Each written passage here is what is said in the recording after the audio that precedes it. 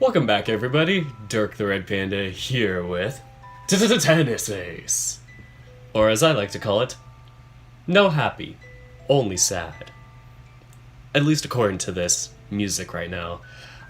I do not know how to change it. I need to ask Basket. I have permanently made this game sad. I apologize.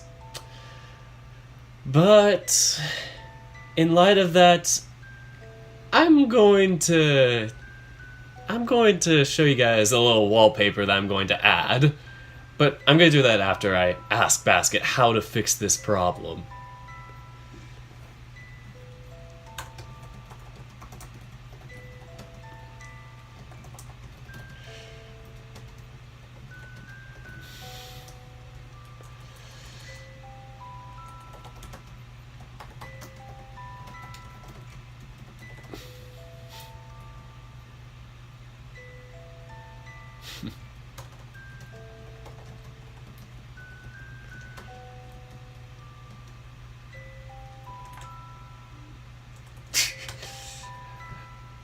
I just said that's making my stream sad.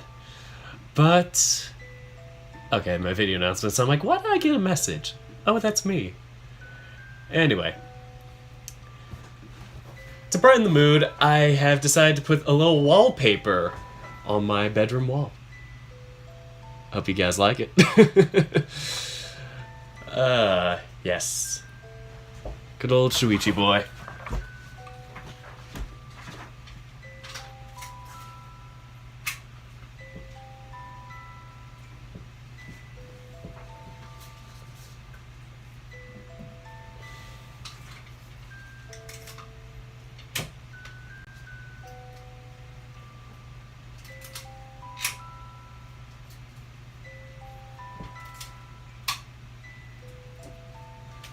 Y'all happy now?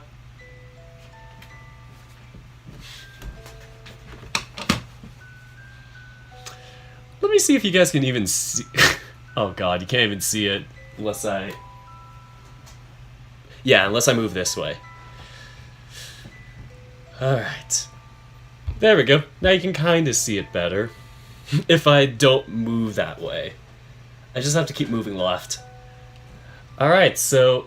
Ironically, this is the Shoichi update, just so you guys know. And yes, good afternoon, everybody that just joined. Yeah. Ah, that's hot. Yep. Gotta do it like Will Smith. And so far, no reply, but he's online, so... At least on Discord.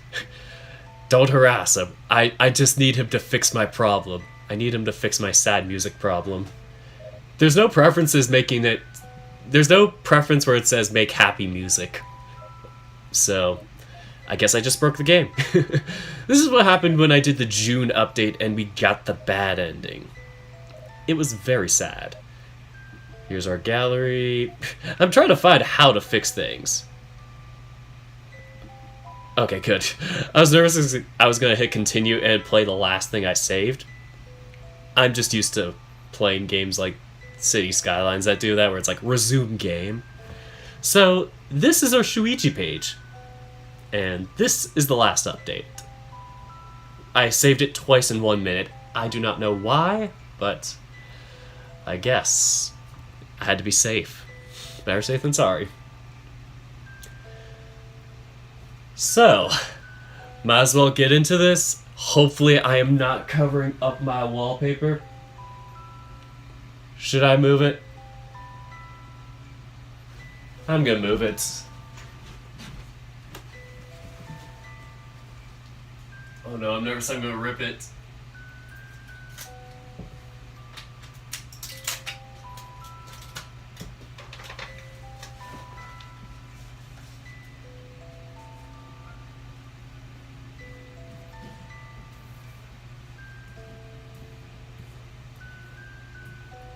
God, I do so much for you guys. Now can you guys see it?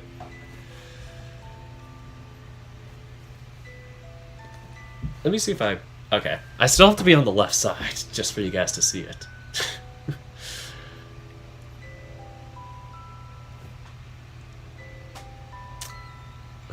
What the hell are you doing? I am posting some wallpaper. And yes, he's my man's. Not sure exclusively, but he's my man's nonetheless. Alright, so might as well get into this update, and maybe if Basket tells me eventually how to make the music less sad, then I can do that sometime. But we might as well just get on with the update. I heard that some good things will happen based on what I chose in the previous Shoichi update. Let's open this thing up. Happier music. I guess it wouldn't hurt to go for a jog and exercise a bit before I go home. Burn off the giddiness.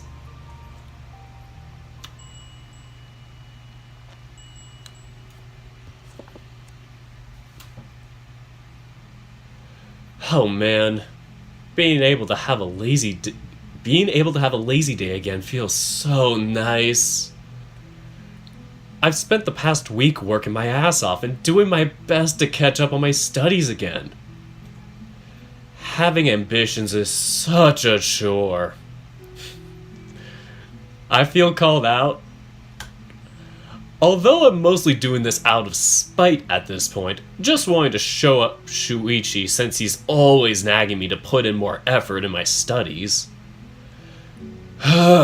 He's such a goody two-shoes. It's really annoying. Throwback to Echo when they said goody tissues. Never let that down, Echo Project. I mean, I love the dude to death, and he's really a good example most of the time, but dear God, stop preaching to me so much. And here I am. My weekend has barely just begun and my thoughts somehow have already floated to him. Great. Ironic. I'm in the same situation right now, Yuichi, or Nico. I call him Nico in my version. God, I hate this. I really hate this. Oh, there he is, the little boy Akie. The sound of footsteps echoes from the staircase. I raise my head up from the couch where I am lying down and try to have a look to see if it's either Akie or Mom that's coming down. You're up early. My younger brother's painfully neutral face welcomes me. Not even a hint of a smile at seeing me. I went to bed early last night. I noticed. You've been going to bed a lot earlier lately. Even before me sometimes. I could barely even stay awake anymore. My brain is way too overwhelmed. It's embarrassing to admit, but I've grown so used to slacking off that suddenly being all gung-ho about studying on top of practicing every day has me mentally exhausted. You barely even properly function and you're already overwhelmed? That doesn't bode well. Hey, I'll have you know that I've been studying a lot recently. Oh, that's new. Did you hit your head or something? How about you have a little more faith in me? Oh god, I totally messed up that line. I'm just trying this new thing where I try to be a good student again. Crazy, I know. This might just brighten up Mom's day when she hears about it. Why do you suddenly look so smug about it? No reason. Stupid little brat. You're lucky I love you. Do you have no plans for today? I'm just surprised you guys aren't getting together this weekend. What with it being the first free one after midterms and all. We did make plans for tomorrow. We're going out to celebrate Kei-kun's birthday, which I totally forgot was a thing. Thank you, June Update, for reminding me. Ah, fuck, what was his birthday again? It was like June 18th? I think today was June 17th? Where the frick is the backlog? Give me the damn backlog. Oh, it doesn't go higher. shit. I swear it was...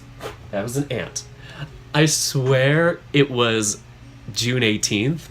Not today, but tomorrow's gonna be Keikun's birthday. You know what I mean. It was supposed to be June 18th. It's his birthday. Today's...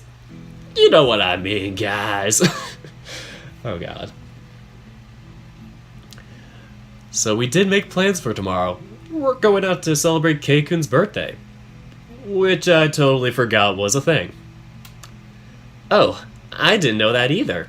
It's like the writer just practically wrote that in this update just so he could make the story tie-in. Oh, I kid. Basket, don't kill me.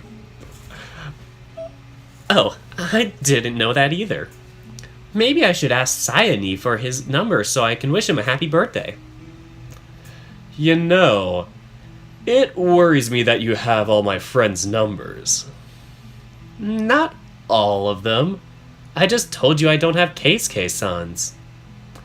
Not what I meant. Don't you have friends of your own? I see you talking to mine more than anything. Do you think I just spend all my time alone when I'm at school or at the tennis club? Or just hanging out? Just because you don't know my friends doesn't mean they don't exist. We've had this discussion before. I still think I should get to know your friends. Make sure they're a good influence on you and all that. No. Just fucking rejected. Why not? Because I said no. I don't need a reason. Just no. Fucking thug life. I swear to God, one of these days I'll lose my patience and I'll smack you around a little bit for good measure. Love you, Akie. As an older brother, you know what I mean. Brotherly love. God, you people are nuts. Or so I like to think that. Realistically, there's no way I'd ever be able to hurt Akie. Nobody hurts my little bro. Curse my conscience for being such a pain in the ass. Well, I'll get Keisuke-san's number later. I need to get some food and then I'll be going. You're going out? Yeah, to the club. If I want to do better in competitions, then there's no way around it other than practicing more. Aww. I want to see Akie succeed. All this is making me so sad. Oh, look at you being so diligent. It's cute. It's to be expected. I'm only really doing the bare minimum. Speaking of which, if you have a lazy Saturday, shouldn't you be practicing too? I can imagine you... Oh, I was gonna say Shoichi again. I can imagine Nico just being like, hey, you want to practice with me, Akie? And then he just like absolutely just wipes the floor with them. It's like, I never want to practice with you again, big bro. Oh, that would be just tragic. But I can imagine Nico being a very good influence and just actually being more like a trainer to him. And why don't we have... Oh my god. We should have a training sequence or like a training scene where like Nico is helping Akie out or whatever. Just helping him train a little bit. Just a little brother bonding or something like that. That'd be a nice scene. Maybe throw in one of the boyfriends at the same time so they're talking about it and being like, you're such a nice older brother and all that. And they're just like completely flexing him to like the audience. I don't know. Oh boy, we're gonna prepare for some strong feels. I knew there were gonna be some strong feels today. At least according to the CG art that was previewed by Naira. Love her art. And I love how she did the art for Foreign Affairs. I did play that on my own.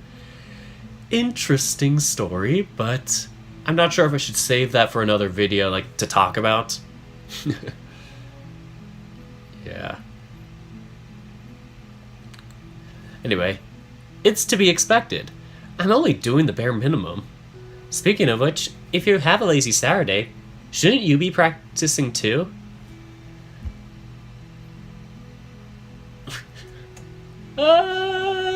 He's like, oh shit. This kid is way too blunt. It hurts. My astral reflexes are hurting me.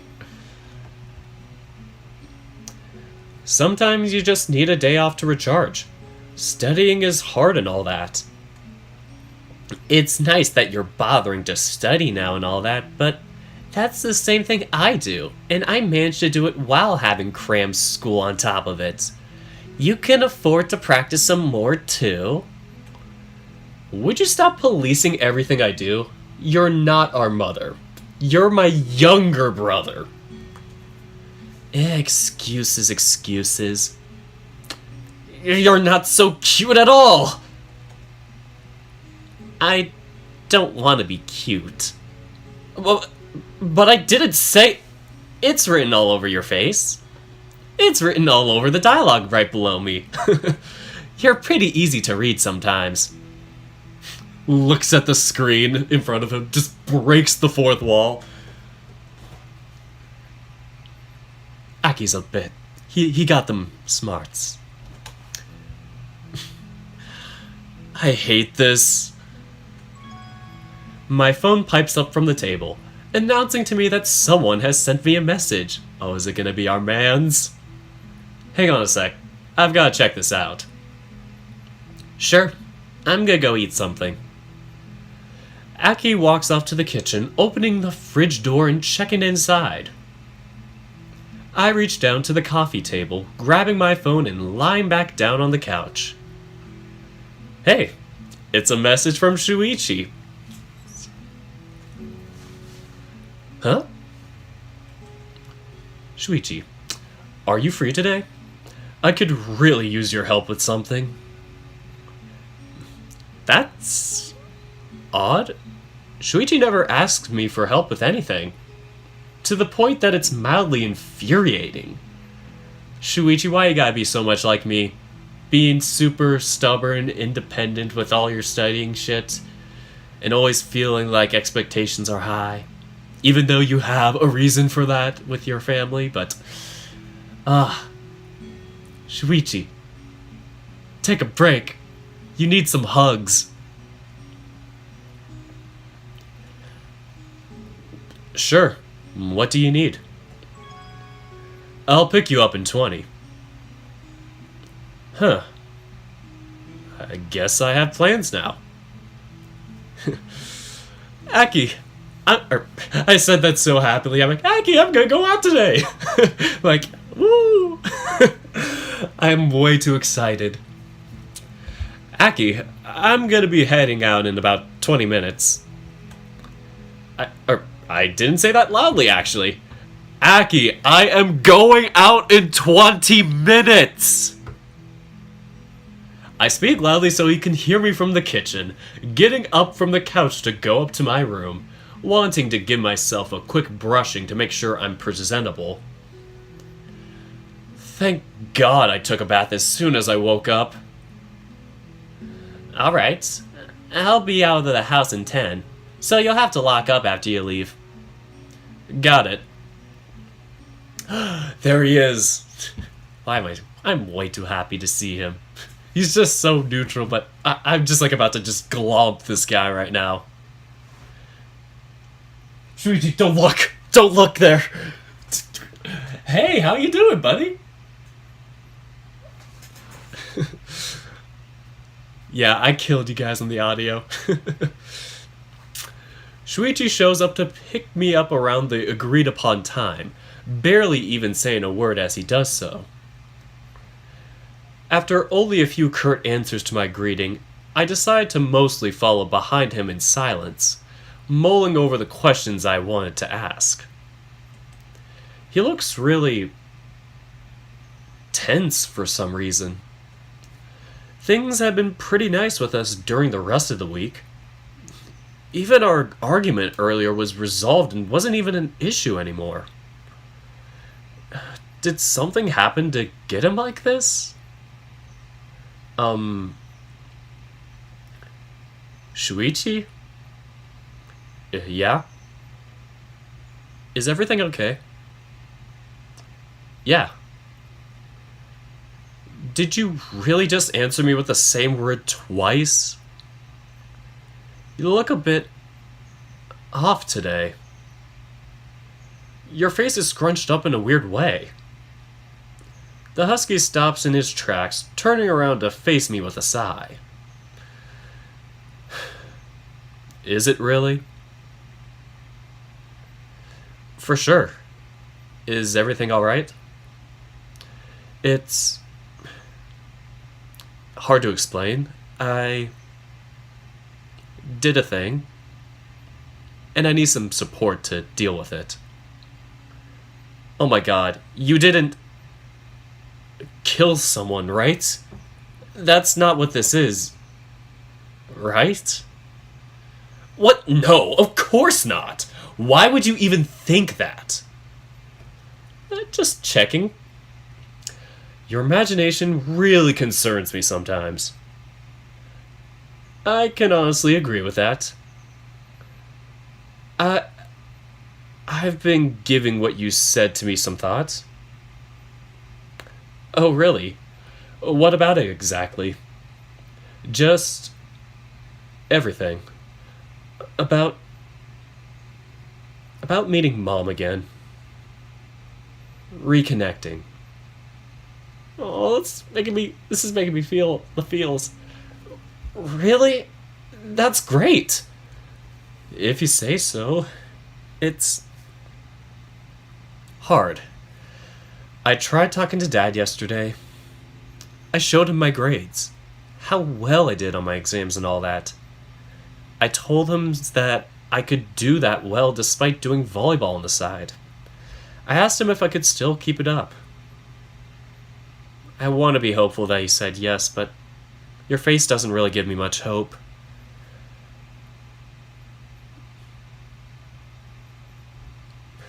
Oh, Shuichi. If we weren't in the middle of a busy street right now, I'd give you a hug.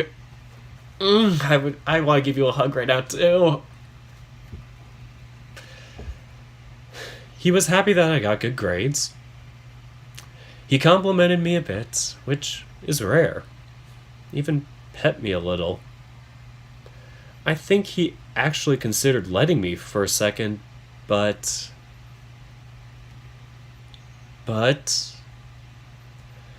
volleyball isn't a good extracurricular for a resume. If I have time to do that, then I should look for something more productive. Are you kidding me? Ah, God. I'm so saddened by this. Let him live his dream. It's not like he doesn't have a point, I guess. I just hate it. As you should. He's being ridiculous. We can get in an argument about that later.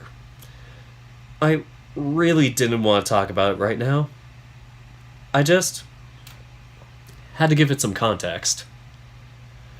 Context for what? The whole thing just... It made me decide that I really wanted to do it. I kept hearing what you told me over and over in my head, and I thought that maybe... I asked Heathika to set things up for me. I couldn't bring myself to just message Mom directly after all this time. It felt too impersonal. And I definitely couldn't drop by unannounced. She told me Mom was on shift yesterday, so we decided I'd visit today instead. I know it's hard, it's kind of a weird thing to ask. I know you'll probably feel awkward being there for the whole thing too, but as I was preparing myself for it this morning, I started to panic. I need you there with me, Nee. I don't think I'll have the courage to go without you, or go over without you there to give me emotional support. I'm scared. I'm really scared she'll be mad at me. What? There's no way she'll be mad at you. I already told you that. I hope so. I really do. I place a hand on his shoulder, looking up at the goof with a smile on my face, trying my best to be reassuring. You worry too much. I know she'll be happy to see you. It's been too long, man. There's no way it has been weighing on her. But I'll keep you company if that's what you need. And once you've gathered your courage, I'll leave so the three of you can be alone. I didn't ask you to come all this way to have you walk out. That would be rude. You and I know I won't really belong in that. It's a family thing. I'll keep you company until you feel safe, and then I'll find a reason to excuse myself. That's non-negotiable. Shuichi reaches up for my hand, grabbing the back of it and lifting it from his shoulder. Aww. Oh, I'm so blushing. He gently brings my hand to his face, pressing his cheek against my palm. This is so cute. Thanks, Nee. I love you. Of course. No problem. This is really nice and all, but we're in public, man. What if someone looks our way? Shit, no. I can't panic right now. If I panic, then he'll panic, and it'll be too much panic for us to deal with without panicking. Just instant freak-out mode. Did I use the word panic too much right now? Is it alright for me to panic over that? Oh god, what is my mind doing to me? Man, you look so frazzled right now. I'm having a hard time not laughing.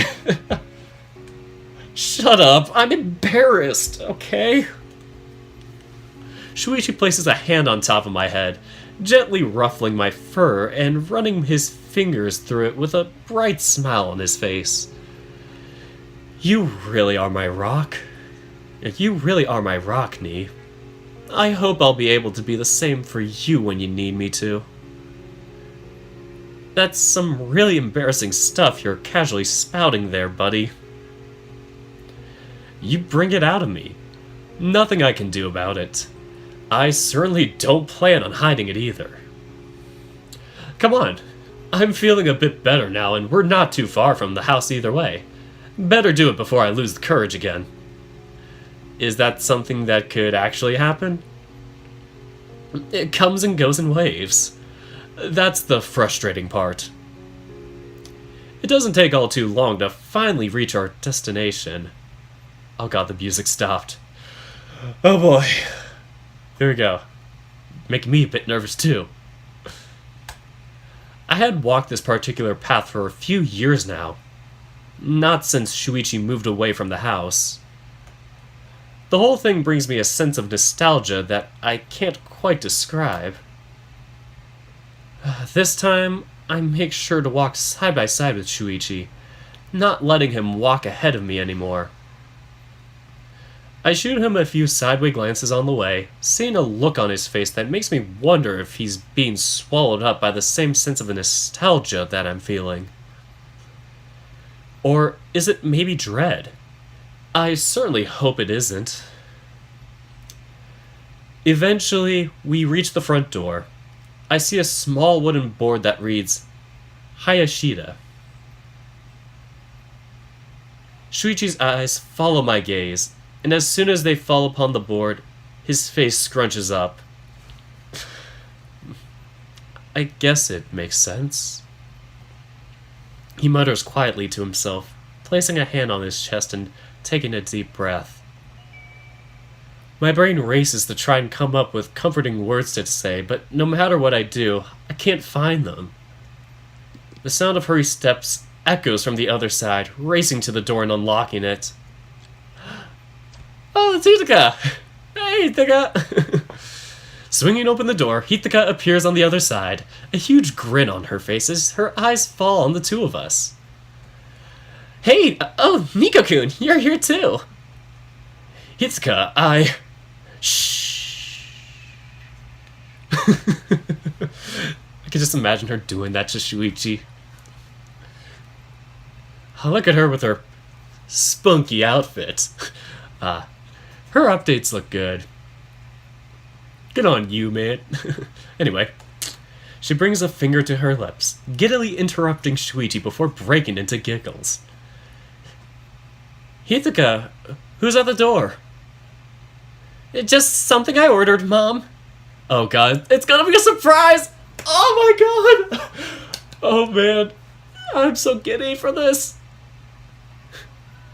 Hey, Dirk's sister-in-law. Oh, you guys. Oh, guys. Anyway, just something I ordered, Mom. The girl shouts back inside once a female voice calls her from somewhere within the house, barely holding her laughter. You didn't. I wanted it to be a surprise. Be quiet. I said shush. Shuichi soon acquiesces. Yeah, acquiesces? I've never seen that word before. Soon acquiesces to his sister's whims, a scene that is already all too familiar by now. Come on, let's head inside. Quietly. There she is! She's so much smaller than them. She's a small woman. Aw. She looks so old and feeble. As soon as we step in through the entrance hall. As soon as we step in through the entrance hall, we're hit by a wave of cool, dry air rushing in through the living room. I take a few seconds to look around, seeing just how much of this is the exact same as last time I've been here. A pleasant smell wafts from the kitchen, a mix of familiar spices, chicken, and rice. Hitaka had probably been cooking when we rang the doorbell. Of course, because Shuichi and his mom both can't cook. No wonder she rushed to get the door first. And then, sitting in an armchair with the book atop her lap, was a figure I didn't realize how much I'd come to miss over the past few years. Her figure is still just as I remember, if only slightly rounder now than she was before. Unlike both of her children, who inherited their father's fur pattern, Sachiko-san's fur is of a deep, almost fiery red. Are there huskies that are red? I'm not sure if this is a fantasy world. And oh my god, Shuichi's crying! Oh my god, Shuichi is crying! Oh no! Her eyes, however, have the same vibrant green hue I've grown used to seeing almost every day. As soon as his gaze falls upon her, Shuichi covers his mouth with his hand, his wide eyes focused solely on his mother, faint droplets forming on their corners. Sachiko-san continues to read, unaware of the sudden presence of two people that hadn't been inside the household until just a few moments earlier. Mom, there's someone here to meet with you. Who is? Sachiko-san looks up from her book, freezing as soon as she sees us. Her eyes fall upon Shuichi, slowly going wide as realization begins to sink in, her mouth hanging agape. Hitaka's previous mischievous grin slowly flattens across her face, her eyelids slowly sinking as she stares down at the ground with only the tiniest hint of a smile on her face. Shuichi? She gets up from her chair, taking slow, hesitant steps towards the three of us. Her expression shows me nothing other than utter surprise, leaving me completely incapable of telling how she's feeling other than shocked. She stops once she is standing just a few inches away from her son, who now easily towers over her. The older husky looks him up and down, her unmistakable green eyes twinkling even brighter than usual with the moist, glossy reflection of tears wanting to form. The shock on her face slowly subsides, taken over by a gentle, matronly smile. This mic is on top of the tissue box, guys. Just in case you guys need one.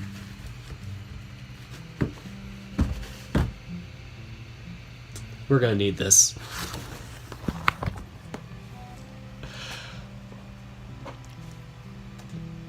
Reaching up with her hand, Sachiko-san places a hand on Shuichi's cheek, who has not moved at all even now. Oh, she's grinning. I'm sorry, I just had a little funny thought in my head. She has the Virginia grin where it just goes up. I mean, Shuichi kind of has it too, but I just keep seeing Virginia's grin. Like, that just looks like a Virginia grin for some reason. Am I the only one? But it's so sweet to see.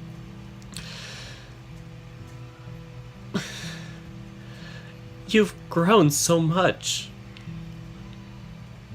Those words, barely even a whisper, spoken warmly and from the heart, are enough to finally disarm Shuichi. Oh my god. He wraps his arms around his mother, pulling her into a tight hug and leaning down to rest his chin on her shoulder. Yeah. A part of me really does feel like I shouldn't be here. This isn't the sort of thing an unrelated person should be in the middle of. But Shuichi asked me to be here. For some reason, he wants my support.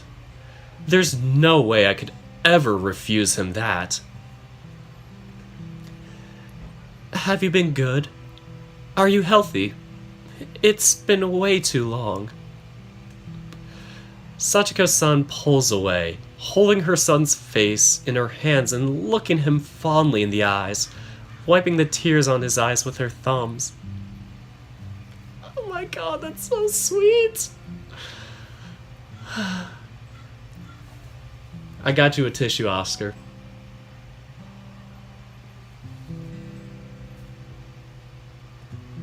Shuichi laughs, placing a hand on top of her head and pulling her closer once again to kiss her forehead. Oh, that's so sweet. Have I been healthy? Or have I been healthy? That's such a mom thing to ask. You really have your priorities straight, don't you? It's my job to look out for you. Her words caused the smile on Shuichi's face to falter for a brief second, almost completely unnoticeable. In fact, if I hadn't gotten used to watching him closely since we started dating, it probably would have flied right past me. I'm sorry I didn't come to you sooner. You've been dealing with a lot, haven't you?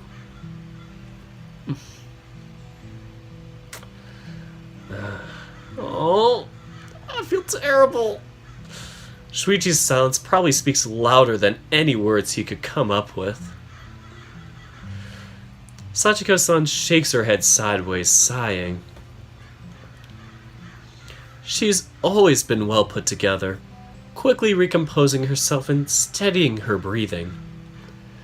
The smile, however, never leaves her face.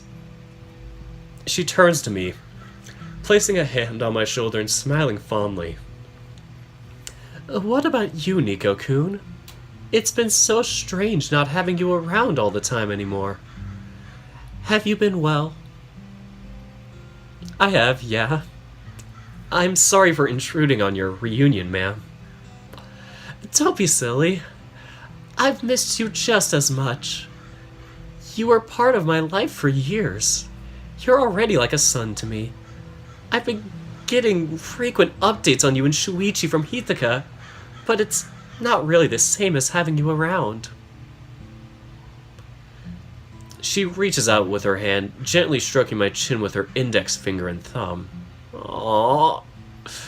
The sudden gesture of affection causes me to blush slightly, wanting to turn my face away but being unable to do so.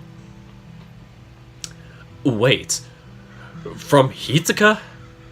From Hitaka? Hitaka pulls her phone out of her pocket, playfully wagging it next to her face with a grin. Aki-kun keeps me updated. I just pass the information along. Oh, you son of a... I thought there were gonna be something like, oh, he's in love with her or some crap like that. This is even more wholesome. I like this. I see. I guess those two really keep in touch a lot more often than I thought. Jeez. I can't believe you've been going through that much trouble. Maybe if a certain someone texted me and talked to me more often, I wouldn't have to. Noted. Come here. Sit. Tell me what's been going on with you, please. Sachiko-san ushers us to the couch before going back to her chair, with Shuichi taking the middle seat and Hitaka sitting to his left. That leaves only the seat closest to Sachiko-san's armchair vacant for me. How have you been? Are you doing well in school? Are you still getting along with your friends? Mom. What's with these questions? They're such stereotypical mom questions to ask. Sachiko-san laughs, her voice carrying through the room. It's a bubbly, cheerful, nostalgic sound that diffuses any tense feelings inside of me. I've spent so much time in this house over the years. Even though Sachiko-san was always busy with her shifts at the hospital, she was still a really frequent presence in my life. I wonder if there's any connection to when when Nico's dad died, if Sachiko-san was there. That might be something that could be addressed. Who knows? But that's interesting. Speaking of hospitals right now. Yikes. She also helped a lot with Aki when my own mom was too busy to come home. Oh, that's so sweet. Especially in the years right after Dad's passing when we first moved here. I know. I'm sorry. I'm just having a hard time containing myself. I'm so happy to see you two again after so long. I know. I'm excited to meet you too. I was so worried about coming here. I ended up dragging Nico along with me for moral support. The older husky hums in amusement, turning her gentle green eyes towards me. Me? Thank you for being there for him, Nico-kun. You have no idea how much that means to me. Oh my god. My heart. This is so sweet. Of course, ma'am. I wouldn't have it any other way. Me? Shuichi reaches up, briefly running his fingers on top of my head to show his appreciation. But tell me, Shuichi, why did you stay away for so long? You rejected all my attempts to reach out and... Did I do something wrong? Oh my god.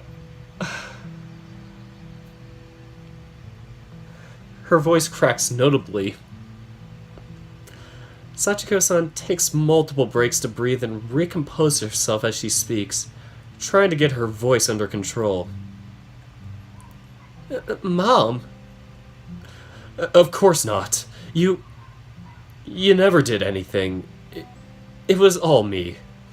I felt really guilty for the longest time. Nico often tried to urge me to meet you again, to talk to both of you. I'm the one who had a hard time accepting it. Then again, Ni has always been a real family man. Family first and all that. It's not at all surprising that he'd be the one pushing me along. In the middle of his speech, I notice a small slip-up when Shuichi calls me Ni in front of his family. A brief sense of panic wells up in the pit of my stomach while I look around nervously, looking for any sign that they noticed. However, they both seem far too focused on the rest of his words to even give it a second thought. I did tell you lots of times to visit. I know. I'm sorry. It took a lot of this nagging to get me to finally work up the courage. I'm sorry it took so long. Sachiko-san leaned forward on her chair. Her brows furrowed as she examined Shuichi's face with trembling lips. Why would you ever feel guilty, baby? You had nothing to do with what happened. With anything that happened. But Mom, I chose to go with Dad. I had my reasons, but still. I did something that hurt you. There was a lot I should have told you. That I really wanted to stay with you. That I felt like I had to go with that I saw. Shuichi bit his lip, leaving his sentence unfinished. Sachiko-san watches impatiently for a few moments, waiting to see if he'd finish the words left unsaid. When it became clear he wouldn't, he smiled again, reaching forward and stretching himself to place a hand on Shuichi's knee, or stretching herself to place a hand on Shuichi's knee. Shuichi knee? Oh god, I'm terrible. You have nothing to feel angry for, or you have nothing to feel guilty for. All I want is to have my son around again. None of those other things matter to me. Shuichi fidgets next to me, his entire body shivering. He tries to speak in between shaky breaths, clutching his fist on his lap. Mom. I feel an urge to say, I told you so, although that would be seriously inappropriate right now.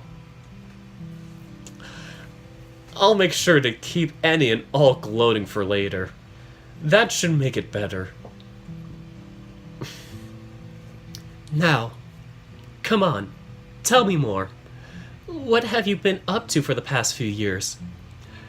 What's been going on in your life? I want to know everything.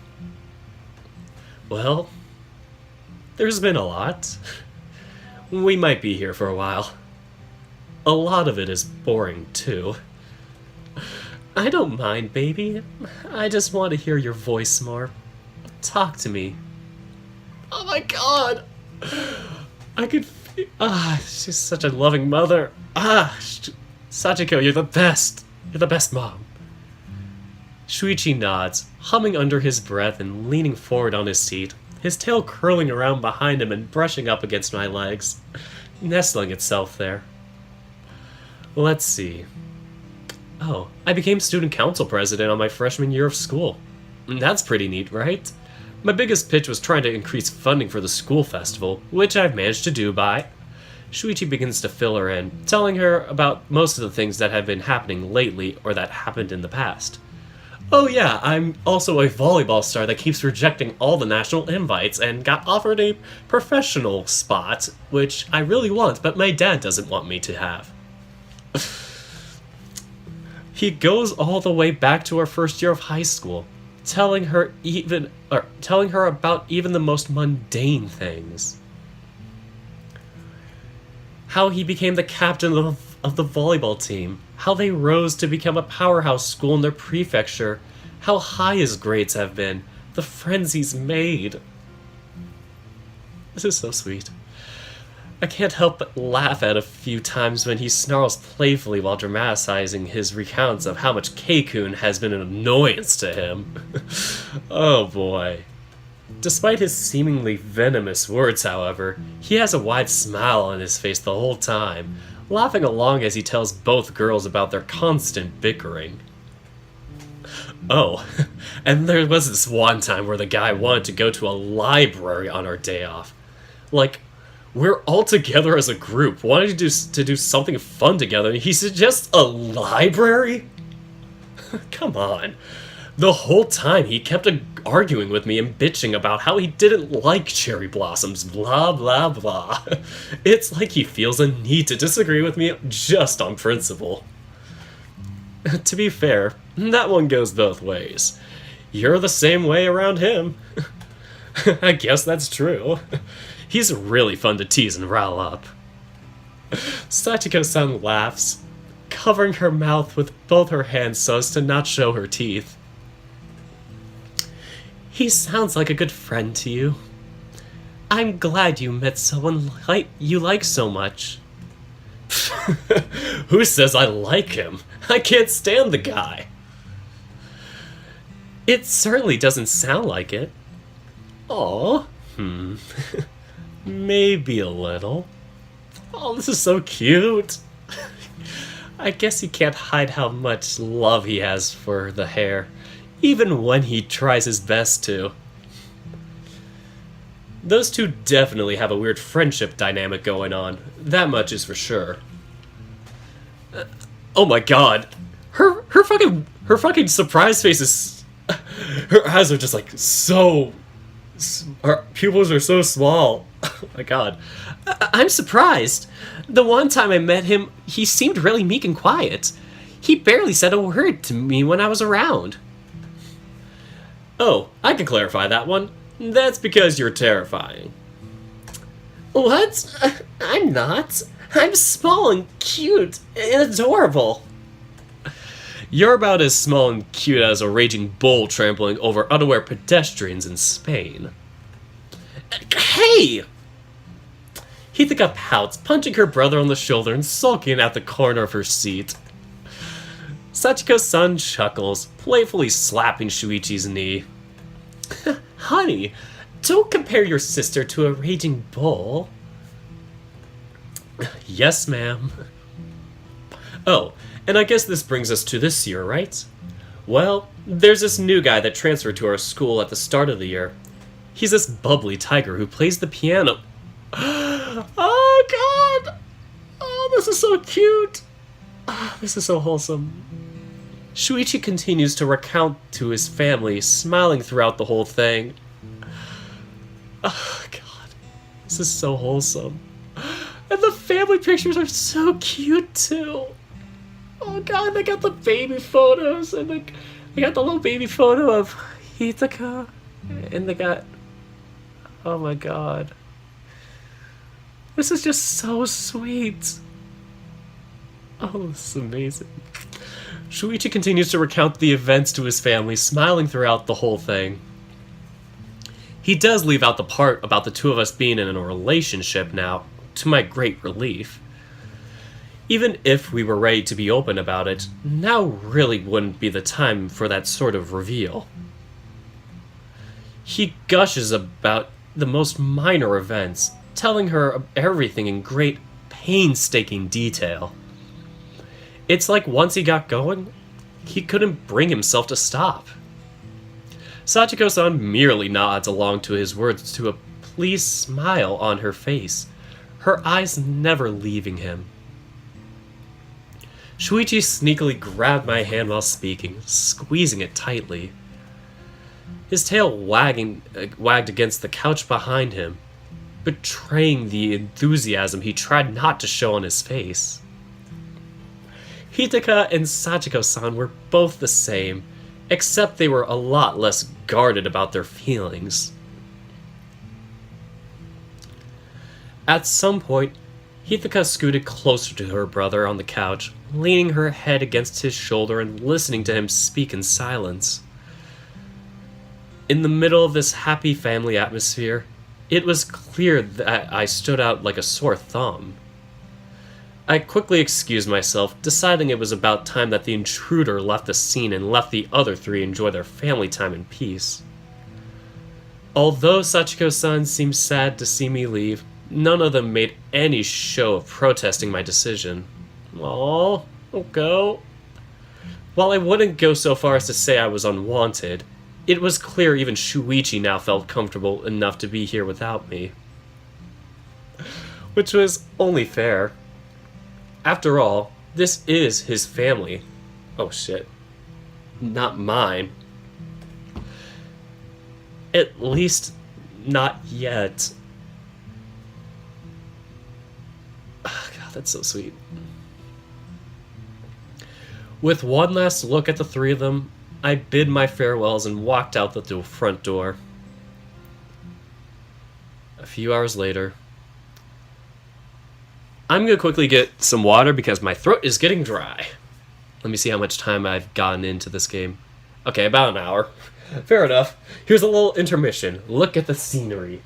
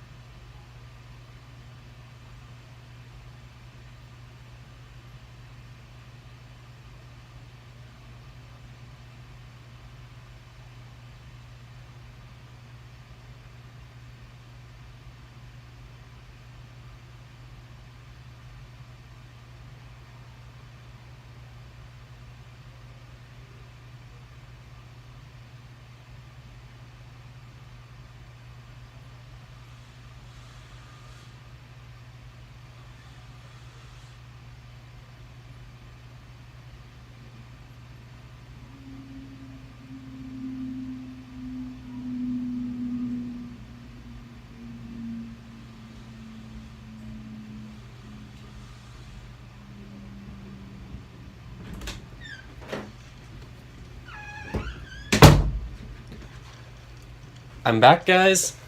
Got my water.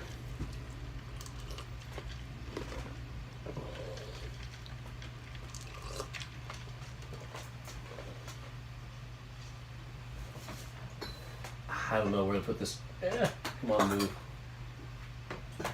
I just don't want, in case my water spills. Alright. So yes, it's been nice. This was a really nice update so far. Oh, Basket messaged me. I had made it impossible to change back during the June update, but had added in the code to change it back so I could just flip a switch and make it change. With the Shoichi update, I activated the switch, so you just need to go back to the June route and pass the QTE. Okay, so basically get the good ending, or the good scene. Or, well, not good. To get the to be continued screen, and then it'll change back to normal. Okay, so I'll have to do that probably after stream or something like that, just so I don't spoil June's route on the Shoichi update.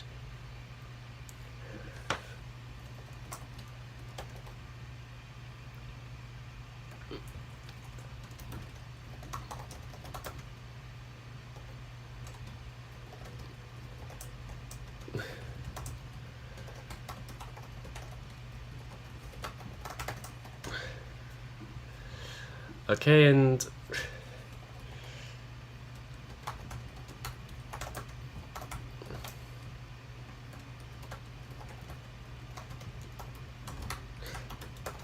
what? Sorry. Two people just messaged me at the same time, telling them I'm streaming. Okay. Back to normal. Let's continue. So there is still a full day ahead of us. Yes, that is right. We still have day 28. I think it's day 28? Or is it just day 27? This does feel really blessed. Wholesome moments, wholesome points for everybody.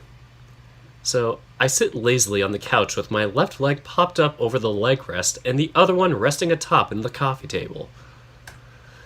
I'm trying my best to keep my eyes open and focused on the TV, but already I can feel the early stages of sleep setting in. It's not even that late, barely 8 p.m. I should not be this tired this early in the night. Dear God, what has happened to me? Am I an old man now? Oh, there he is. Aniki, are you doing alright? You look pretty out of it. I'm really tired. Not sure why. I'm usually pretty good at staying up late. Shouldn't you be celebrating? At least this means you'll be able to sleep. I guess. My insomnia hasn't been that bad lately, so it's less of a concern today. I should probably get to making dinner, actually. You don't have to cook. Mom's home, remember? She's been locked away in her room working for the past 3 hours. I don't think she's coming out anytime soon. She said she would. She wanted to have some family time today. Oh God, this hits too close to home. During this whole situation right now, my family's trying to spend a lot more family time over the past few weeks, and tonight they're like, okay, let's do a family game night together. So I wanted to make sure I did this early enough. But yeah, it's nice. I get to see this family, and I get to spend time with my family. So she wanted to have some family time today. Mom says a lot of things. She also loses track of time easily. Let her be for now. I'm just gonna go knock on her door. Don't do that. That'd be rude. Fine, then you go. Why does anyone have to go? I said no one should knock on her door. Whoa. Did you learn to knock on doors from a distance or something? Oh my God, Aki's just like, what the frick? Funny. That obviously wasn't me. I'll go check the door. Just a second. Watch it be Shuichi. Watch it be Shuichi. I will frickin' die if it's Shuichi. Akie walks to the entrance hall to check who it is. I soon hear the sound of the door being unlocked and opened. What are you doing here, Shuichi-ni? Huh? Shuichi? Ugh. I just died in your arms tonight. It must have been something you said. Oh, I did awful on that. But, oh God, I just died in Shuichi's arms tonight. Oh. Good evening, Aki-kun. Is it alright if I come in? I was hoping I could talk to Nico for a bit. Oh, there he is, our happy boy. He's such a happy boy now. Yeah, sure. He's right here on the couch. Hey there. Evening, Nico. Well, what are you doing here? Isn't it past your curfew already? Maybe. I told Dad I'd be visiting Mom, so he gave me a bit of an extension on that. I have until 9 p.m. to get home. A 3-hour extension for the first time he sees his mother in years? Come on, Takehiko-san, that's way too stingy. Give him a whole day. Oh God, I hope the court orders don't prevent him from staying overnight with his mom. I would cry if that was the case. But holy crap. That is so awful. At least let them spend the night together. That's making me so sad. Hey, that's right. You went over to see them today. I had forgotten about that. Hizuka-chan was really excited when she told me you'd been coming in the morning. She hasn't texted me all day. Oh, yeah. That reminds me of something. Shuichi walks up to Akie, leaning down and grabbing my brother by his waist, pulling Akie up off his feet and holding him under his left arm. Wait, what? Grabbing my brother by his waist and... Oh, okay. Akie squirms, trying to release himself, but Shuichi's grasp is too strong. Shuichi laughs, digging his fist on top of Akie's head and grinding it playfully with a noogie. You little twerp. I can't believe you were feeding my sister intel on me this whole time. Wait, Shuichi. I yield. This whole time you were a spy for the enemy lines, weren't you? What do you mean, enemy lines? Akie laughs, struggling uselessly under Shuichi's terrible punishment.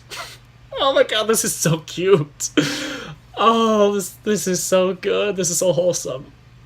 They carry on like this for about 30 seconds or so before Shuichi swings Akie around the place, around and places him neatly back on his feet. That should be a good enough lesson. You're horrible, Shuichi ni. Damn right I am, and don't you forget it. Do you want to stay around for dinner? Mom is cooking today. Oh, Misaki-san is home? I should go say hi to her. Where is she? She's in her room now. Legend says she'll be cooking dinner, but she might just work all night and forget about it. Or she might just work all night and forget about it. Nuh-uh. She said she would, so there's no way she'll forget. I'm sure you're right, Aki-kun. I'll say hi to her once she comes down. I'm afraid I wouldn't have time to stay for dinner, though. I need to be home in less than an hour. Oh, shoot, it's 8 o'clock. No! Don't go! Here lies Dirk. Dies from his husband's arms. Rip. I died in his arms.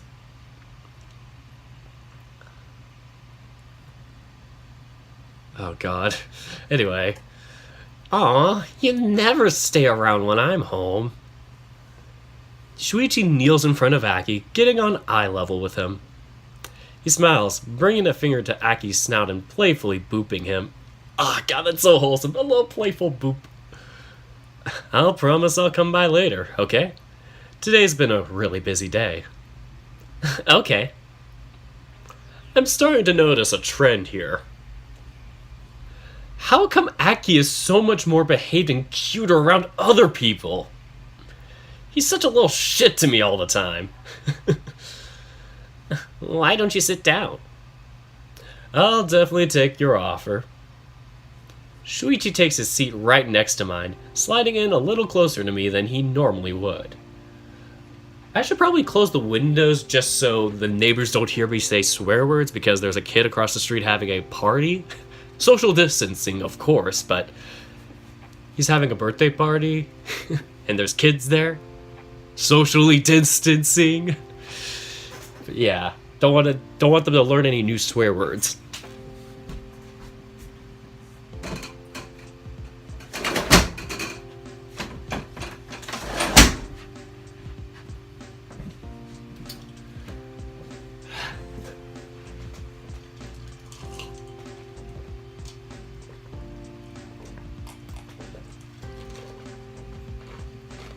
God, reading makes me thirsty.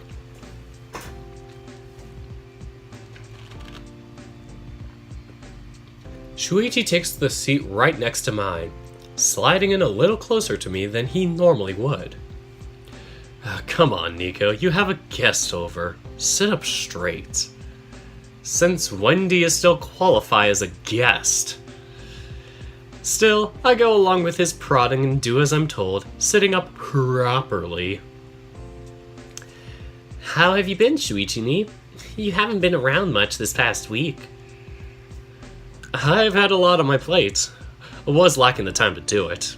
Sorry about that. It's okay. I'm just glad you're here right now. Is that so? Damn, you're the third person to say that to me today.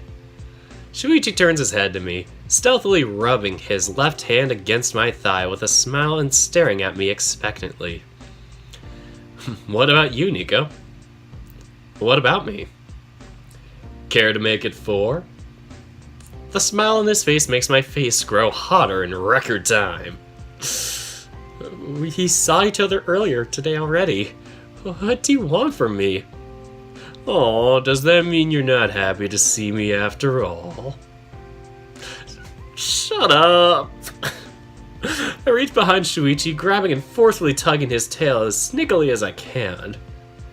The big dog yelps, lunging forward on his seat, wrapping his tail around his waist, dropping it on top of his lap and rubbing it gently. Ouch! Alright, I got the message. Aww. By the way, Shuichi ni, how did you do with your exams? Aniki did pretty well despite not studying too much. Like, your lowest score was an 87, wasn't it?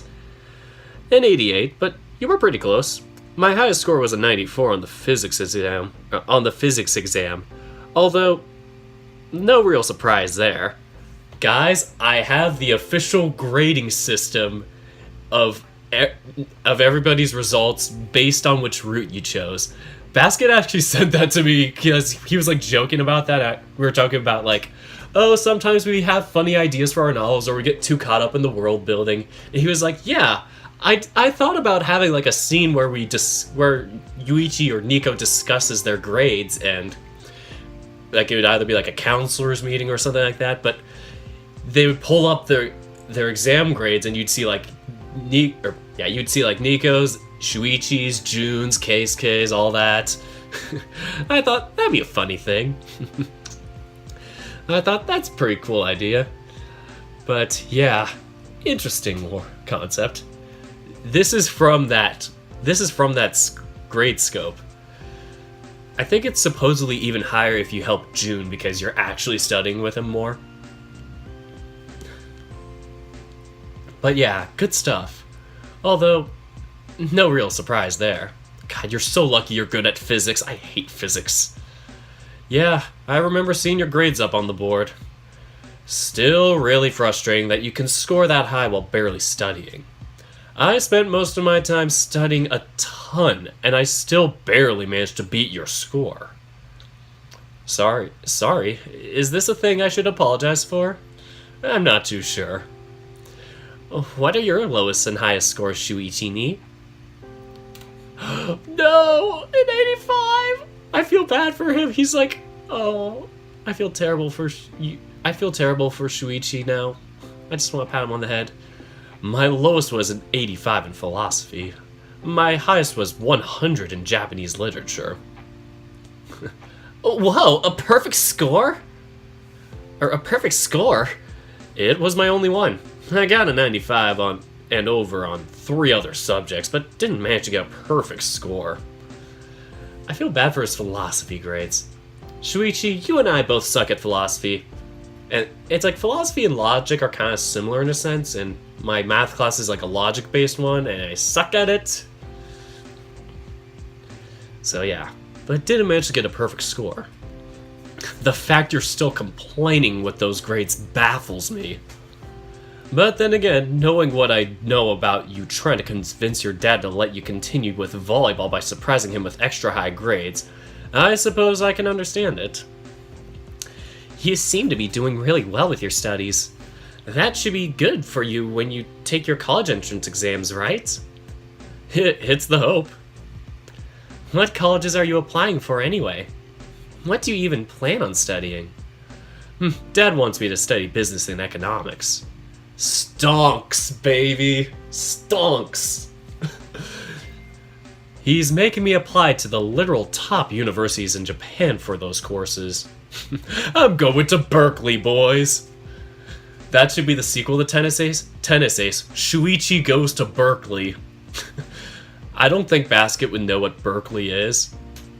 If he's ever heard of like Harvard, it's basically the equivalent of that, but on the West Coast. It's technically a part of the same like UC, like University of California, like school, not chain, but like school kind of like group or district, I guess you can call them. They're all over California. I'm in one of them. I'm not sure if I should specify, but yes, I go to a UC. Prestigious. And yeah. Stonks. Anyway, he's making me apply to the literal top universities. Okay. Yeah, economics is hard. I'm trying to think. I had like one roommate who was majoring in economics and then dropped to communications because it was like ridiculously hard and they purposely made it impossible for people to pass. Like, it was bad when I saw like the economics classes at my school and I went, I'm glad I'm not majoring in economics. But yeah. Good for you. We can both talk about math with each other, right? Anyway. So, if I pass in either of them, I'm gonna be moving to Tokyo. Tokyo? That's news to me. Well, a degree in a top school would improve my chances of getting a good job. Or something to that effect. Honestly, I'm not too sure I'd be able to get in, but he's making me apply to those anyway. He doesn't really believe in safety schools. Oh god, that's awful. I remember when I applied my freshman year, when I applied, my senior year of high school, basically, going into my freshman year. Yeah. So when I applied for freshman applications, I guess you could say, I got rejected from all the UCs I applied for, and only got accepted by one school, I think? I think I only got accepted by one university.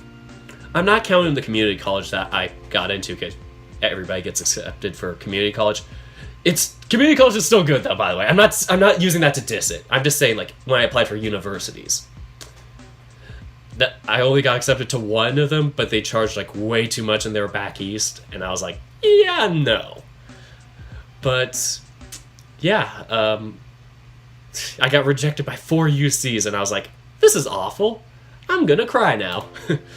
And then I applied to 4 of them, and I applied to 4 universities again 2 years later to transfer, like to be a transfer, and 2 of the schools were different, I think, or one of them was different from the original list, because they didn't have my major, or they wouldn't accept a course I had. But then I applied for 4 UCs again, and got accepted by all of them. It's crazy what community college does for you guys. It's so helpful, and it's cheap, too. I am a community college advocate for days. The cup I had was from my community college, because I played sports there, and they gave me a nice cup, so I can drink from it when I'm thirsty. But yes, good stuff. Anyway, he doesn't really believe in safety schools. He's having me apply to 5 universities. The top 2 are in Tokyo, so is number 5. The other 2 are in Kyoto and Kobe. Or Kobe? It might be Kobe. It's Kobe Bryant. Oh god, I don't want to say it. Kobe Bryant. Too soon? Yikes. But anyway, I'm going to Kobe Bryant. Just, where are you going? Kobe Bryant. What? Anyway, that was a bad joke. Anyway, so, no matter which one you go to, you won't be around anymore. Yeah. My heart. Why didn't you tell me that? What difference does it make? You're moving to the US after you graduate. You're the one who won't be around no matter where I go to study. Now that he mentioned it, that's true.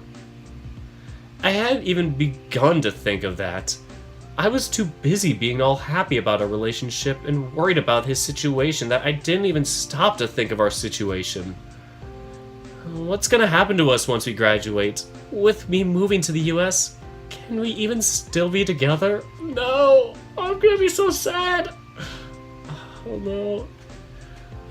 Would we go on with a long distance relationship, or would we? I don't want to think about that. Nico? Sorry, I got distracted. Did you say something? Not really. You were just looking really out of it there for a second. Are you going to be alright, Shuichi-ni? If those universities are really that big, then won't it be really difficult to get in? You must be going crazy studying for the exams. That's true, but I guess I might have a good chance. Our school is really well placed in the national rankings, and I'm doing pretty well despite it. I have my own insecurities, but realistically, I think I'm in a good place. Besides, worrying about entrance exams is something all seniors deal with. I'm hardly the only one. Yeah, but other seniors aren't overworking dumbasses who don't know when to take a break. You can't say that for sure. I'm certain some of them must be like me. I'll rephrase. No one should be enough of a dumbass to not know when to take a break. I can't be that bad, can I? You're kind of flirting with the line. Jeez, when even a 12-year-old can call me out on it, then I know it really is time for me to reevaluate some stuff. I might be young, but we both know I'm definitely more mature than Aniki here. Hey! You're right about that. Don't agree with him. Was I supposed to lie? What the hell? Relax, you're way too serious about that stuff. We're just having a little goofy fun. It didn't sound like you were just joking. I never said we were just joking. I just said we're having fun. I'll kill you. We both know you wouldn't be able to. Though you're certainly welcome to try. Ooh. Fucking destroy me. That's the fucking destroy me if you can look. It's also the DreamWorks it's the DreamWorks smirk look. Which way does he do it? I think it's like that. Every DreamWorks has like one of those. Where it's like, Like every main character does that on like a DreamWorks poster. Oh god, my eyes are hurting from that. I'm like trying to do it and I'm like fucking flinching out my eyes. He's like, you could also destroy my... Oh god. Between Aniki and Shuichi, I already know who I wouldn't bet against. I hate you both. The two laugh, seemingly finding my suffering incredibly amusing for some reason. And you call me a dumbass. You're way too easy to tease, Nico. You're the one who's too good at doing it. I'm glad to be so. Oh, this is so unfair. Shuichi already made jokes at my expense even before we started dating, but now he's in an even better position to do so. Why does he affect me so much? Why do I let him affect me so much? I swear to God, this must be Stockholm Syndrome. There's no other plausible explanation. I look at my brother, who is now smiling like a complete doofus, looking between the two of us with glee. What are you grinning so hard about? Or what are you grinning so hard about? Me? Nothing. I'm just glad you two are getting along well. What's that supposed to mean? Oh, nothing. There she is, the mom! The sound of footsteps coming from the staircase snaps our attention away from our conversation. Mom emerges at the foot of the stairs, looking around for a few seconds before spotting us. Hello there, Shuichi-kun. It's so good to see you. It's been a while. Misaki-san, how are you doing? Sorry for the intrusion. It's no intrusion. You're like one of my own. You're free to come and go whenever you want. I appreciate it. I'm sorry it took me so long to come down. I lost track of time while working. I'll get started on dinner right away. Will you be joining us, Shuichi-kun? No, ma'am. I actually need to get going in just a minute or two. Have to keep up with my curfew and everything. Oh, that's a shame. Well, you should make sure to drop by for dinner at some point when I'm free so I can talk to you some more. If it needs to be while you're around, then he's going to be waiting for that invite forever. Hey, Nico, cut that out. Well, I guess that's true. I do spend less time at home than I probably should. Don't worry about it, Mom. Aniki is just being an ass. I'm just joking. Your jokes don't always land very well. It's alright to tell him that they suck, Shuichi-ni. Why does it seem like whenever you two are together, you start ganging up on me? Just your imagination. Alright. You kids settle down there. We don't need you to start bickering. We're not bickering, we're just chatting. I'll tell Nico to behave, Misaki-san. I promise. Why are you signaling me, Why are you singling me out? What about Akie? Akie isn't the one that's always cramming his foot in his mouth. He doesn't worry me. Oh, this is bullying, I swear. Mom laughs, bringing a hand to her mouth in a failed attempt to cover it up. That's good then. I'll get started on dinner now. In that case, I should get going. I really need to be home sooner rather than later. Oh, I wish you could stay a bit longer. Oh, so do I. Later, okay? Shoichi places a hand on top of Akie's head, gently rubbing behind his ears. Okay, but you better come by more often. I rarely see you. And the same goes for Sayane. I'll make sure to tell her that. She'll probably be delighted that you miss her. No kidding. She'd be beside herself with glee. She adores Akie. She does? I'm glad. I'll tell Hitaka you said hi, but you already seem to talk to her more than even I do.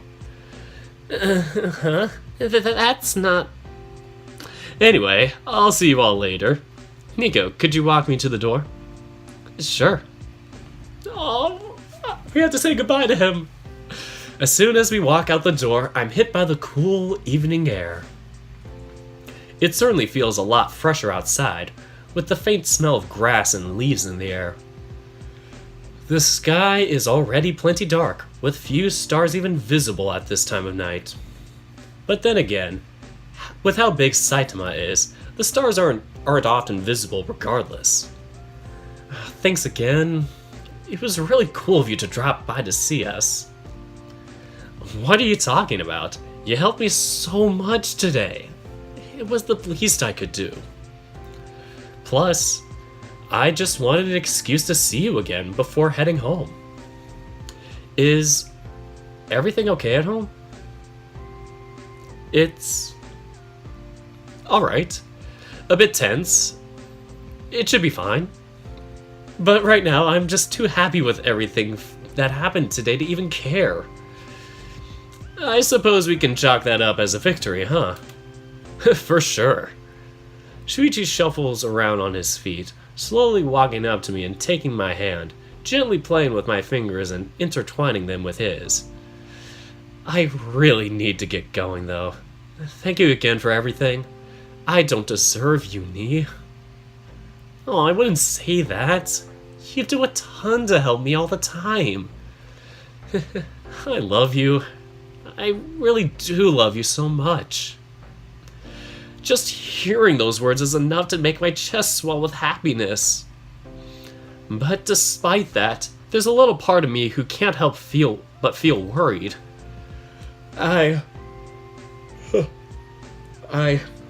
Yikes. Shh. You don't have to worry about that. Shuichi places a finger on my lip, silencing me. How did you... I know you. I know if I didn't say anything, you would worry about whether you should say I love you back. Listen, Ni. I'm happy with the way things are right now. Really. I've had feelings for you for a long time. I know I'm way ahead of you on that, and I don't expect you to catch up to me for a while. So, you don't have to worry about rushing yourself to say anything when you're still not sure. It's alright to take your time and let your feelings grow for you, or let feelings grow on you. Thank you. I can't help worrying about it sometimes, though. That you'd be sad because you say it so often and I don't. I've been in love with you for over 5 years with no hope for anything to ever come out of it. Now that we're actually together, I could wait a little while longer for you to reciprocate. Shuichi leans in, touching his lips to mine. Aww, we stand under the cool evening air for a few moments, enjoying each other's touch while locked in a kiss. When we pull away, Shuichi looks at me with a pleased smile, placing a hand on my chest and gently rubbing me with his thumb. I never get tired of doing that. I can't believe I'm gonna say this, but neither do I. I'm happy to hear it. But I should be going now. I'll see you later, Nee. Have a good night. Good night. Goodbye. I watch him walk away, his back growing smaller and smaller before vanishing at the next curve. I'm really falling hard for him, aren't I? I just hope things continue to work out well for us, considering everything that's been going on lately. But I also realize that there are things I need to consider that I hadn't even thought of until now.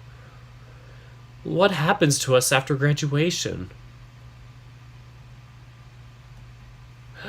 No, the suspense! Wait, we skipped Keisuke's birthday? We missed Keisuke's birthday, guys! Come on! We gotta celebrate Keisuke's birthday! Oh, for shame. Anyway, I'm just saving, just in case.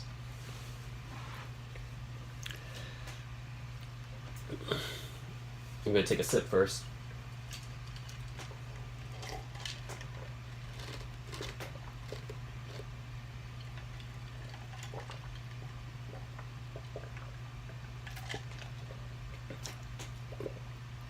It's like the top of my mouth is like kind of getting like hot, like kind of dry and sore a little bit for some reason. It's like right between my palate and I don't know how to explain it, but yeah, it's it's kind of annoying. It keeps coming back. So I'll try my best to avoid it. I want to sleep more. Here I am getting to school 1 goddamn hour earlier than usual just so I can review my notes before our class starts. I know I gave myself a goal of being a better student just to rub it on Shoichi's smug face, but I'm starting to think that this was way too much work to be putting myself through out of spite. No. I can't be psyching myself out so soon. It's only been a week of this. Eyes on the prize, Nico. Eyes on the prize. At least things seem to be shaping up a bit now. Now that Shuichi and his mom have reconnected, hopefully he'll have one more pillar of support to help him deal with all this stress he's been taking on. And I can't help but feel a bit smug myself over how I was ultimately right about things going well for him. I wonder if I'm allowed to gloat about it now. It was definitely inappropriate during the fact, but it's been 2 days already. Surely that's fine, right? Well, if anything, at least I can enjoy a bit of a morning breeze before the day gets insufferably hot again, right? It's not much, but it's something. Here we go. It's time for school. I walk past the school gates, marveling at the amount of people that are already getting to school bright and early. I know this is a somewhat prestigious private school and everything, but I didn't expect so many of the students to be this dedicated.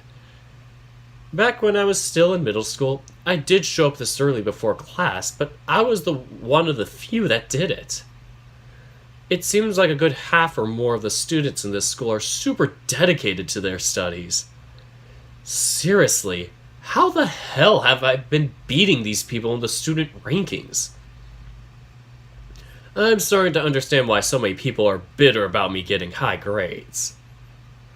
While I continue to muse uselessly to myself, I noticed 2 familiar shapes walking out of the main building and heading to one of the adjacent ones. There he is! It's Kiga. Whatever. He's not an insert. He is a Patreon paid character, I guess. Like, I think that's how you call it. But yeah, I know that's like one of the top patrons. suggested this character in, and there were a couple of slots for that. One of those was Alex, the bodyguard. So yeah, Alex, Kiga. I forget if there's any more. That's all I can recall for now. Maybe those are the only two. Who knows? But Kiga still looks fine. So the saber cat stops as soon as he sees me, blinking a few times in confusion before recognition dawns on him. Whoa, it really is you, Nico-san. I thought you were one of those lazy students who never showed up to class early. In a matter of speaking, try my best to fix that bad habit. Good morning to you too. Wait, to you too, by the way. Morning. I have to admit, even though you told me about putting in more of an effort, I'm still shocked whenever I see you around here this early. I shock myself every morning when I get up without hitting snooze on the alarm. Don't worry. It'll become a habit soon, and then it won't be so hard. I wouldn't count on that. What are you two up to? Just some boring student council stuff. Clearing some paperwork that needs to be done before the school trip next month. I'll spare you the details. It'd probably bore you half to death anyway. Like, we finally managed to clear the budgeting issues we were having last week. Now we need to work on making the reservations on the hotels and airlines we choose. Not to mention start drafting the papers to send this to students' families so they can sign with permission for them to even go. It's fine for most seniors since they're over 18, but we still need permission for a parent or guardian from juniors and freshmen. I swear, all of this would have been dealt with much sooner if we didn't have to budget around taking the juniors to a much more expensive location than everyone else. It's because of Keisuke, isn't it? Keisuke was like, I only go to the richest of places. Or not even Keisuke. His dad was probably like, my son is only going to the richest of places. Holds the glass bottle up. Or glass bottle. The glass. Not that I'm complaining, since I get to go too. But it's pretty unfair that the school scheduled such a more lavish trip for the junior classes simply to posture around that guy. Okay, Keisuke. He probably already has enough money to go wherever he wants. Why does the school have to use the funds they don't really have just to look better for the rich dude? Don't they know we're the ones that have to balance the checkbook? It's not like that money appears out of nowhere. Even though he said he was going to spare me the details, he immediately launches on a rant about it regardless. Either he's really indecisive, or he really wanted to vent about it. Kasuma-kun, you're babbling again. Oh, sorry. I tend to run my mouth a little bit when I get worked up. But, yeah, that's about the gist of it anyway. As you can see, a lot of work needs to be done, and it's pretty stressful. We're lucky Press has stuck around with us, especially now that most seniors quit. The gist? I feel like I just got the extended, unabridged version. If that's just the gist, then I'm afraid of finding out how much stuff they're currently juggling. I see. You guys certainly have a lot on your plate. I'm sorry you've been put in that situation. To be fair, I didn't even stop to consider that Keikun being here would alter the school's plans for the trip. I guess that explains why his class gets to go to all of the expensive places. Now that I think about it, all classes got taken on an international trip when I was a freshman, but after Keikun joined our school, we've only had much cheaper trips. Yikes. That's a yikes for me, dog. It's like, we're gonna go to the Bahamas, or we're gonna go to Hawaii, we're gonna go to, I don't know, like Europe or France. You guys could just go to the sweatshop, or not the sweatshop. You guys get to go to the ramen shop in Tokyo. How's that for a field trip? We went to the Chiba prefecture last year and stayed in a pretty average hotel while the freshmen went to... I called it! To Hawaii and got taken on an excursion through the island while staying in a resort hotel. Oh my god, you people. And this year it seems the juniors will be going to... I'm done with this. I am done.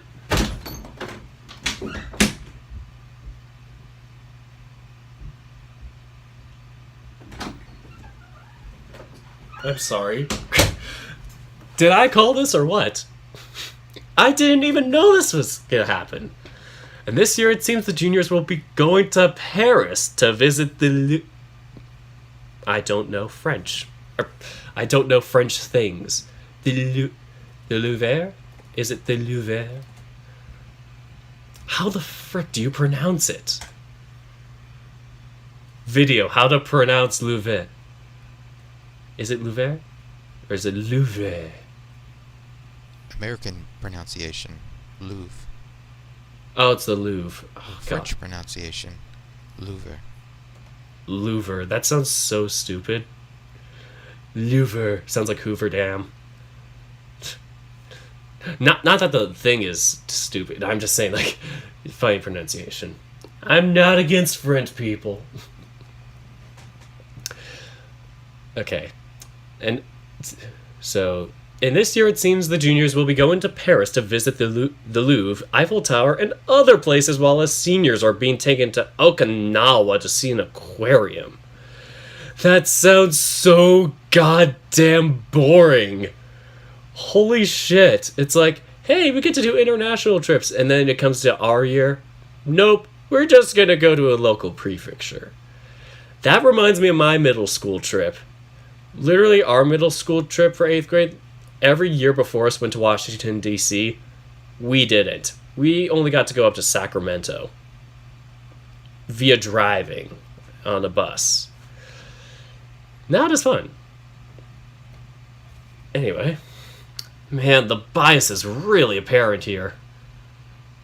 Though we should probably get going. The other members are already waiting for us in the student council room, and we only have so much time before class starts. Oh, I forgot Kiga's Is Kiga a junior or a freshman? I think he's a junior, because him and Haruki are friends. Friends? I might be secretly psychic, who knows? But yeah. Though we should probably get going. The other members are already waiting for us in the student council room, and we only have so much time before class starts. Yeah, that's true. Say, Nico, do you think we could meet up for a few minutes before the bell rings? I was hoping I could get your opinion on something. Oh, sure. About what? I'll tell you then. Really, Press? We're already pressed for time, and you're planning on leaving the meeting already? Or early? Oh, please. Like ending things 5 minutes early is going to kill us. Are you sure you're feeling well? Do you have a fever or something? Either way, I'll come by your class once I'm done. Wait for me there, okay? Alright. I watched the two walk away toward their destination, quickly tuning me out and going back to their discussion about their work. Those two definitely are quick to switch gears, I'll give them that.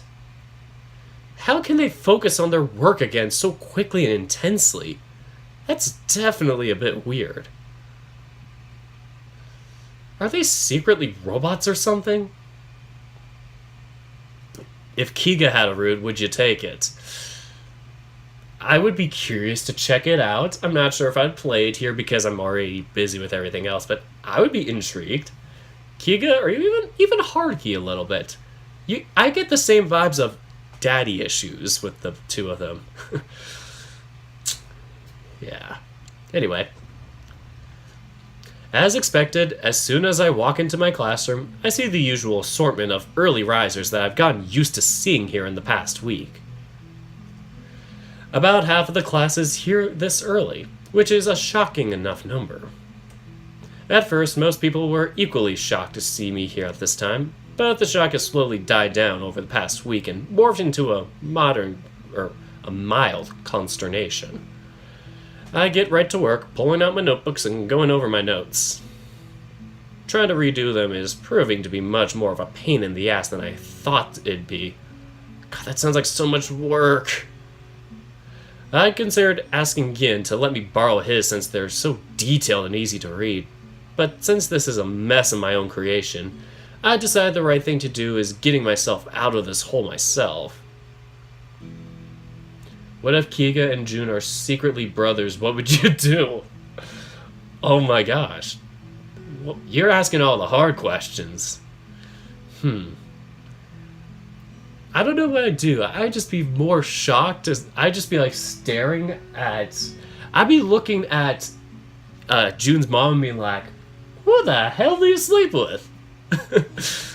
Anyway. Besides, my grades are already decent enough at the moment, so I don't need a rush to improve my notes or anything like that. Plus, if I really want to show Shuichi off with all my progress, I can't afford to take any shortcuts to get it. I'm not giving him any out so he can later say, you only managed to do it because X helped you. Working on my notes is just as much tedium as I expected it to be, and has been my usual before class routine for the past week. Especially considering that they're such a mess and so incomplete that I had to check out a bunch of books from the library just so I could find a way to add the stuff that is missing. There is a lot of cross-referencing involved, and I truly hate that part. Things could be made a lot easier if I looked for answers on my phone. But I remember Saya telling me once before that not all information on the internet is accurate. So I chose the old school, more annoying method of research. If only because I know this one has been curated by professionals and the stuff in here is 100% approved by the school. Honestly, I should get a prize for going through all this trouble. Before I notice it, time begins to fly by. The seconds turn to minutes and soon, 40 minutes have already passed. Nice. I'm almost done with the history section. By this point, I've gotten pretty used to tuning out the side of the door opening and closing as more and more students arrive due to the impending bell ring. Except this time, my attention is quickly whisked away by... Sorry? I sound like half my professors. All of them have to cough all the time, and it's like frustrating. Especially for someone with misophonia like me.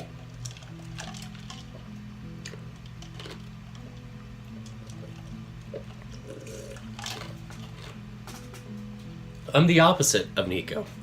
I can't hear for shit except for dumb miscellaneous sounds that are sharp. Things that are short and stand out will freak me out. So, except this time, my attention is quickly whisked away by the sound of the chair immediately next to me being dragged. Oh, it's June. Oh, it's June. I sound so disappointed. Sorry, June. This ain't your route, though. I'll still give you a hug. When I turn around, I see the familiar figure of a tiger throwing his bag on top of his desk and slumping down on his chair. So much studying. Ugh. Whoa, June. I didn't know you'd be getting back to school today. Morning.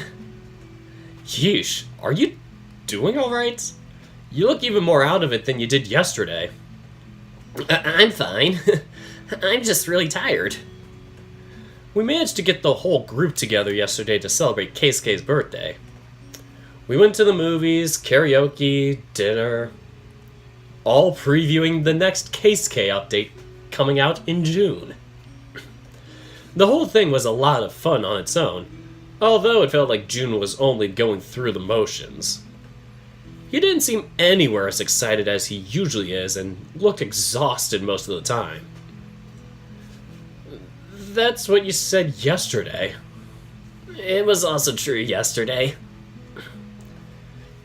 Truth be told, I went even though I wasn't feeling 100% yet because I didn't want to be the only one missing Kei-san's birthday. But that kind of worked against me in the end. God damn it, June. You need to make better choices. I know. Oh, there they are. Gin and Jin. Hey, Kobayashi-kun. You're back. Ah, good morning, Gin-san. Jin-san. We were starting to think you'd kicked the bucket. Glad to see you were walking with the living again. That's a bit morbid. Don't say stuff like that, Jin. That's terrible. What? Get off my ass, will you? I'm just saying that I was worried. There are better ways of saying it. It's alright. It's alright. I don't mind. I appreciate your concern. Here, I baked a cake last night and brought a slice with me to school. You can have it. What? But you brought this for yourself. Don't worry about it. I still have the whole thing back home. Besides, it's a way to celebrate you being back. Yeah, he's already gonna pig on the entire cake later today. You should take this for his own health. That's mean, Jin. I guess I'll accept your gift then. Thank you so much. Oh, this is so sweet. Good things happen to June in the Shoichi route. This makes me happy. You don't have to look so shocked. We're just glad to have you back, Kobayashi-kun. Yeah, besides, things get really dull here without having you to settle arguments between me and Ryuji. Or Ryoji. Have I become the official tiebreaker between you two? Yeah. Jin sounds almost gleeful, giving June an exaggerated thumbs up over the whole thing. I see. Sorry, I'm like trying to flip back between Jin and June's. Oh my god. Jin and Juice, Jin and June. Oh my god. Even the two names are similar.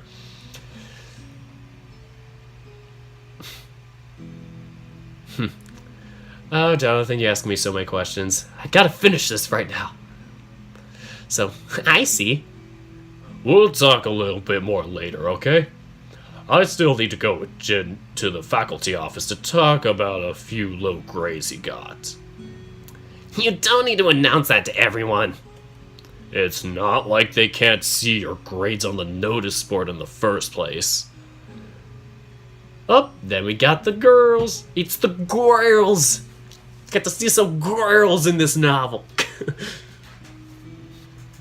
As soon as the twins walk out of the room, another pair gets up from their seats and walks up to us, having noticed June's arrival in the classroom. Kobayashi-kun, I'm glad to see you're back. Are you doing well now? You must have really been sick to take an entire week's absence. It's fine. I'm doing much better now. Thank you so much. Are you sure? Trying to think about her voice again. Are you sure? You still look a bit tired. You have bags under your eyes and all. And it's gotta be really bad since I can tell even with the spot you have around one of your eyes. I do? Yeah. Have you been sleeping well at all? It's kind of a mixed bag. Wow. I'm surprised to see you looking so weird, Nekonishi. How come I realized that just now? I hate myself so much for realizing that now. Of course. Wow, I'm surprised to see you looking so worried, Nekonishi. You barely even talk to most of the boys in class. Jun-kun is different, though. He is? How come? By the way, I took the liberty of making copies of my notes this past week to pass them along to you whenever you came back to school. It's not much, but this should help you catch up on the subject you missed. Whoa. That's gonna be a big help. Thanks, Ayako-san. If you want, I have some melatonin I take sometimes when I'm having trouble sleeping. I don't have it with me. I'm turning into a southern accent while I'm saying her thing. If you want. Never mind. If you want, I have some melatonin I take sometimes when I'm having trouble sleeping. I don't have it with me, but I can bring you some tomorrow if you like. It might help you with those bags under your eyes. Oh, is that stuff safe to take? Sure. It's just sleep hormones. Over-the-counter stuff and all that. Don't take it too often. Take it for a few days, and once your sleep schedule starts getting back to normal, wean off of it again. It goes down well with a glass of warm milk. I'm sorry, I'm thinking of the yandere dev thing. You know what challenge I'm talking about. Oh, that actually sounds really good. I'll accept it if you're really offering. Gotcha. I'll make sure to bring some tomorrow. Jeez, I'm not used to seeing her being all nice like that to other people. Is this a dream? Am I imagining things? What is going on? Oh god, I have to do the French accent again. We. Oh god, don't kill me. I'm gonna get persecuted for that.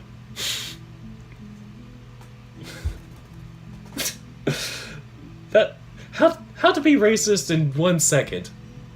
Do the Italian hand thing. Oui. Gotta get into character. Gotta get into Le Victor Chevalier. Oh hey, Jun-kun. Whoop! Looks like there are more people wanting to talk to you. Come on, Kyo-chan. Let's give him a chance to talk to him without crowding this poor boy too much. Yeah, that's unfair. Let's get back from being... he just got back from being sick and all that. I'll bring you the thing tomorrow, okay? I'll talk to you later, Kobayashi-kun. Feel free to come to me if you have any questions on the material. Alright. Thank you so much. Oh boy. Vic-kun and Ryuji. No sooner do the two girls walk away than another pair walks up to June, equally as happy to see him. You need to go wee-wee, Dirk. I swear, it's like an endless parade. What the hell is going on? This is the whole update for day 28. Just everybody coming up to see June. And then it just ends. Jun-kun, I'm so happy to see you back. I was getting really worried about the lack of updates. Hold on. You gotta get into character by saying this. Fire the missiles! But I'm late tired. Fire the missiles! If anybody remembers that, the End of the World video from like back when. Classic. So Jun-kun, I'm so happy to see you back. I was getting really worried by the lack of updates. Oh, I have to go from French accent to Russian accent. Oh, fuck. Oh, God, why did I put so many voices on? It's been really boring without having you around. You and I talk about games almost every day. What do you mean it's been boring? Kumagawa shrugs, lowering his console to raise an eyebrow at me. It's not really the same. Kobayashi knows a lot more games than you do. Wow, I'm not sure if I should feel offended by this or not. Are you doing alright? Do you have a fever? You're not still sick, are you? Relax, I'm fine. You don't have to worry so much about me. But the last time you ended up having to go to the hospital, and this time you were gone for a week. It's not like I hit my head again, you know. I stayed at home resting. Cute German accent. It's kind of German, I'm not too sure. Is my is my Victor voice is my Victor voice sound like a German accent? I don't know. So, yeah, I'm not. It's not like I hit my head again, you know? I stayed at home resting. that's. I guess that's a little bit better. Oh god, I'm like switching between the Russian and the French. I guess that's a little bit better. You're way too fussy. Or you're way too fussy. What? That's simply not true. What have you two been up to this past week? I've been looking around town. I've been looking around town for yukata. I've even got Keisuke-san to help me in everything. A yakata? Yeah, for the festival. For the festival. Festival? Yeah, I started playing this new game called Move Dove Revenge of Shadow Kitties. Wanna see? What the fuck? I'm trying to think of what game this is parodying. Move Dove, Revenge of the Shadow Kitties. Something, it's like probably Revenge of the Shadow Dogs or some crap like that. I do not know games. I am ignorant. Yikes. So, want to see? Oh, that sounds really interesting. Show me. Hey, I was in the middle of a sentence. Those two immediately got lost in their own little world, completely zoning out the presence of the fox who huffs and pouts where he stands. Over the next few minutes, a lot more students started gathering around the back of the class, all of them wanting to get a few words with June. Hey, I'm the other NPC. Hi, I'm the other NPC. It's like NPCs just start swarming around June. Oh god. Wishing him well, telling him they're happy to see him again. That sort of thing. Jeez, when did he get so popular? I wind up getting up from my desk and walking away. If only because the sudden crowd forming around is feeling a bit too claustrophobic for my tastes. Couldn't bring yourself to stick around? I walked to the front of the class, stopping near the class rep's desk. She looks up from her book with a contented smile, wagging a finger in the air along with her words.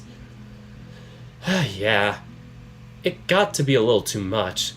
I didn't know so many people wanted to talk to June. Oh, really? Haven't you noticed before? Noticed what? That Kobayashi-kun has become sort of an unofficial class mascot. He's well liked by most of the class. Really? Really? You're right. I hadn't noticed that. Ayaka-san giggles, covering her mouth with a crooked index finger. I'm just imagining her fingers like actually crooked or something like that. It's like, oh, the candy shop incident of 2012. Never forget. I was churning the donuts and then she just like gets into like a flashback.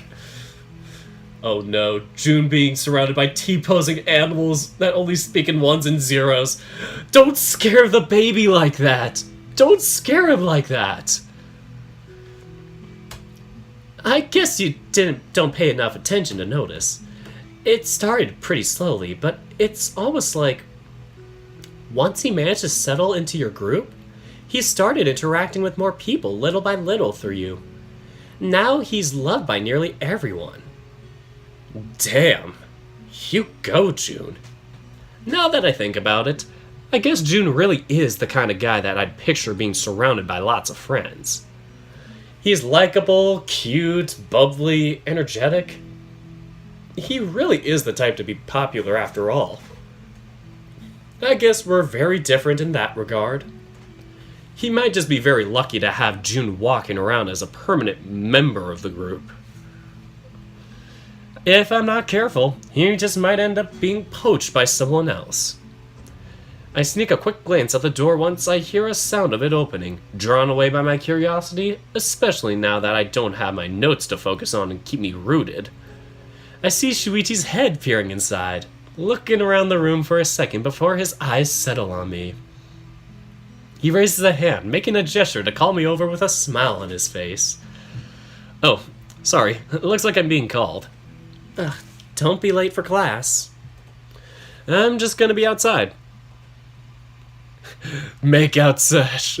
Let's watch it just be like, I just want to kiss you. Smoochy smooch. Let's go to the janitor's closet. Slams door. Anyway, when I step outside of the classroom, I see Shuichi leaning against a wall, waiting for me.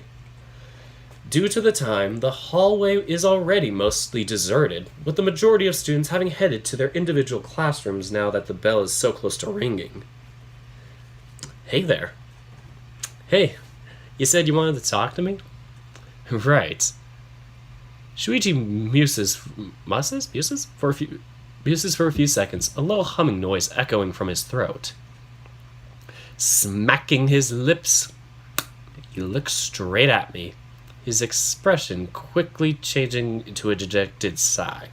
Oh, I thought he was going to kiss us. Smacking his lips, I'm like, no, he's going to go for a smooch. Nope. Well, this is a delicate kind of issue. Or more like a difficult one. Now might not really be the best timing considering what happened the last time we talked. He raises a hand to his cheek, scratching it awkwardly and looking away from me, letting those words hang in the air for a while.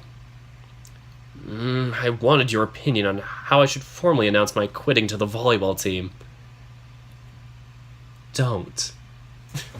I'm sorry, this is making me so sad. This is the final festival. Or well, I guess the party has ended for Shuichi's volleyball career. La fiesta terminó. Sorry, I'm gonna pop in Eurovision references wherever the hell I can. It does fit the mood for this situation. So I wanted your opinion on how I should formally announce my quitting to the volleyball team. What? I'm caught completely by surprise by the sudden broaching of the subject. I knew this was something Shuichi had been thinking about. He'd even mentioned it briefly before. But now of all times? Last week he was so adamant about postponing the announcement until he could try convincing his dad again. Come on, why this all of a sudden? Weren't you going to try convincing Takehiko-san? You know I've already tried. You know how that went. Yeah, but isn't that throwing the towel way too easy? Easy? You think this was easy? It sucks. You don't even think I'm broken up about it? I'm just saying. Maybe try one more time. Get more things that could help you convince him. Maybe if you look up how athletic scholarships improve chances of getting in, that could be a big help. I don't know. I'm kind of tired, Nee. I don't want to keep getting my hopes up for something that's not going to pan out. Don't say that! You love volleyball, don't you? Yeah. Then you should keep trying. If it's something you really love doing, how can you give up on it that easily? Nee. Come on, big guy. One more try. I know you want to. This hurts so much. Oh, don't quit. Okay, I'll put a pin on this subject for now. I'll look up the data on that. Oh god, he sounds like me being a statistician. I'll look up the data on that. Oh dear god. Oh dear god. I just broke the game. when you break tennis ace. I don't know what button I hit. I don't know how that happened, but... Oh god, my name got shown. I did not mean to do that, and I don't know how that just happened. I'm kind of scared. Anyway. I'll look up the data on that. I already know what universities I'll be applying to, so I can reach out to them and ask directly about it as well. Maybe I'll ask for Mom's opinion on it. She knows Dad best. She might have some insight into a better way of convincing him. Yes! Talk to Mom! Talk to your mom and have her help you convince him. Keep your dreams alive. You're good enough, too. It's not like you're not good at all.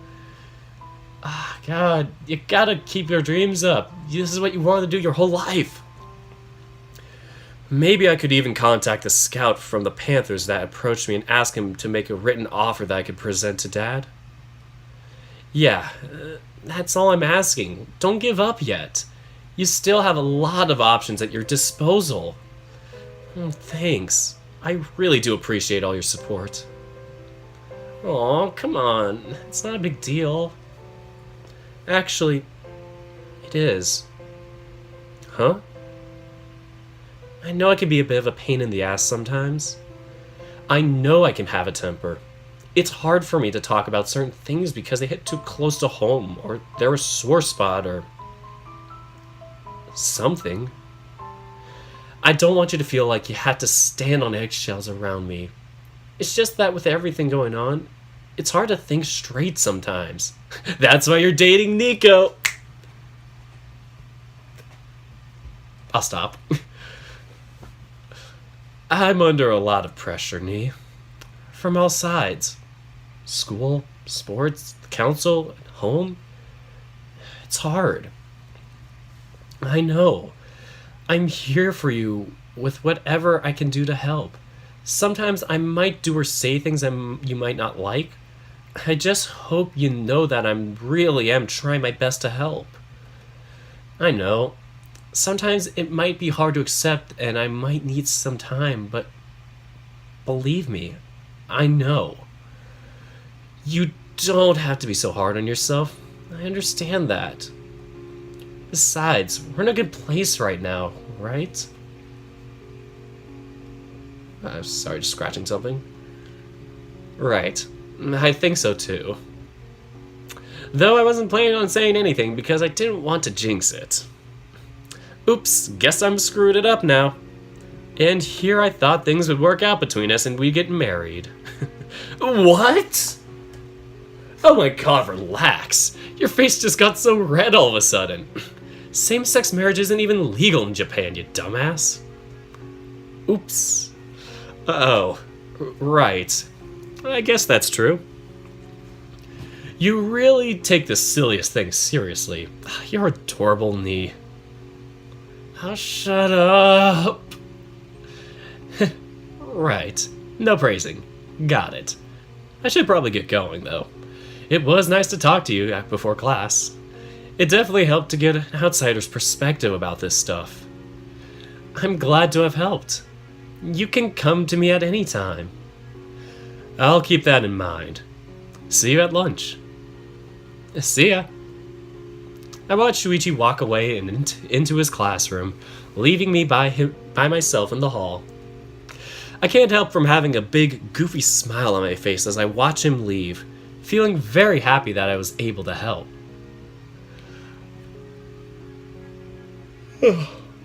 I walk back to my class with an extra spring in my step, feeling even more energetic now than I was before.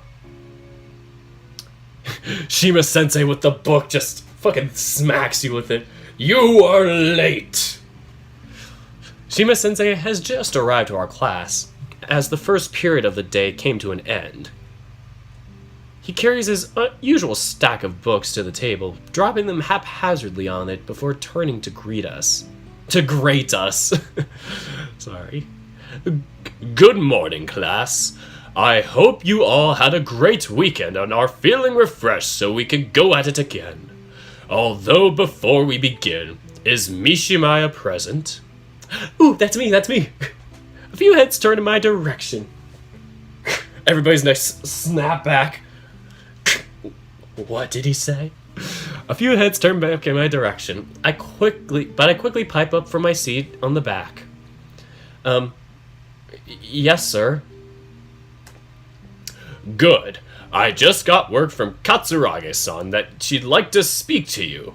She asked that I tell you to head to the faculty room after you're done eating during lunchtime. Huh? How come? Shima-sensei shakes his head sideways, shrugging. I'm afraid I don't know. She caught me as I was leaving my last classroom and told me something had come up. If it makes you feel any better, at least she seemed happy. Right. That's... Huh. I guess that rules out you being in trouble, huh? Jun whispers from the seat next to mine, leaning over in my direction with a raised eyebrow. That's not a guarantee of anything. For all I know, she's feeling gleeful to have a chance to rake me over the coals again. Really?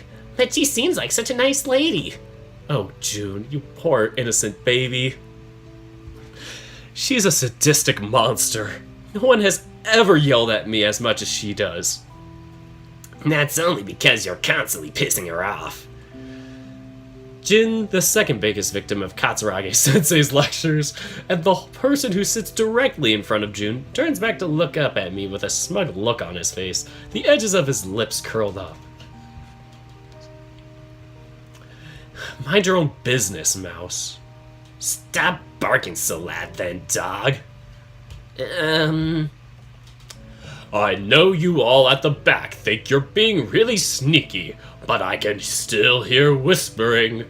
Could you all do us a favor and be silent? The three of us immediately stiffen up on our seats, looking straight ahead as if jolted awake by that reprimand. The whole thing garners about a few chuckles from nearby classmates, though I don't really care about it. Very well. As we have finished our previous subjects of study last week, this week we are about to embark on a new journey.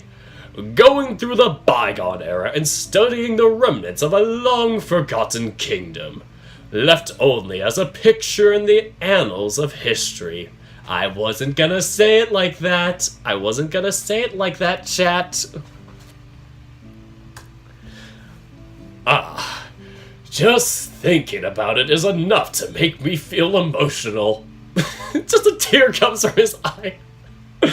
Oh, this is too beautiful. This is like Saturday morning cartoon shit. I love it. This is such anime shit. What is that supposed to mean? Neko Nishi speaks up from the front of the class, her voice a mix of confusion and annoyance. It is no secret at this point that she's not the biggest fan of Shima-sensei, and seeing her reactions to him, it becomes downright obvious. Starting today, we'll begin studying Babylonian mythology. Did any of you know just how fascinating it is? I certainly didn't at first, but once I started studying, I couldn't put the books now. Wait, I couldn't put the books now. Probably meant to say I couldn't put the books down. Whoops. I couldn't put the books down. I was thoroughly enraptured. I've read over 30 books on the subject already, and I am ready to enlighten you all as well. The entire class groans as we all likely come to the same horrible realization. Shima-sensei has just found another new thing to be passionate about. Somehow, the odds of us studying our actual syllabus seem to be getting smaller and smaller. And to start us off on this wonderful journey, there is nothing more fitting than the myth of creation itself. Today, I shall teach you all about the Enuma Elish. What? I hate this. I hate this so much. Oh god. Man, I thought he was going to go on and on about that forever. Jun flops on top of my table, sighing dramatically as soon as he brings his chair over like he usually does every time for lunch. All the other teachers in the school are really good, but that guy is still weird. He's good at teaching stuff, but why does he go off course like that so much? I'm surprised he hasn't gotten fired yet. What about students that actually need to learn the right subjects to prepare for entrance exams? He's always been like that. I'm not even surprised. Alright, continuing on. Although I thought for sure I'd seen the limits of where his obsessions with mythology could lead us. Honestly, him finding a new one to obsess about seems so obvious in hindsight. I feel stupid for not anticipating something like this would happen sooner or later. He said that one myth about creation was supposed to be short, yet he spent 2 hours talking about the implications of it. I'm just... I need a break. Good thing it's lunchtime now. Good thing I packed karage with me today. I need some comfort food. You pack karage with you more often than not, though. He's a very comfortable man. There he is, Shoichi and Saya. Shuichi and Saya show up right at the usual time, raising their hands to greet us with a smile. Oh, morning. It's so good to see you again, Jun-kun. I was starting to get worried due to your prolonged absence. Yeah, I've been getting out a lot today. You seem to be in a good mood too. Saya and Shuichi get to work on organizing our tables, quickly preparing the usual arrangement so the 4 of us can sit for lunch together. Man, yesterday was so fun. It sure was. It was nice to go out together as a group again. I know we did not too long ago, but it still felt like a long time. It was a really great weekend, if I'm being honest, for a multitude of reasons.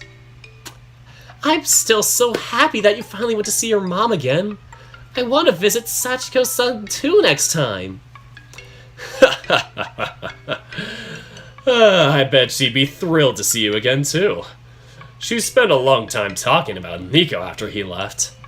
She did? Oh god, what about? All good things, no need to worry. That's not the point. I wish Keisuke-san would join us for lunch too. How come he never does? 'Cause he's an idiot. He thinks it'd be improper for him to come to an upperclassman's classroom every day to have lunch. What? We did tell him last Friday to stop doing that, but he kept pushing back on it. I even tried inviting him over directly today. What did he say? We'll see. Oh. That sounds like what I'd expect from Keikun. Urushihara has always been like this. It makes no sense. He acts like a huge stickler for silly, unofficial customs that no one cares about. Yet he also does his best to ignore casual, actual, enforceable rules. Like his unbuttoned jacket or the purple shirt underneath. Both of those are against the dress code, you know. Maybe it has something to do with control. Money, money, money, money, money, money, money. That too. What do you mean? Like, didn't you guys say before that he's forced to do a lot of things he doesn't want to do because of his family? Maybe he ignores the smaller rules like that so he can feel more comfortable by having some level of control over something. Even if it's just his body and clothes. Okay, Jun, you got a PhD now. Congratulations. Jun is psychoanalyzing the shit out of him. Good for you, Jun. They're like, Jun said something smart? Huh? Wait, what? That's... I mean, that's... What? Did I say something strange? But how? Are you really Kobayashi? Jun-kun, do you have a fever or something? Saya leans forward on her chair, reaching her hand to touch Jun's forehead in an attempt to check his temperature. What's with this all of a sudden? It's just... You don't usually say. I mean, you're not exactly the most. Since when are you that perceptive? Ah, I see what is going on here. You all think I'm too dumb to be able to say smart things like that. Oh, that's mean. I say smart things all the time. I would love to see like a flashback of scenes of him just doing the stupidest things. Like, yeah, right. No. That's a bit... Sorry. Why does everyone always seem to think I'm stupid? We don't think you're stupid. Just...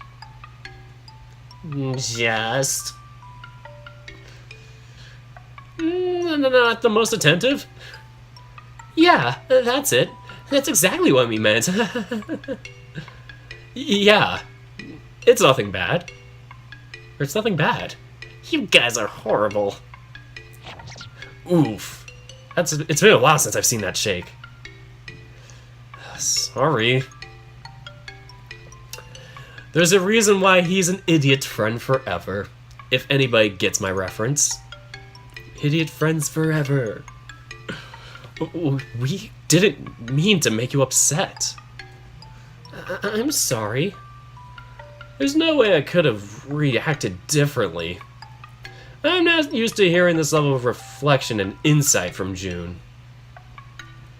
It just does not compute in my mind at all.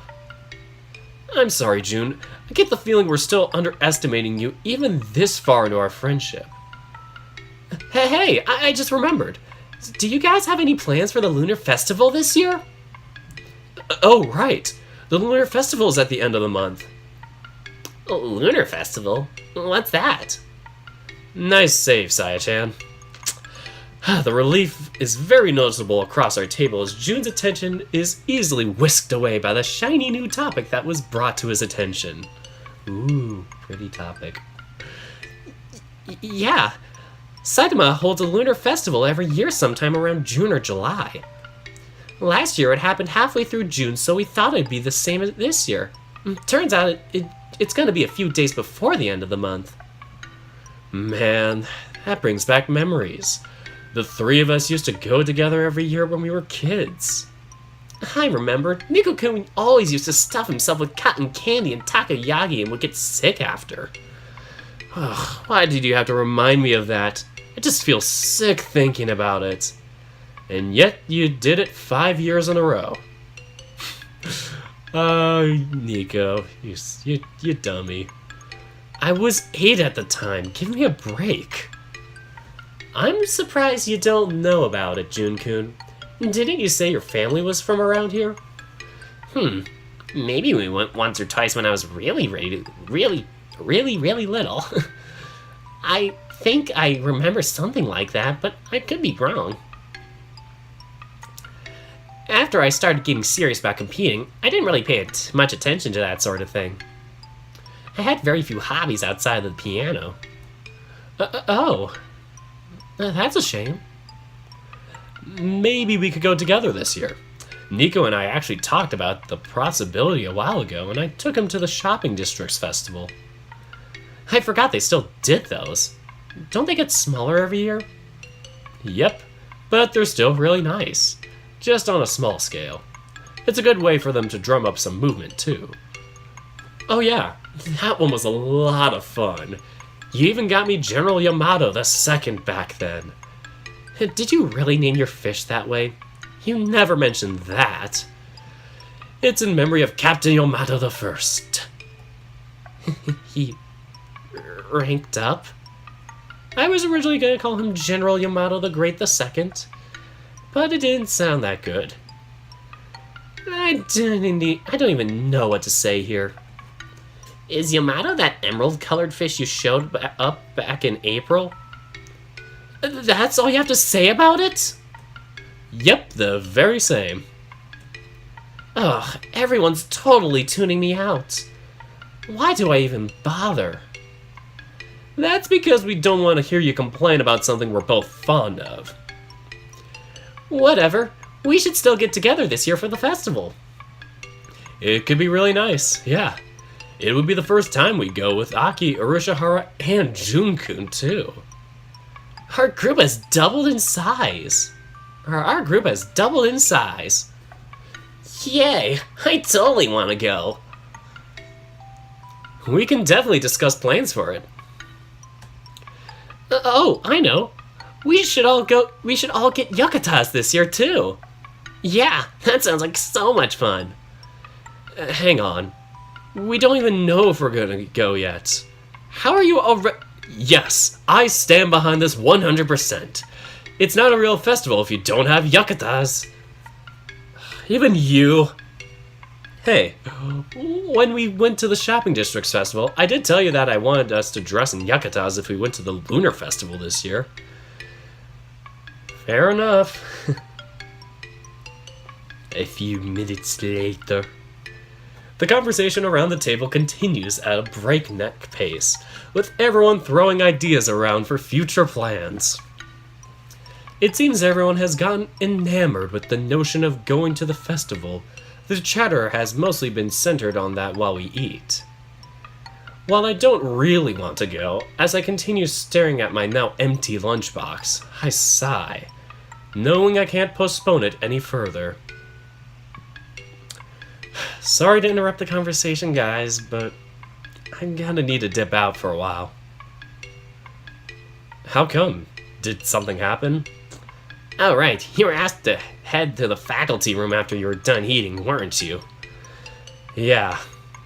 Oh no. What did you do this time? Why do you immediately assume I did something bad? Years and years of experience. Well, I didn't do anything this time. I'm just as clueless as you are. Try not to piss off the teachers too much, okay? Seriously, stop assuming I'm going to get myself in trouble. And stop grinning like that. Nope. Ugh, whatever. I'm going now. If I'm not back before the bell rings, then I'll see you guys later. And talk to you later. Good luck. I'm gonna go take a piss first. I'm gonna go to the faculty office. Use my faculties.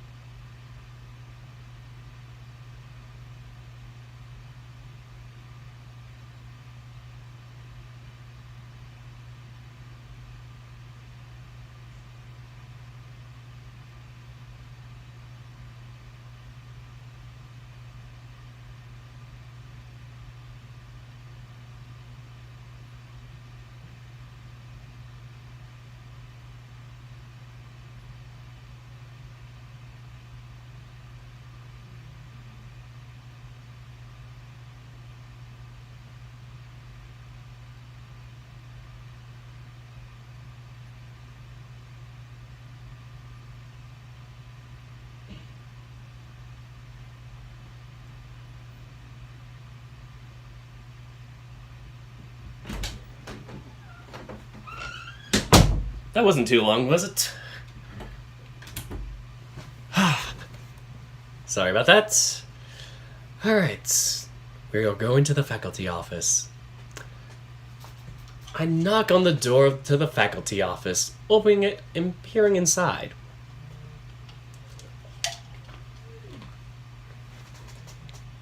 A few faces turn my way, definitely way more than I'm used to seeing in here. But then again, I usually only get called here after class when a lot of the teachers aren't around. I'm still surprised so many are in here working instead of eating right now. Oh, I hit the wrong button. There she is. What was her voice?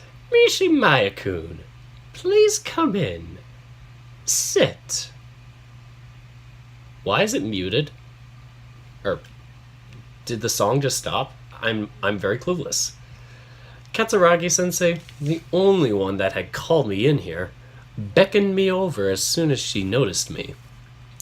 Weirdly enough, she's smiling? Oh, this is the thing Basket told me about. He's like, I'm gonna add a counselor. He's like, I was thinking about adding a counselor scene or something like that. He actually did. Oh my god. I knew this would happen. Anyway, weirdly enough, she's smiling? Holy crap, I'm not used to seeing her smiling. She's usually always so stern and harsh when she's talking to me. I'm not kidding. This is low-key terrifying right now. I do as I'm told, hesitantly taking a seat in front of her desk. Katsuragi-sensei fiddles around with a few papers for a second, clearing up her space so she can look at me properly. First of all, you really don't need to look at me like that. Like what? That. She points at my face, the concerns of my mouth and my cheeks twitching as I try my best to smile. You're not in any trouble. You can relax. I'm not? Thank God. In fact, I called you in here very much for the opposite reason. I'm trying to do her voice right. In fact, I called you in here for very much the opposite reason. What do you mean? Do you remember how I called you over back during the first day of class to discuss your academic performance?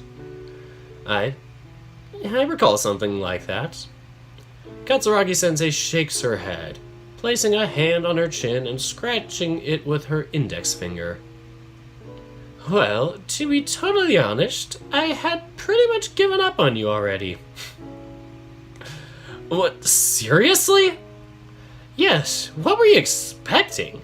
I've had multiple discussions with you over the years about your lack of effort, not paying attention in class, declining grades. None of them ever amounted to anything. I guess that's true, but is that something a teacher is supposed to be saying to a student? However, I must apologize for that. I was clearly wrong about you. You were? Yes. Over the past month or so, I've been getting reports from teachers about your increased participation in class, with the most dramatic increase happening 2 weeks ago. I was stunned. Oh, I guess that's true. I have been feeling a bit more motivated lately, especially since I started dating Shoichi. Although a lot of that was due to me being spiteful and wanting to prove to him that I can be a good student. Your grades have actually gone up as well. While you'd been showing a clear decline around 2 or 3 points in every midterm since your first year, this is your first time they actually have gone up.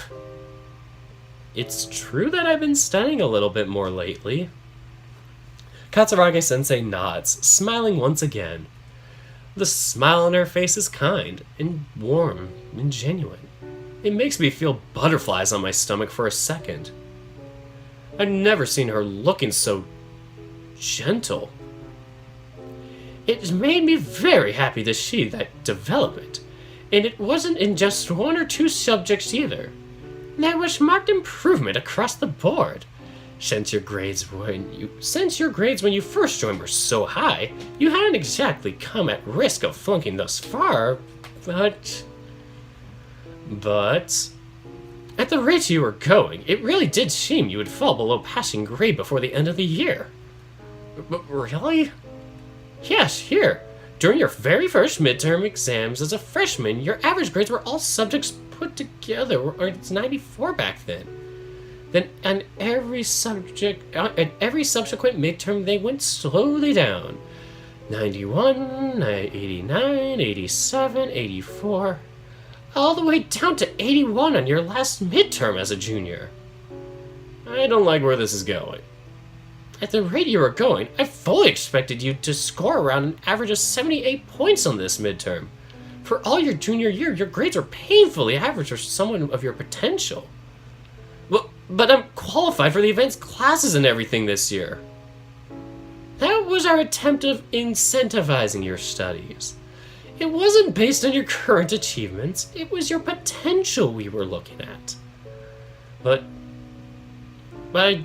I even scored the top 30 every year. Only because, with exception to the 20 or so students already in the advanced classes, the rest of the school is mostly content with having the bare minimum passing grade. After all, 80 out of 100 is already high enough for most. Well, yeah. Even I didn't see a point in trying to score more than that. 80 out of 100 is already a stupidly high grade.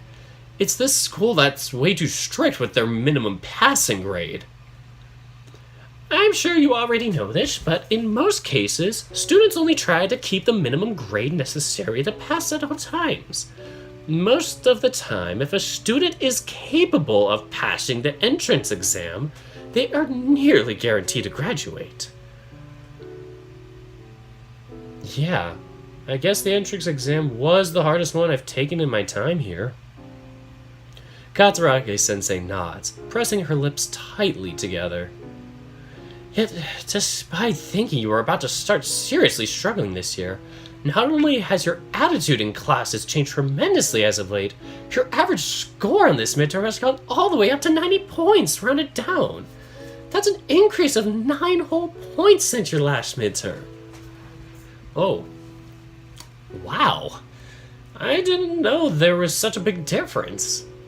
As it stands right now, you're almost all the way back up to your original grades when you first joined this school.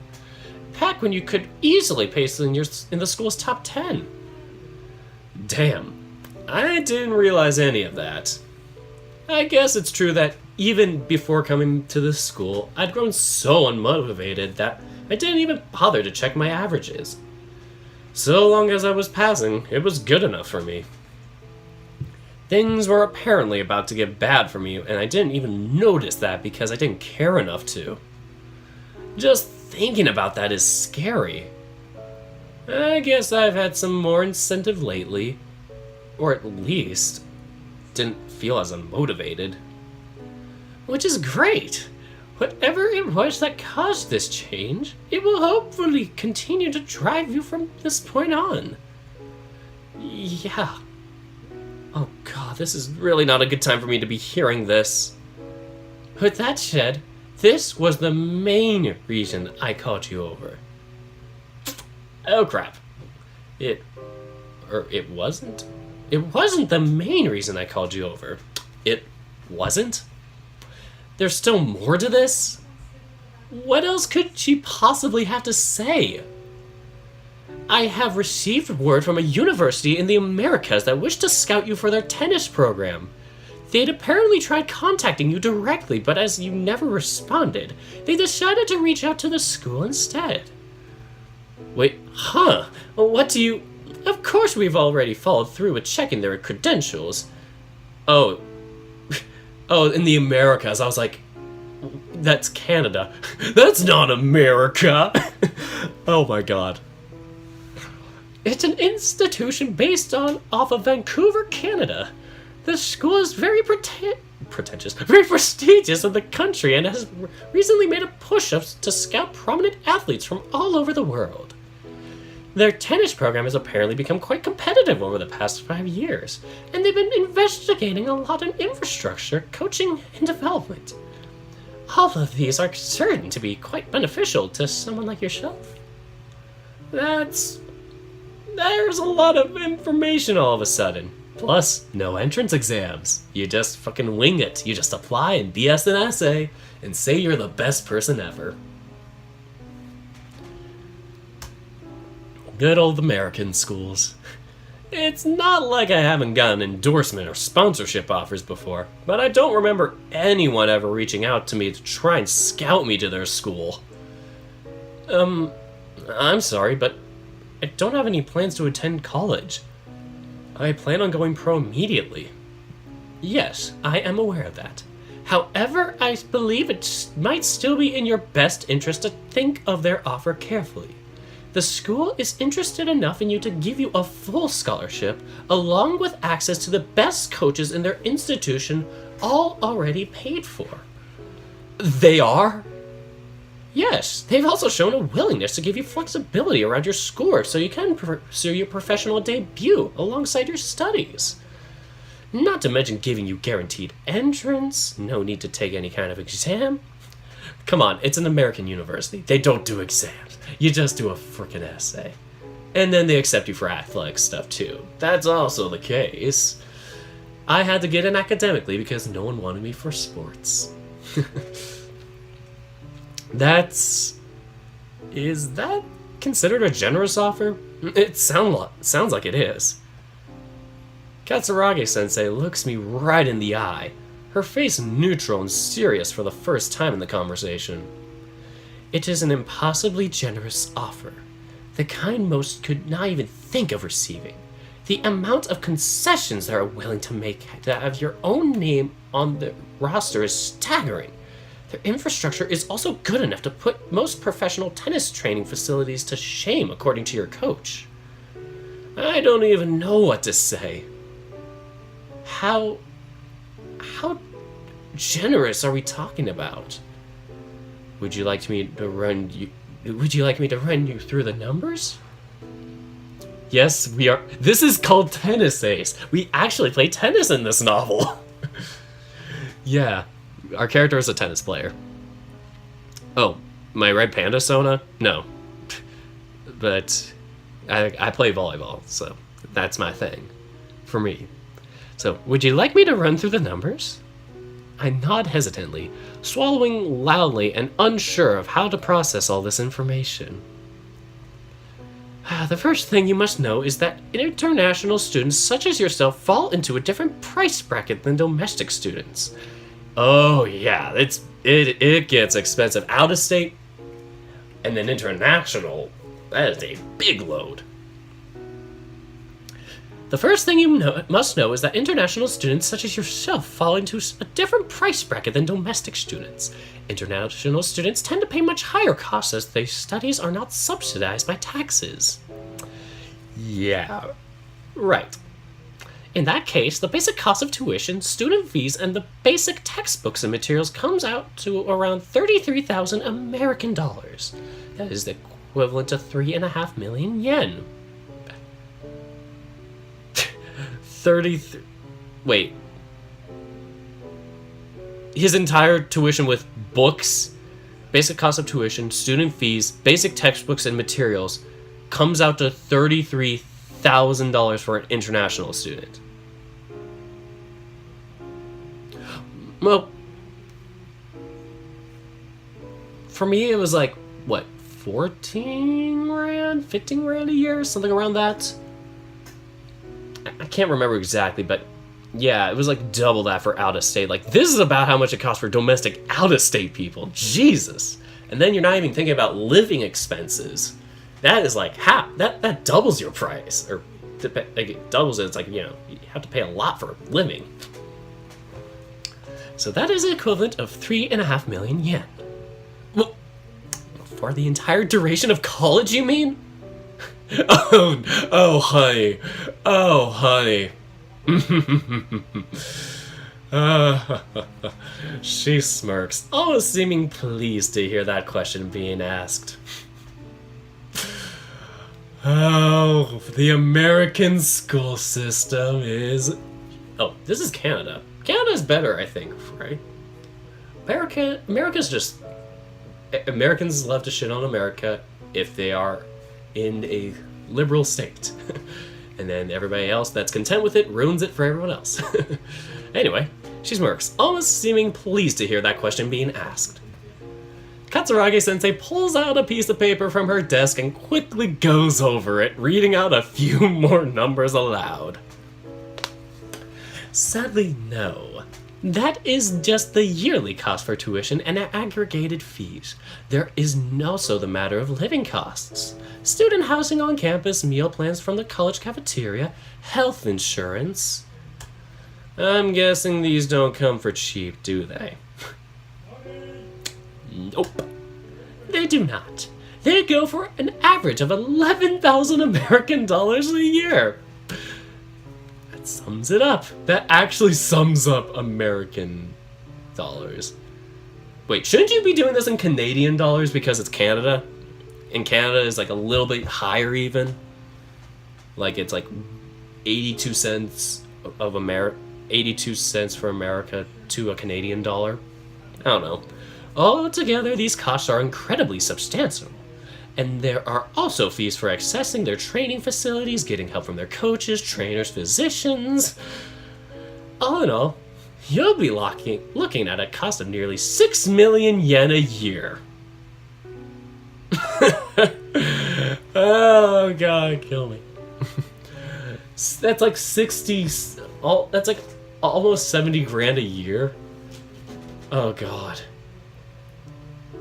$280,000 American dollars, but yikes. I choke, unable to handle the ridiculously high number that is being quoted to me. It feels as if my eyes could pop out of their sockets anytime now. All of which is being offered in full alongside your scholarship. What? I can't believe that. I'm not sure if there's like scholarships where it's like a full scholarship, but it's just like where it only goes for tuition and not like boarding and all that. I know for volleyball in America, we barely get any scholarships. It's like maybe 4.5 max. And so they have to split that scholarship amongst like numerous players. So it's like everybody's getting like half scholarships. So yeah, even here in America, it's like not the best for volleyball players. I don't know. I bet tennis is kind of similar because it's... Well, maybe tennis is bigger because it's nationwide. But yeah. Some things are not as generous because everybody's worried about football and basketball. I think baseball too. Depends. But yeah. I have a hard time believing what I'm hearing. Yes, in Germany, all the school and university space stuff is free. Here we cannot have that. We cannot do that because we must pull each other along. And it's always one side thinks we are in debt because of the other. And it's like back and forth. And everybody has to make themselves feel like a victim. And it's like, Jesus, please stop. Actually do something for once. I have a hard time believing what I'm hearing. That sounds far too good to be true. That is way too much money being offered to me essentially for free. I have trouble even running the math in my head to figure out how much that comes out to with the entirety of a degree put together. And are they offering me a 3-year program? A 4-year one? 5? 6? Depending on the answer, it just goes higher and higher. Oh, my head hurts. That's understandable. There is a lot of information here to digest. The institution really did their best job to put together an unbeatable offer to try and entice you to joining the team, to the point where it is clearly foolish to even think about refusing. Yeah. Oh my god. My heart just sank. My head gave me my head gave me an errant fact. It thought, for some reason, I thought, oh, Shuichi's coming to America. And then I was like, oh, wait, no. And I got sad. My day was ruined. So, yeah. Katsuragi-sensei smiles, lifting a hand to her chin and attempting to hide a quiet snort. Yet, I'm pretty sure you're thinking of refusing it. I don't know. I never thought of going to college before. It was never something that was in my plans. I just wanted to go pro as soon as possible because I thought college would be a waste of time I could spend practicing. Oh, honey. you could use it to, like, major in, like, sports analytics or sports management, dude. You could get some good credentials behind you and then become, like, a tennis club manager, like a tennis announcer, or like a tennis league board member or something. Nico, you got places to go. But yet, I'm here struggling to find even a simple job in the sports management field or anywhere. Because nobody wants to hire me. Anyway.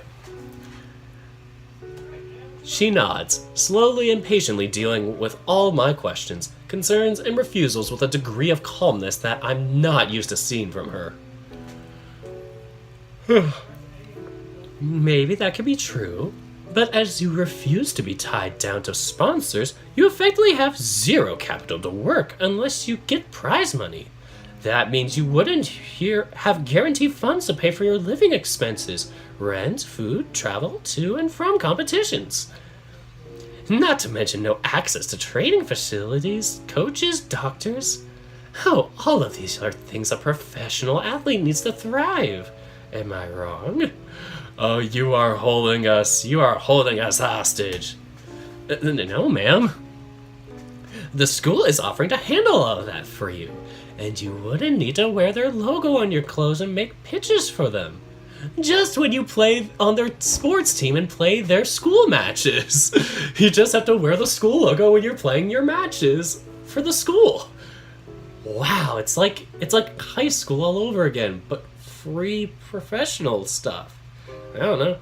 Also, all you need is to be enrolled in their institution and graduate from it. That sounds incredibly generous, yeah.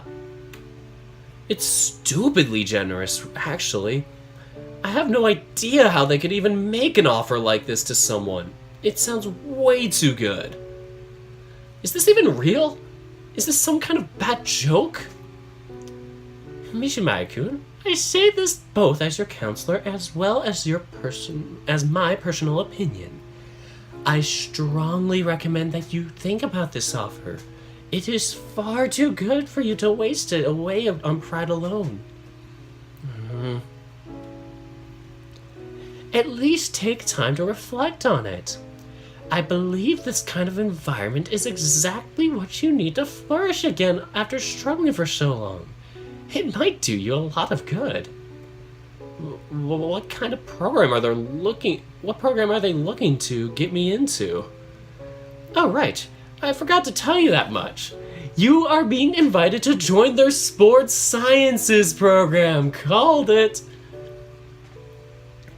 Wait. Sports science is like medical training and like kinesiology, I think. Let me Google sports science because my roommate wanted to get into like kinesiology and like sports science. Yeah, sports science and medicine. Okay.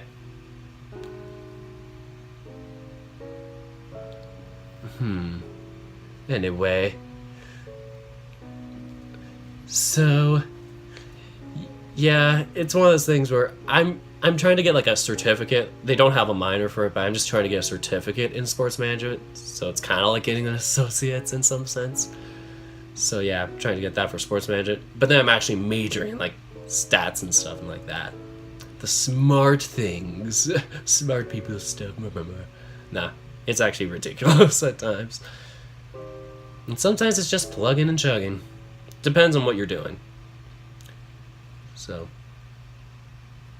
Oh, right. I forgot to tell you that much. You are being invited to join their sports science program. It is a 4-year-long program and would give you a lot of knowledge you might find valuable when preparing for your training regimens, working on your mental health, etc.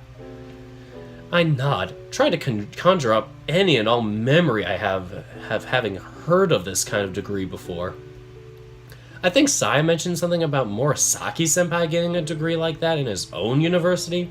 I'm pretty sure that was it. Either way, you've been given until the end of the school year to give them an answer. Please, Mishima-kun, seriously consider this. It's alright. You don't need to form an opinion now. You have time to think about it. Clear your head first and looking into it when you're feeling less overwhelmed. Thank you. Is there anything else you need from me? No, that was all I wanted to discuss with you. You are free to leave. Thank you, Sensei. Really. She nods, giving me a quick smile before turning her attention back to her computer and the stacks of people kept on her desk. She's probably far too busy to give me much attention once our matters were finished. Part of me can't help but feel a bit hurt that she was done with me so quickly, but it's not like I wanted to stick around here either. I guess I feel a little bit conflicted. I make my way out of the secondary building, my eyes glued to the floor the entire time. I don't even know how to begin to consider the offer I was given. I know nothing about checking out universities or anything of the sorts. My initial plans were to graduate and to move to the United States to establish a sort of home base there. Sai and I already knew we'd have family support for at least the first year, enough to rent an apartment for us to share, pay for food and utilities, and get access to a basic local gym and court so we could train. We knew from the get-go that this sort of thing would be risky, but the two of us agreed 2 years ago after we heard that Murasaki-senpai would be attending college at the same time as he maintains his professional career that we thought it was a waste of time. Wait, what? Okay, so after the same time as he maintains his professional career. Oh, okay. And yet, when I look at the progress Murasaki-senpai has managed to achieve in only 2 years, I can't completely reject the notion either. Oh, it's Murasaki. Why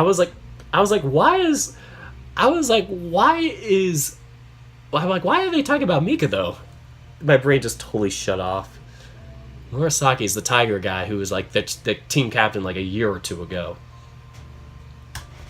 It's clear he must have an incredibly nurturing and competitive environment that to have developed that much in so little time. What if university in Canada is the same? Could it possibly be a good idea after all? There's just so much that I don't know. I hate not knowing what to do. I should probably ask Shoichi about it. He'd probably know what to do. Hell, I already know he'll be insisting that I accept it. He's been hounding me for years that I shouldn't forsake a college degree just because I want to go pro. This would be a perfect opportunity for him to double down on all that. Which probably means I shouldn't tell him. Tell him! Tell him, man! But then again, would it be fair to be hiding a secret like that from my boyfriend? No! No. Even if I think dealing with his pushiness would be annoying, I can't justify lying to him or hiding things from him. Shuichi might be one of the pushiest people I know, and might still make me uncomfortable at times with how fast he wants to take things, but he's still my boyfriend. I need to be honest with him about I'll give myself time to digest the information first. Yeah, that should be a good compromise. While I'm making my way out and walking through the school's entrance courtyard, I see a familiar shape sitting alone on a bench underneath a tree's shade. Haruki! Dun dun! The wolf is leaning back on his seat, fiddling around with his phone. I consider for a few seconds whether I should approach him. He hasn't noticed me at all yet. I guess it can't hurt to talk to him. He's fun to talk to at times. Like a barely appeased rabid dog. Maybe it's the adrenaline of not knowing when he'll try to maul me to death that I find fun. What is this, Beastars? Nah, I'm giving him too little credit here.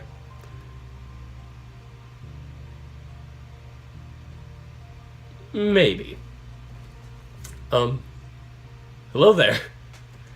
The wolf glances up from his phone for only a second, his expression not shifting even in the slightest.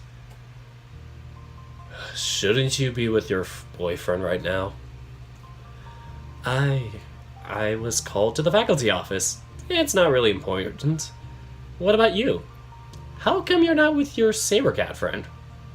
The wolf blinks a few times, shifting on his seat, scowling unhappily. What? You think we're glued at the hip or something?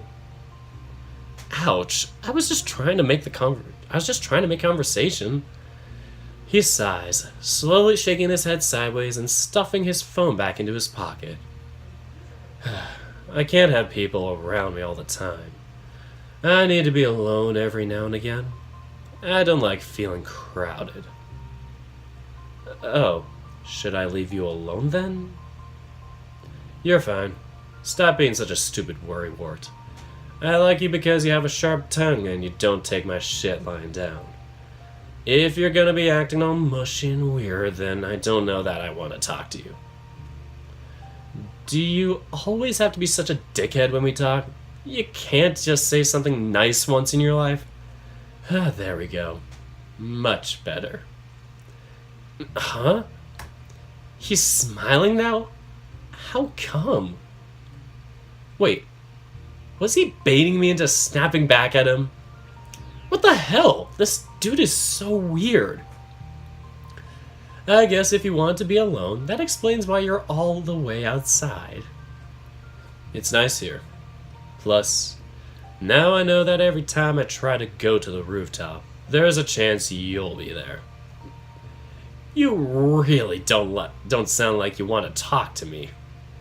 You even came here on purpose to avoid me. Yes, I did want to. Yes, I did want to avoid other people when I came down here. I'm fine now, though. Stop being such a nag. You're not a chick. I swear to God, one day I'm going to smack this guy so hard he'll pass out. Plus, I wanted to eat in peace.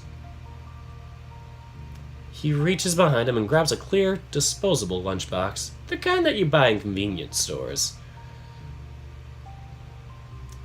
Convenience store lunches, huh? Fancy. The wolf shrugs, tossing the container on the seat next to him once again. It gets the job done. Plus, I don't feel like cooking. Can you even cook? I have a little brother, an alcoholic father, and a lazy mother. What do you think? Oh. Wait, what was the little brother again? Oh, yeah, a little brother. Never mind. I thought I was gonna say like lazy brother or dumb brother, but no, he actually likes his brother. It's like really sweet and wholesome. Oh, I didn't know about all that stuff. Haruki leans back on his seat, scratching his neck with some bored look as he always seems to have, even yawning a little.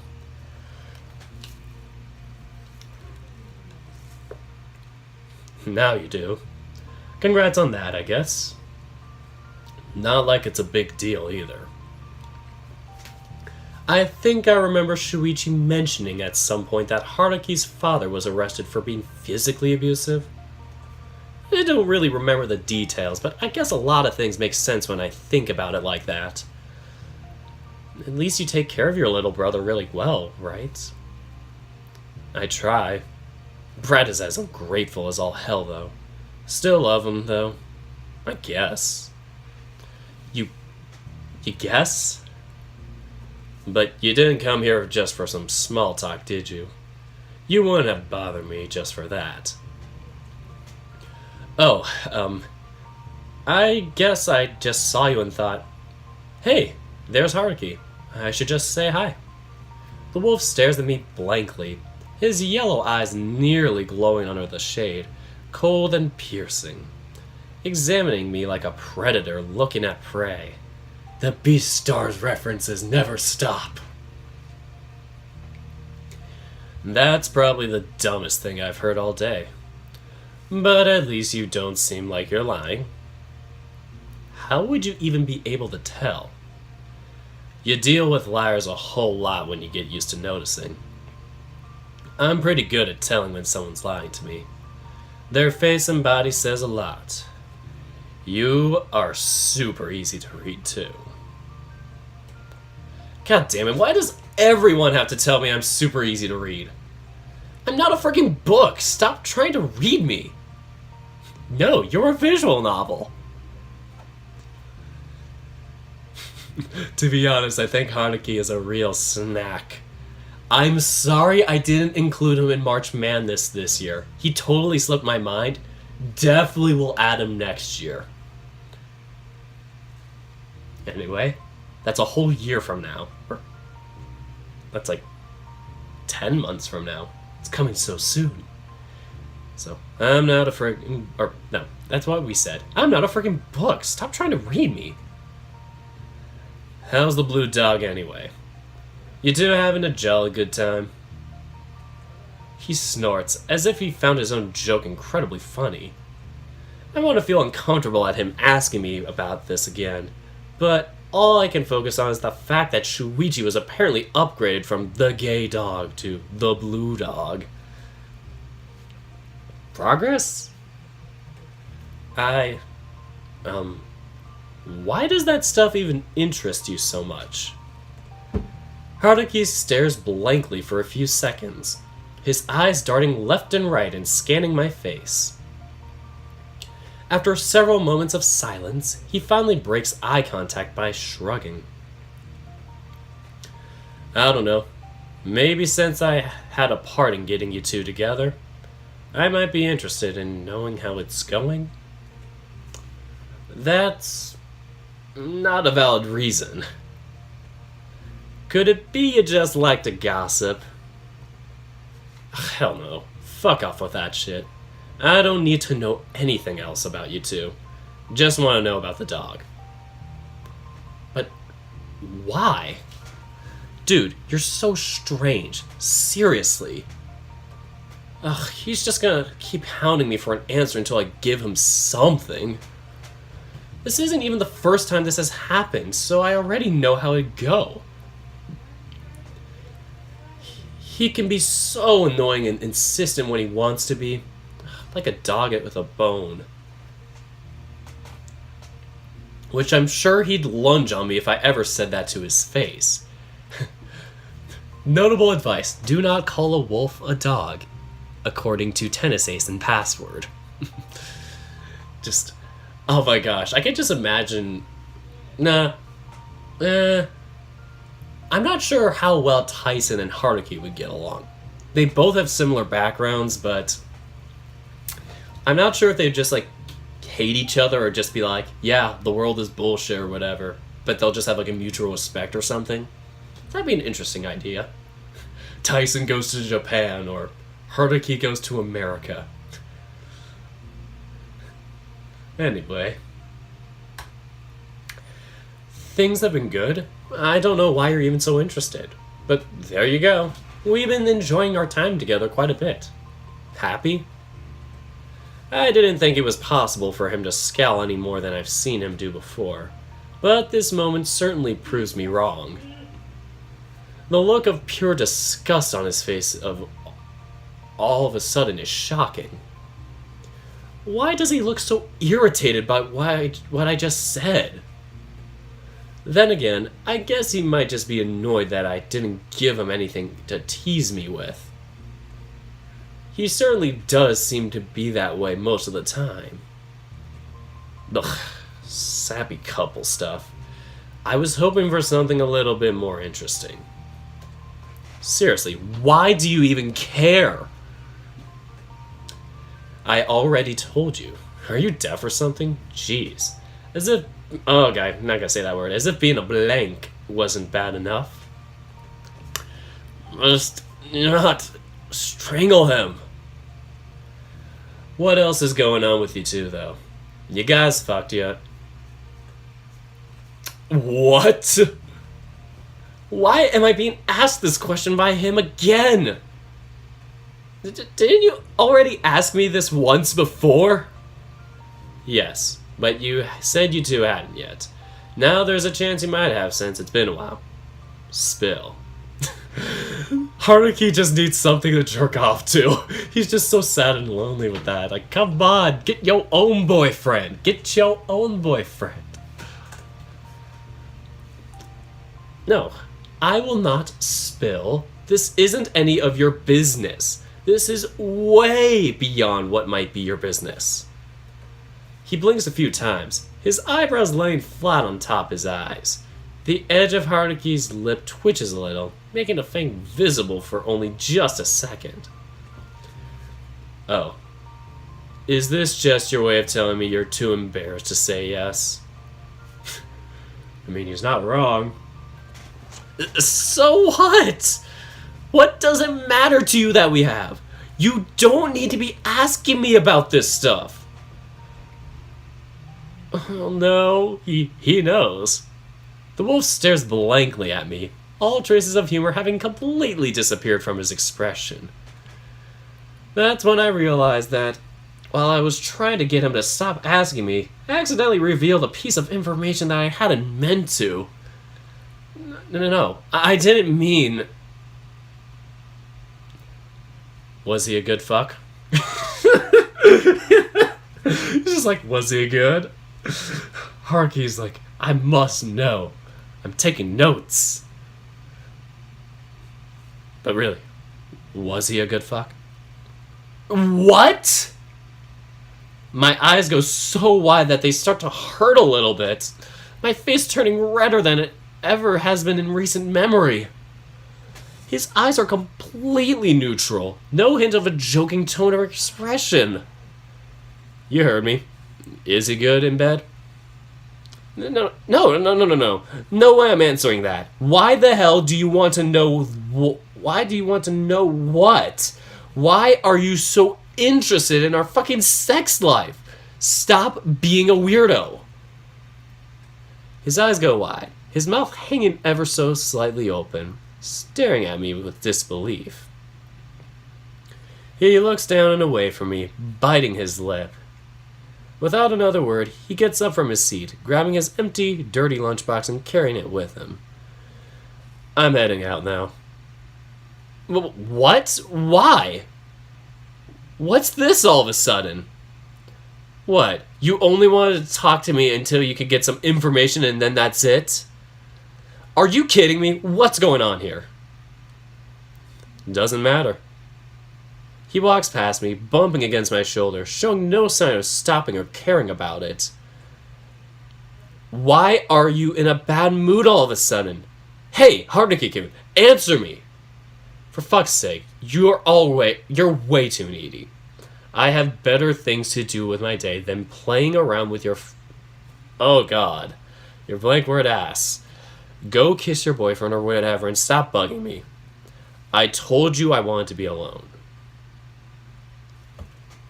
I watch him walk away from me, stomping the ground as he does so.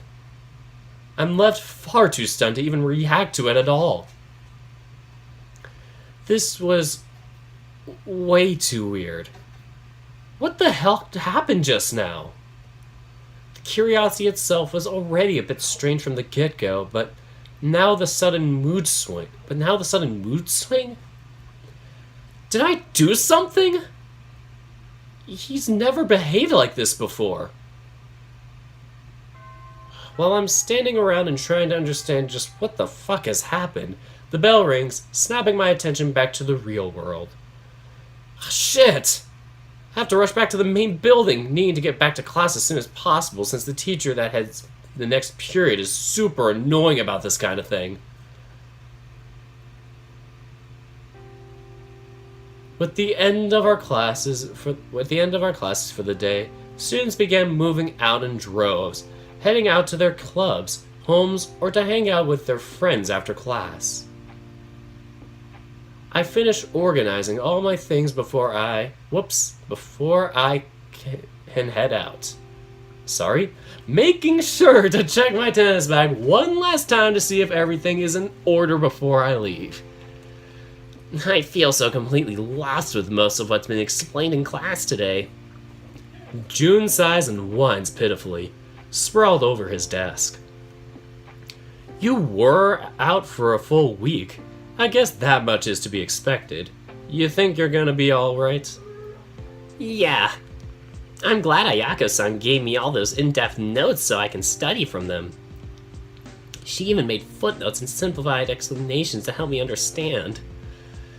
That's good. It's no secret she's the best note-taker in class. People usually always go to her to ask for copies of her notes for that reason alone. But of course, given her personality, that usually comes accompanied with having to survive her teasing them for needing it in the first place. Pathetic.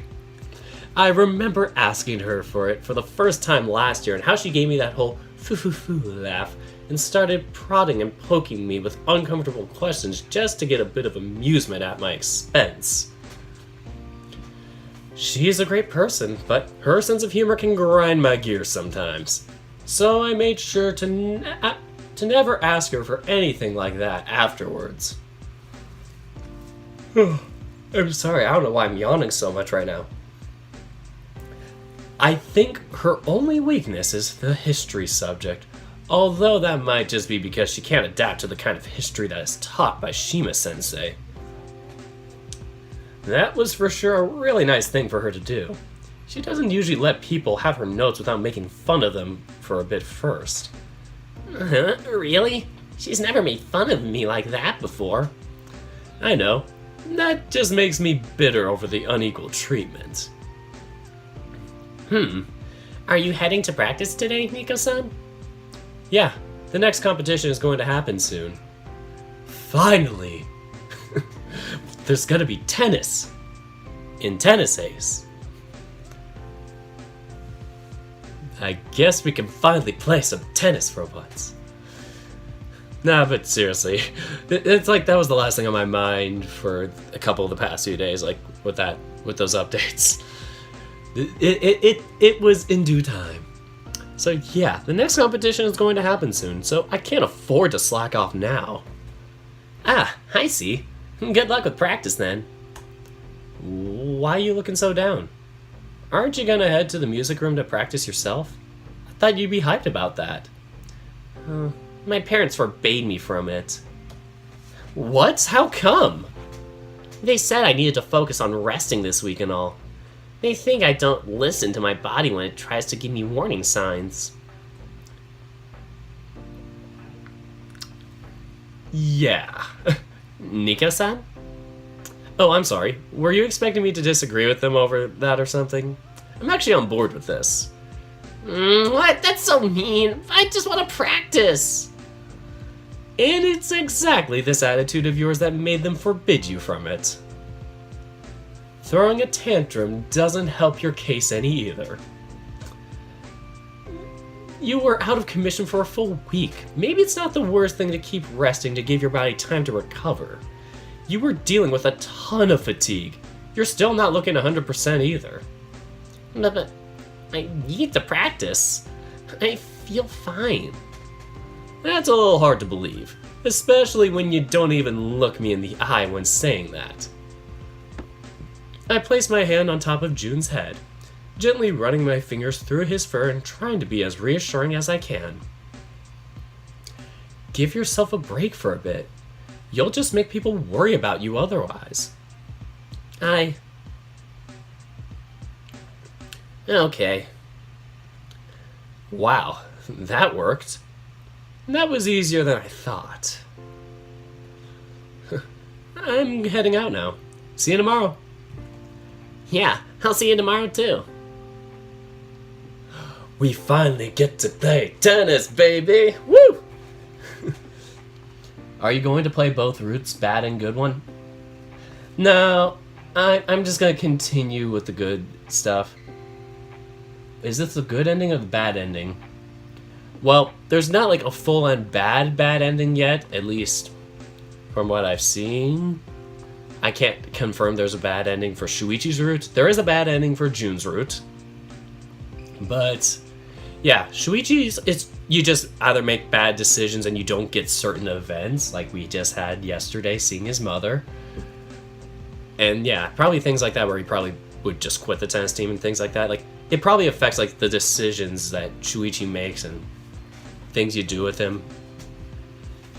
Yeah, it doesn't seem like there's a bad ending yet. But yeah, I'm just gonna keep with the good stuff. Make the best decisions I can some of which I had to go back on and say, do not. Well, the decision was to tell Shoichi to stand up for himself when his dad wanted him to quit volleyball. It was like I chose like, oh, you know, you gotta like work with it for now, and then because I thought, oh, you know, you don't want him to get like kicked out of the house or something like that. But then I realized that's just encouraging the abuse. So, yeah. Or at least I was told by Basket. And I was like, yeah, I was kind of unaware of that, kind of an airhead. Anyway, we're doing the good stuff. Walking inside the building, I can't help from feeling a certain sense of enthusiasm washing over me. It's nice to have some of my old sense of enthusiasm back. I truly thought it might never return. For someone like me who's loved tennis so dearly and for so long, the feeling that I was only going through the motions with it is really scary.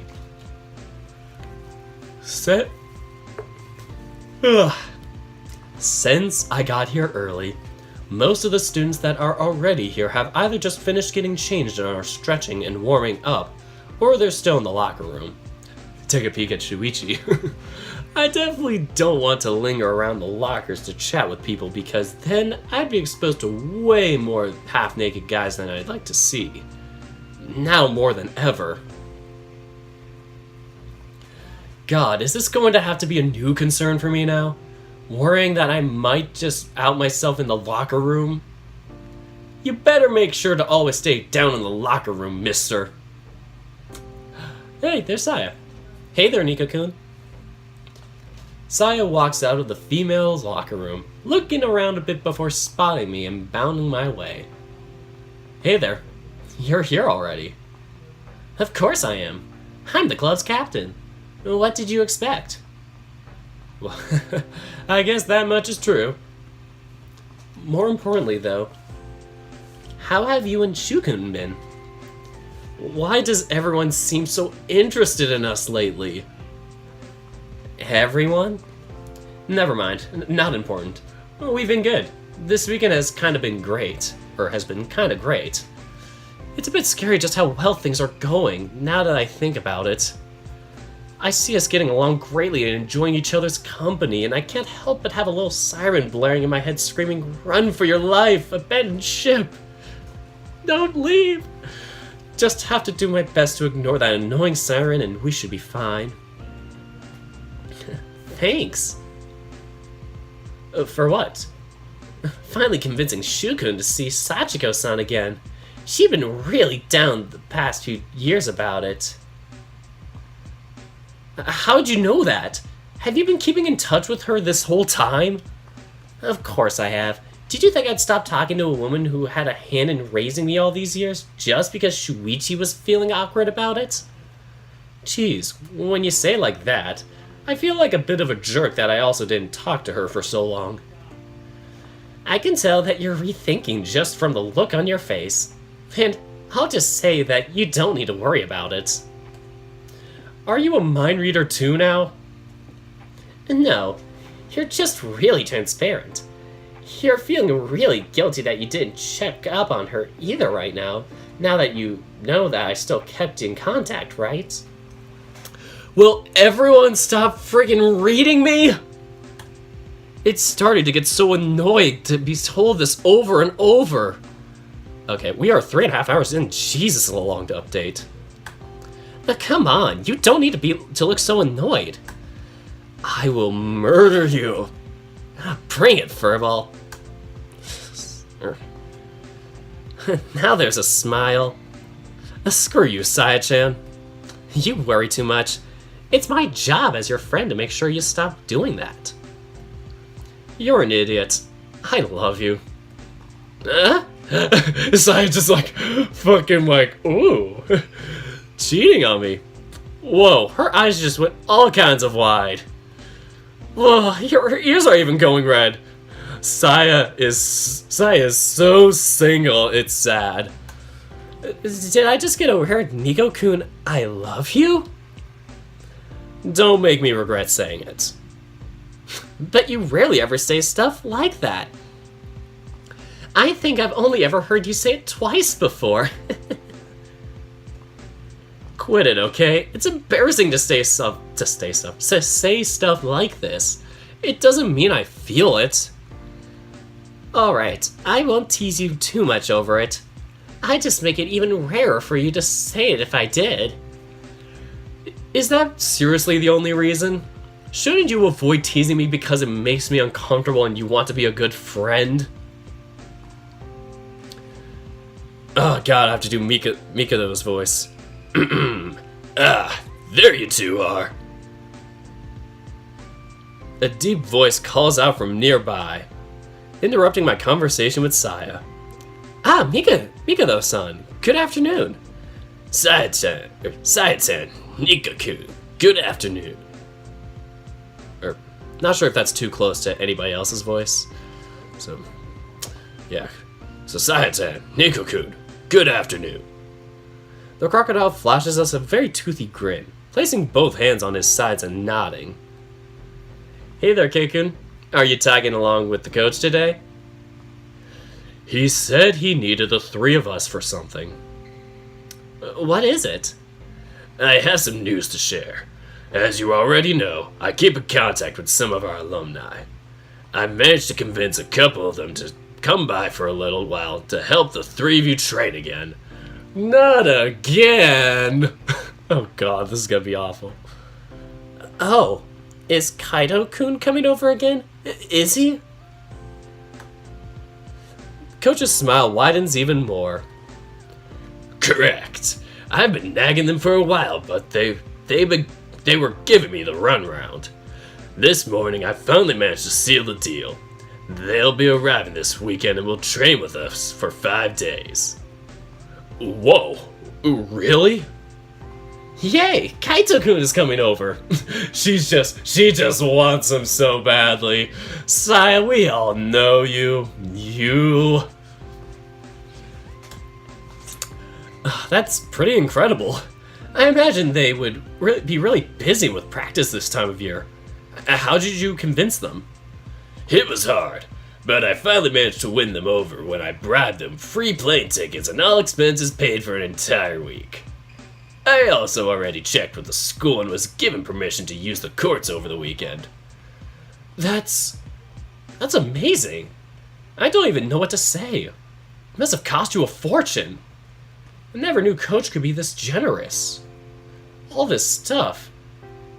I can't believe he would go out of his way like this, especially when it's being arranged so suddenly like this. Coach bellows out a booming laugh, crossing his arms and leaning his head back while he cackles. I'm thinking of that that Link, like that crappy Link cartoon video game thing where like the king is just like laughing and his like head's going backwards. I can just imagine Mikado doing that right now. Don't you worry about that. I just marked this as work expenses so I can deduct it from the school's budget. Oh, never mind. I should have seen this coming. Will any of the girls be coming over too? And why did you only call the three of us over here? We had 7 players qualify for the next competition. Yes, well, the other 4 have already gave up on their special training back when we last had some players over in April, which put me in a really awkward position with some of the alumnus that come over and just watch from the sidelines, as we didn't have enough players actually playing with them. Right. I remember that. A lot of players threatened to walk out of the club entirely, saying that that week of special training was far too Spartan. I think at the end of it, only 5 of us stuck through the whole time, and the other 2 that haven't qualified. Wait. So 5 of you only are around? Oh, and the other 2 that haven't qualified. Oh, okay. So there was only 7 players left in total. Weird. That's weird. 7 guys are left, but only 5 qualified. With that said, I didn't invite any of the girls this time. Only Murasaki and Sasaki will be coming back this time. Uh-huh? How come? What about me then? You'll be training with the boys. Last time you were already showing you were adapting very well to the girls and managed to beat them pretty often. Granted, none of them were ranked quite as highly as Murasaki and Sasaki are. Oh, and that doesn't sound too bad. Although I will miss playing against Shina-senpai. Yes. And there's also the fact that I couldn't quite fit any more people in the budget without administration asking too many questions. But yes, mostly the first thing. I've been keeping track of those two ever since the training week in April. It seems their ranks have also increased a bit since they were last here. Yeah, Kaido-kun took part in the Challenger competition 2 weeks ago and climbed all the way up to 212. Holy crap, Kaito! You are the G now. What about Sasaki-san? Wasn't he already in like the top 200s last time he was here? He's currently ranked 161. Huh? Is it just me, or did that number not change at all that much? Murasaki-senpai went up over 100 positions in the ranks. It seems there's a huge wall somewhere around the top 150. Getting somewhere in that position is much easier than getting past it. So he's plateaued. It's not that bad. It's only been 2 months. If he's still gone up almost 20 positions in that time, that's pretty steady progress. I guess. I just have a hard time believing that those guys. What? I can't read. Those guys were so incredibly overwhelming to play against when he was here. Or that guy was so incredibly overwhelming to play against when he was here. It's difficult to imagine him struggling to climb the professional ladder when that's the image I have of him. Which probably just means there are way more amazing people than him out there. The thought is terrifying. Suddenly, a huge hand plops itself down on my shoulder, startling me and making me jump. Okay, with that said, let's move on to the next order of business. Hang on, shouldn't we discuss details about the guy's stay over here? When we'll practice? How many times? That sort of stuff? We can leave that for later. There's something else that I need to deal with first. Oh, what's that? I have a little bit of a experiment I want to perform. What? That sounds super dangerous. Why isn't anyone else reacting to it at all? Nico-kun, have you and Sayatan ever played against each other? Uh-oh. Huh? Us? Not really. How come? We play in completely different leagues, so we never thought there was a point to do it. Is that a question or a statement? Coach chuckles, a high-pitched noise that almost comes out as a whistle, very different from his usual laughs. Really?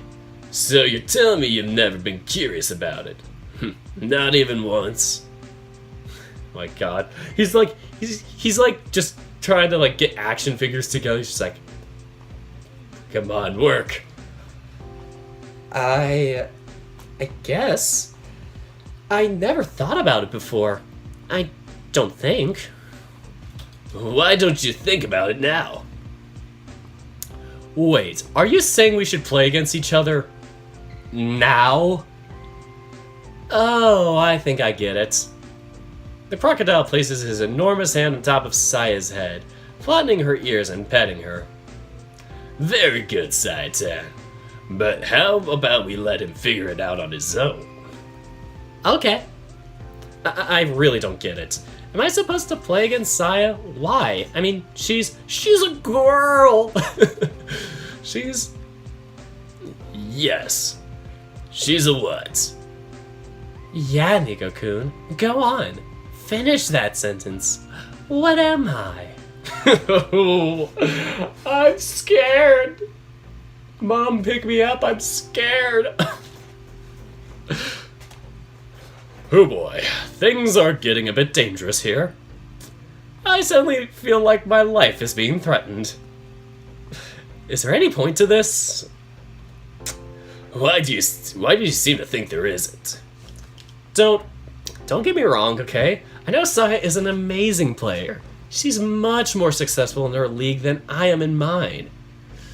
But that's the thing. The two of us are in completely different leagues. We never compete with each other. So you don't think there's any point practicing against someone you wouldn't compete with? Well, no. Why would there be? Practice is supposed to be a way of preparing yourself for the real thing. There's never going to be a situation where I'm going to be seriously competing with a girl unless I decide to play mixed doubles. And I'm not really interested in doubles. Oh, that's too bad. I think it'd be fun if the two of us played doubles together. No thanks. I'm a solo player. What do you think this is? Extracurricular activities? Let me tell you right now. You're being far too short-sighted. Huh? Did he just insult me or something? How am I being short-sighted? Female league and male league are different. Fundamentally different. Female players don't play the same way male players do. Play styles are completely different. Barely anything I might learn here will be applicable to a match with other guys. So? What do you mean, so? That's the whole point by itself. Up until now, you've only selected your training partners by looking at other players you wanted to get... Oh, shit. My bad. Up until now, you've only selected your training players by looking at other players you wanted to get accustomed to playing against, or ones who played similarly enough to other competitors so that you could be used to so that they could be used as a stand-in, haven't you? Keikun looks away uncomfortably, making me feel very self-conscious and crappy about it. Yeah, I've never really been one to have training partners in the first place. Sorry, Keikun. Which is why I'm saying you're short-sighted. You only look at the immediate benefits of training with someone. Will playing against them now help me beat them in the future? Or will playing against this person help me in the future against another rival? That's how you thought up until now. I nod, knowing that these words are correct. I have no shame over it in the first place. After all, what's the point if I have nothing to gain from it? You can always learn something from your opponents if you're willing to. It doesn't matter their skill level or what league they compete in. That much is a fact. It's a fundamental truth you've never learned until now due to your own selfish nature.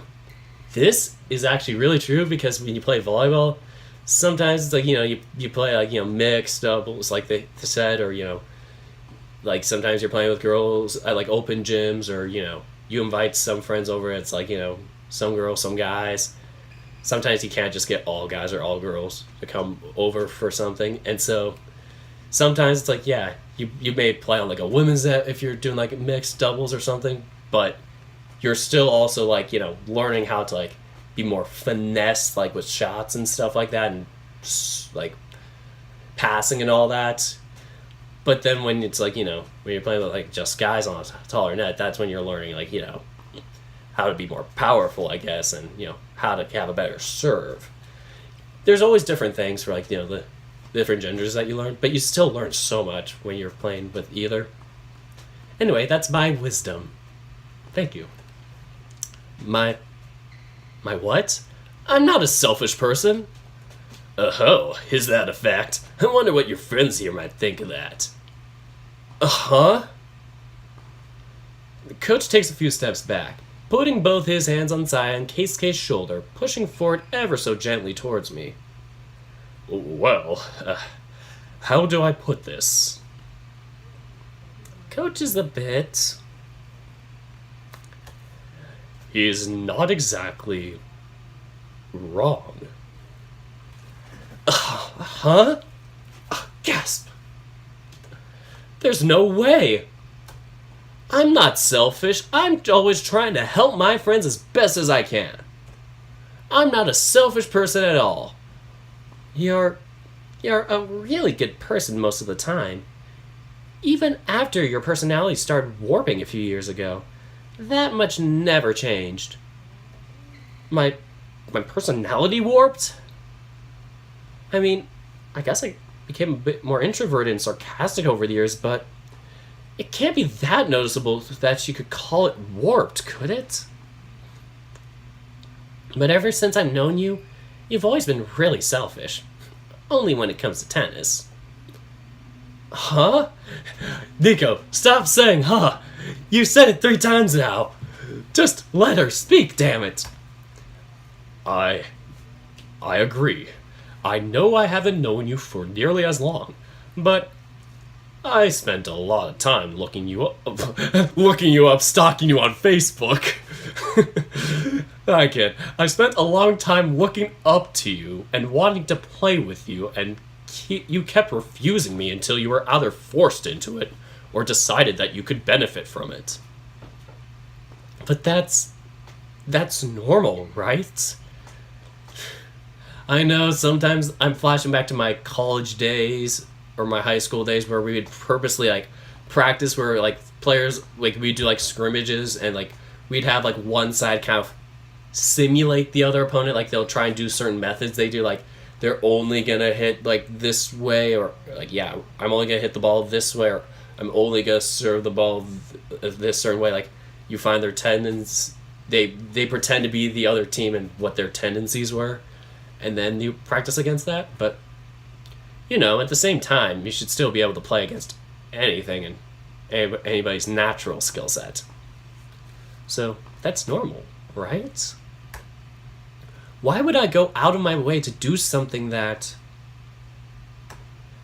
From the look on your face, I'm guessing it still hasn't clicked in your head.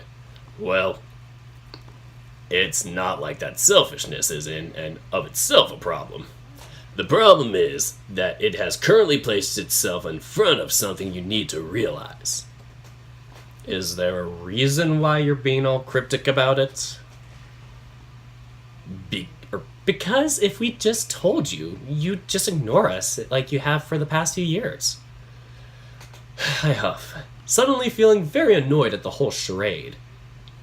I shoot Keikun a look, trying to see what he has to say about it. Don't look at me. I have no idea what those two are trying to get at either. Coach places a hand on top of Keisuke's head. I can just imagine him palming their heads like basketballs. Like, he always folds his arms up. I think Coach Mikado has big hands. Hashtag see Mikado's hands. That is so dumb. Anyway. Coach places a hand on top of Keisuke's head, doing to him the same thing he did to Saya just a few moments earlier, smiling awkwardly at the hair. I'm sorry, Keisuke-kun. This is a lesson you've yet to learn as well, I'm afraid. And one that you might not like. What's that supposed to mean?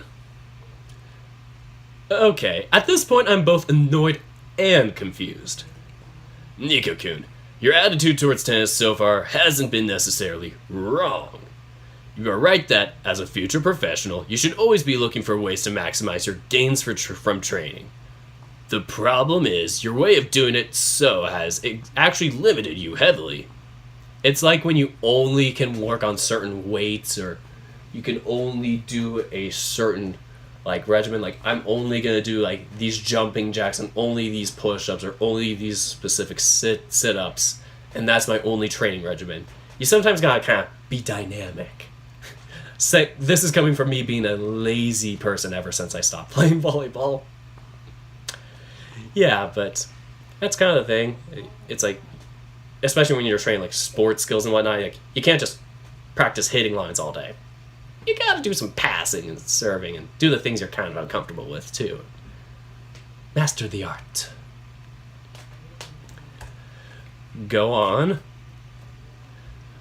I believe to a certain level, you already begun to understand it. Although not fully. When I called Morisaki and the others here a few months ago, I thought you for sure that would be a push you needed. It certainly started the process off, but it didn't quite work as well as I hoped. You people are seriously starting to annoy me by talking in circles like these.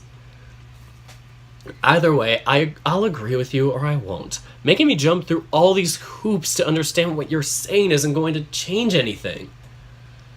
I want you to play against Sayatan. I believe she has a very important lesson she can teach you. One you couldn't learn if you were just told. It's something you need to experience for yourself. Fine. I'll play along with this game of yours, but I'm seriously pissed off right now. I feel like this whole thing has been nothing but an excuse to criticize me. I'm just looking out for your best interests. Funny hearing that from the lazy coach that did nothing to help me for the past 2 years. Oh! Yikes. That's a yikes from me, dog. Hey, Nico-kun, that's not... Mikado pulls out his hands, slaps him across the wall. Oh, man. Mikado's gonna go full science. It's like, he's gonna go full rage on him. Nico-kun, that's not... Mikado raises a hand in the air. That's when you know he's gonna lay it down. He's gonna give it to Nico. Come on. Don't hold him back. Let him do it. Give it to him. Mikado raises a hand in the air, cutting Saya off before she can finish her sentence, suddenly staring me down with a glare that I never expected coming from him. It's enough to make me shiver. Either you'll understand it or you won't. But it's something you need to realize for yourself in order to proceed as a player. For now, a single set should be fine. Yeah, sure. Whatever. Let's just get this over with. Jeez, you could try not looking so unhappy about it. It's your guys' fault for pissing me off in the first place. You two warm up for a little bit and then get to the court. I'll be the umpire for the game. Keisuke, you're just gonna be this NPC side character. What? Sure. Ouch. You really don't look happy at all. I'm not. There we go. I walk away to a nearby bench, dropping my bag on top of it and grabbing a few things from inside. My racket first of all. I feel like I'm clutching it so hard right now I might end up breaking it from how annoyed I am right now. I perform a few warm-up exercises, nothing too strenuous so I don't end up tiring myself out before the match. Just making sure my body is limber and prepared for it before we begin. Don't need to risk injuring myself. A few minutes later, Saya and I both get to the court, walking up to the net opposite of each other. Should we toss a coin to decide who serves first? Sure, let's go with that. You can call. Okay, here goes nothing. I call tails. She quickly walks up to her bag, grabbing a coin and tossing it in the air. It breaks through the roof. How the hell did you do that, Saya? Saya just... You don't mess with Saya. I watch it spin multiple times before falling on her head, with Saya-chan closing her hand around it immediately. Let's see. She slowly opens her hand, peeking inside with near childlike curiosity. What stares back at us is the head side of the 100 yen coin. Oh, bummer.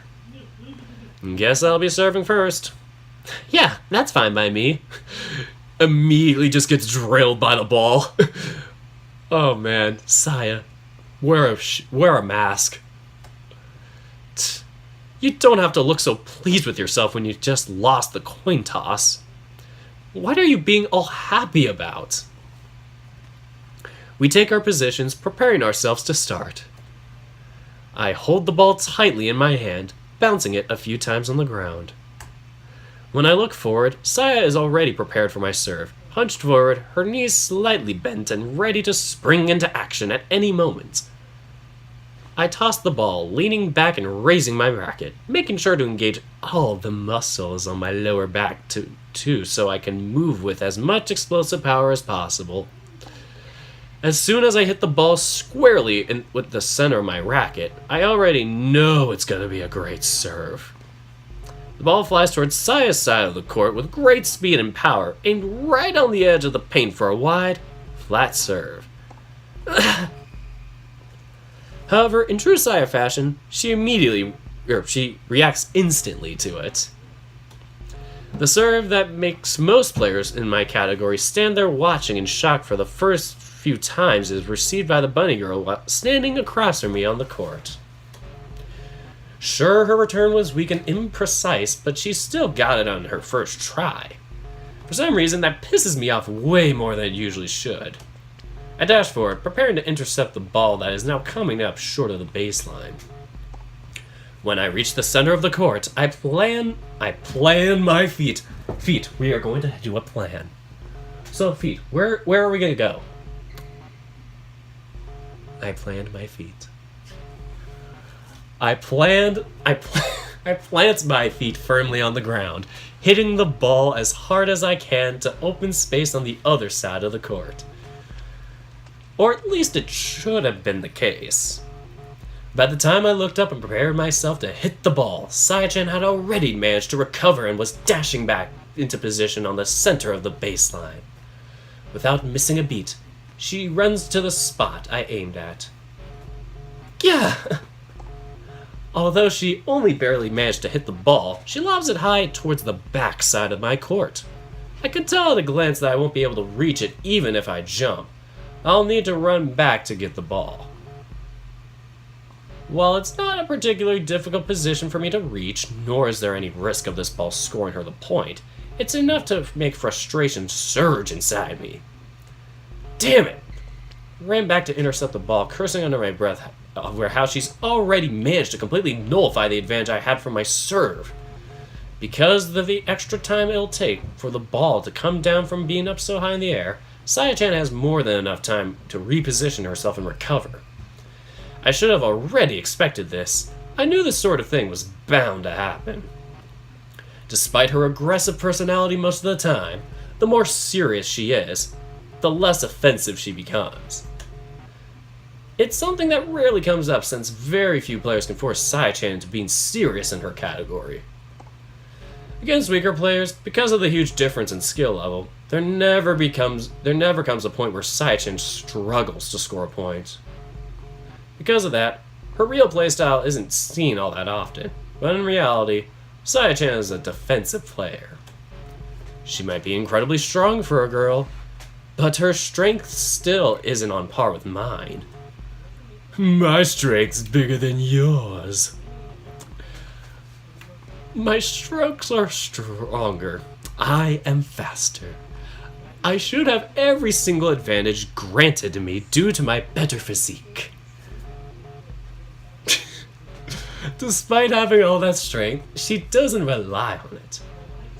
Instead, she plays a very slow game where she returns the ball to the worst possible spot constantly, always making me run from one side of the court to the other. A very orthodox style of defensive ground strokes.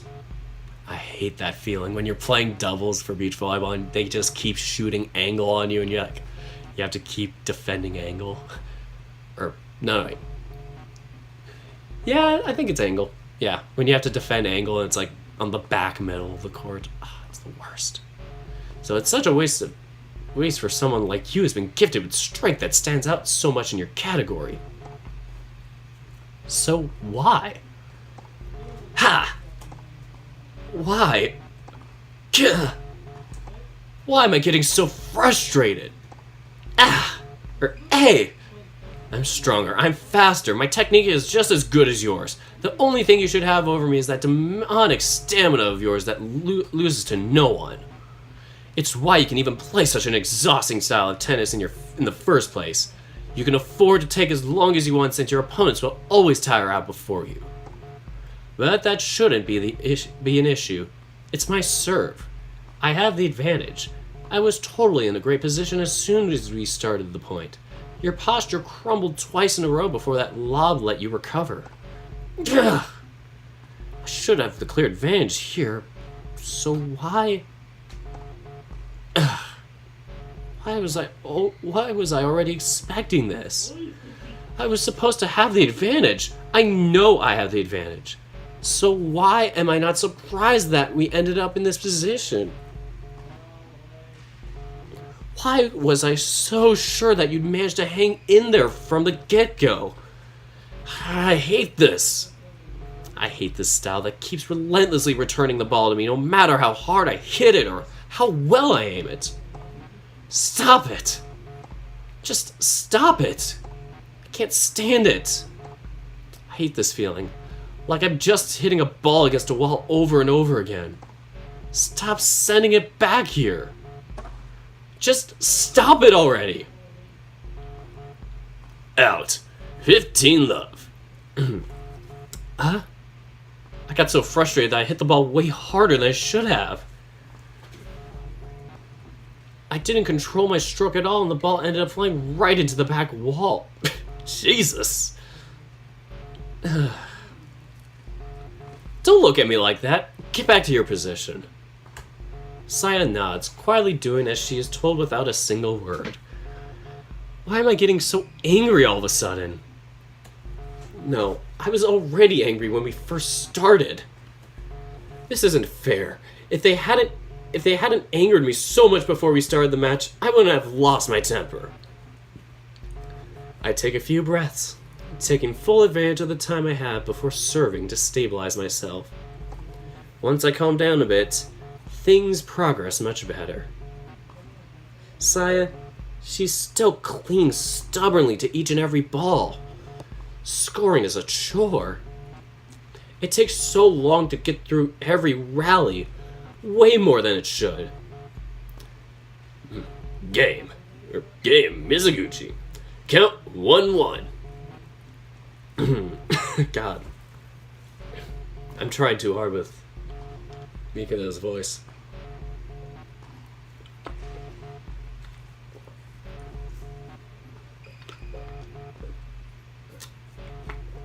And that's it. Game, Mizuguchi. Count 1-1. Just holding on to my serve is already exhausting, and yet Saya-chan holds onto hers like it was nothing. Why? You and I have been together all this time. We've trained together for years. We've watched each other grow. I know you better than anyone else. So why do I feel like there's such a difference between us? Game, Mizuguchi. Count 4-2. You and I were supposed to be equals, weren't we? That's what we always told each other. So why was it that deep inside I was so afraid of playing against you? Why is it that I seem to be getting pushed further and further back by you? Game, Mizuguchi. Count 5-2. What do you have that I don't? Uh-oh. He lost. Game, set, and match. Won by Mizuguchi. Count 6-2. I take quick, shallow breaths, struggling to even stay on my feet. You need stamina, boy! I learned that the hard way, too. Even though I'm a shorter player and should have more stamina, I have the shittiest stamina. I mean, I could put the ball in, like, different positions, but it's like my stamina's just shit. On the other side of the court, Saya is also panting, though nowhere near as much as I am. At some point, the courts become incredibly silent. Most eyes fell on the two of us, watching Saya and I play with great interest. Watching me be demolished by her. As soon as the match ended, I walked out to the nearby bench in a daze, my eyes focusing nowhere in particular. Nico-kun... Mizuguchi-senpai, please play against me as well. Please! He's like, notice me, senpai. But... Your match against Mishimaya-senpai. It was very informative. I feel like I might figure something out if I play against you right now. But... It's alright, Sayatan. Leave this to me. I am vaguely aware of Coach's presence walking up and standing right next to me. He stands idly for a few seconds, probably staring down at me. I can't really see anything other than his feet since I've covered my head with a towel. Could you tell? Tell what? What kind of player Sayatan is? I've always known what kind of player Sayatan... I just said exactly what he said. I've always known what kind of player... I was going to say it again. She is. I've always known what kind of player she is. Really? And what is that? She's a defensive baseliner. Her stamina is way off the charts. Her ground strokes are very precise. Her reflexes are... No, that's not what I'm asking. Then I don't know what you want from me. I throw my hands up in the air, snapping at him much more aggressively than I intended to, looking up at the crocodile in an attempt to glare right back at him. But instead of a glare, I see him looking down at me with a gentle smile, his brows slightly furrowed. Oh god, I got an eyebrow. I almost had an eyebrow in my eye. Nico-kun, you've begun to notice it. I know you have. Notice what? What kind of player Sayatan is? I already answered that. You didn't answer it right. Then what the hell kind of answer do you want from me? Just tell me what. Just tell me so we can be done with this crap. Nico-kun, when you were playing against Sayatan, how did you feel? How did I feel? I felt annoyed. Having to suffer through those endless rallies was exhausting. Do you have any idea how frustrating it was to feel like you were hitting a ball against a wall? Nico's impatient. He's got to realize she's a patience player. Like, yeah, she's like, hitting the ball back and forth. But that's the thing. She's a stamina player, but she's also players that's going to test your patience. We had those in beach volleyball all the time. Those were the worst to play. I remember playing against a pair, and now they're in the AVP. Good old days. Anyway, do you have any idea how frustrating it is to feel like you've been hitting a ball at a wall? And how did you think Sayatan was feeling? Cool as a cucumber. How the hell should I know? She was probably having a great laugh at me, how she was smiling during the entire match. She probably found it hilarious how I was struggling so much for no reason. Do you really think Sayatan is the kind of person to think that? Who cares? The whole thing was pointless anyway. Why? I'm starting to get really frustrated with this guy. What's with all these fucking questions? Didn't you annoy me enough for one day? Aren't I feeling miserable enough already? What the hell more do you want from me? Why was it pointless, Nico-kun? Stop repeating yourself. I heard it the first time. Because! What's the fucking point in playing a game you know you can't win? Ooh, he's starting to learn. Huh? What did I say just now? It's to build up the morale, so to show that you're not invincible. I feel the opposite, where I feel like everybody's gonna beat me and I don't get trusted to be put in the game. At least that was for me for indoor. Hence my mental issues. So what did I say just now? Huh? I didn't think I could win? No. I didn't. From the start, I didn't. I was scared of playing against her. That's it, baby. That's the one. That's the thesis. That's how I feel. But why? Why couldn't I win again? You tell me. What's the difference between you and Sayatan? She's much better than I am. Do you really believe that? What do you mean, do I believe that? We both saw it's true. Do you really believe the reason she beat you is because she is better than you? What other reason could there be? Nico-kun, what do you think was the difference between how you were feeling during the match and how Sayatan was feeling? How she was feeling?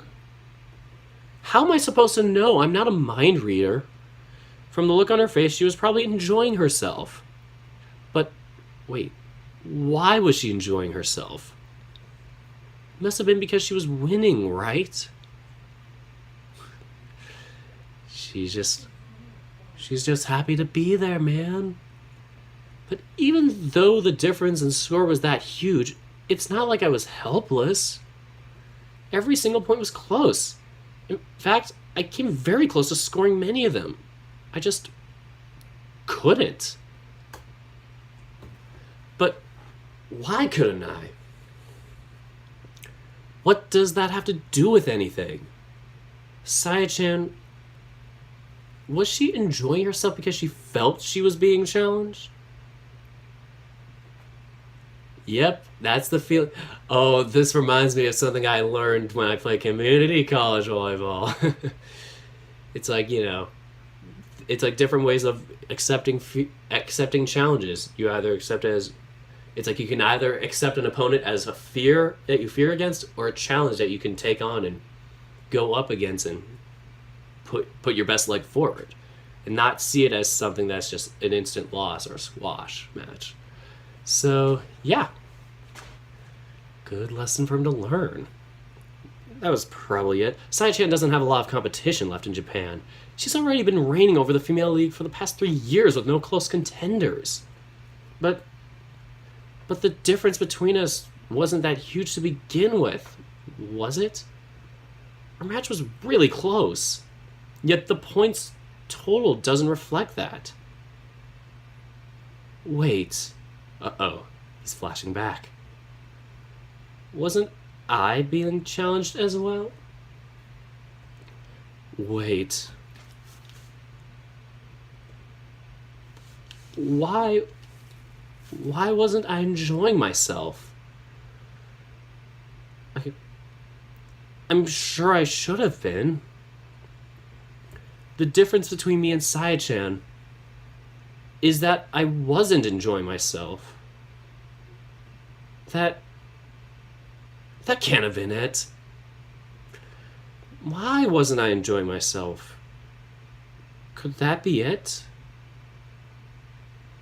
A challenge. Challenges are fun because they make you work your hardest and think seriously about how to surpass them.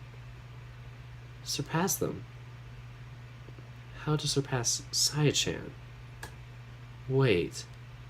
Did I even think about that at all?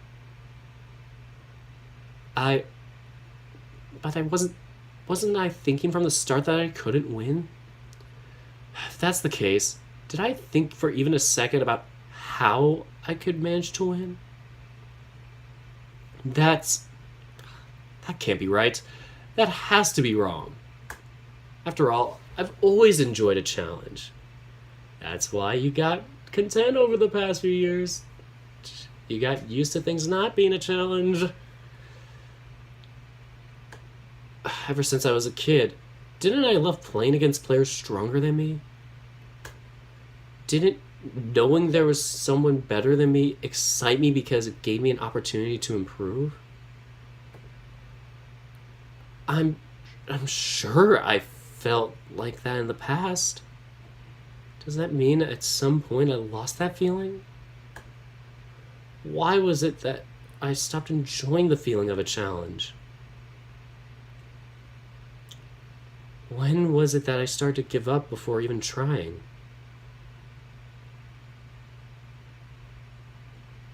Losing.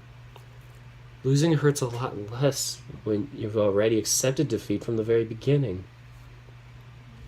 I'm sure I must have thought of that a few times before. But if that's the case, yeah, I'm pretty sure that I noticed it a few times lately. Like a bad omen that shook me to my core. The feeling of facing up to my own insecurity and weakness was so unpleasant that it made me want to forget it all.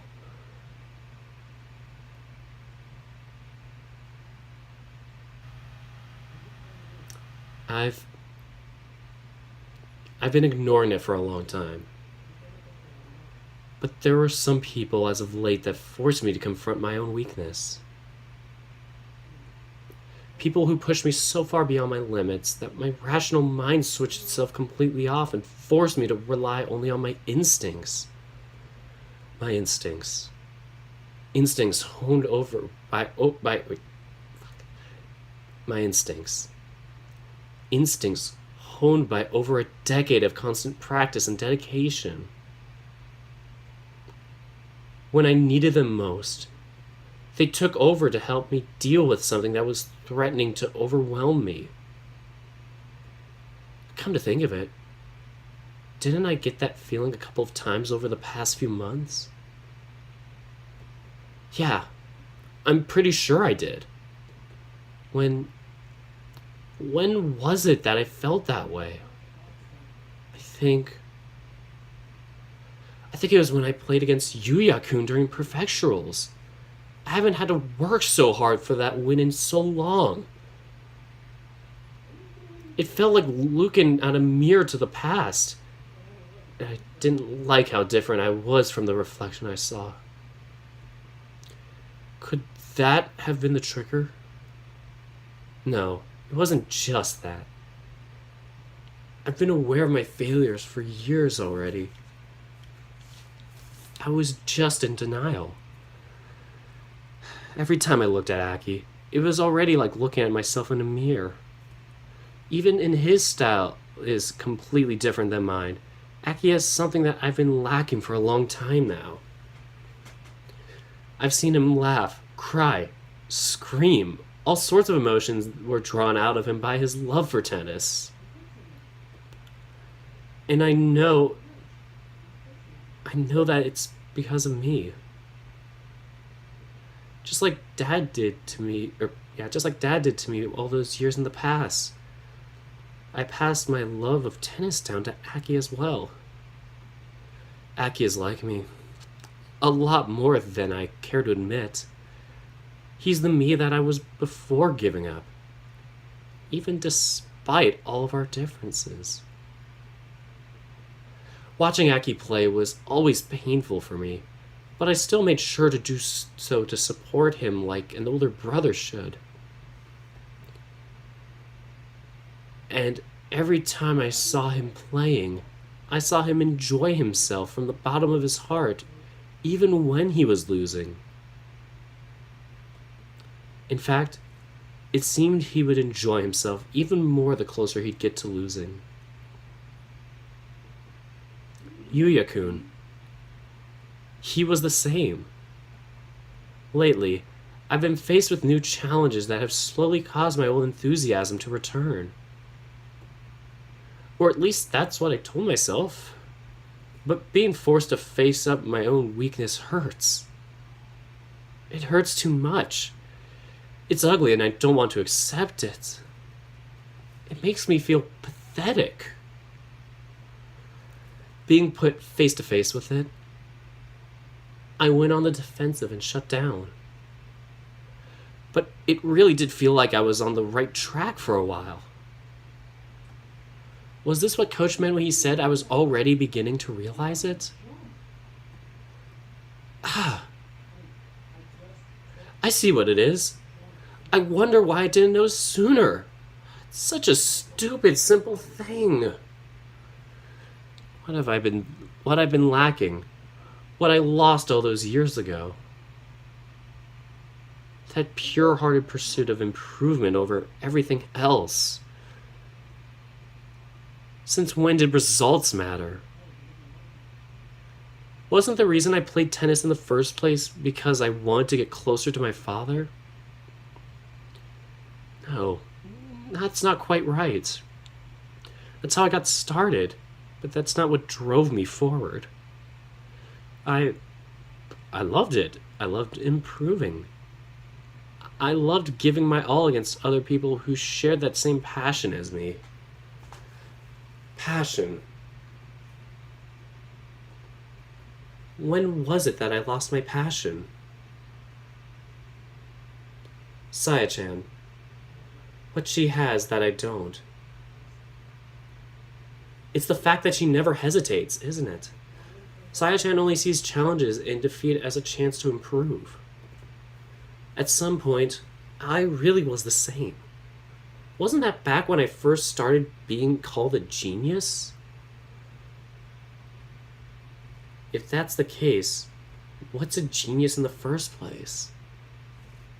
People used to tell me that I was lucky to be born talented, but they never had the chance because they didn't have the same talent as me.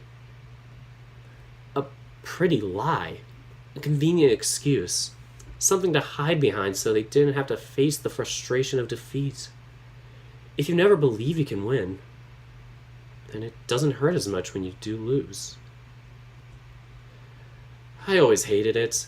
It felt like everyone was dismissing the amount of effort I put into improving. If they hated losing so much, then why didn't they work harder too? That's what I did. I recognize it now. Talent truly is important. It is a thing that exists. I can't just shove my fingers in my ears and close my eyes and pretend it doesn't.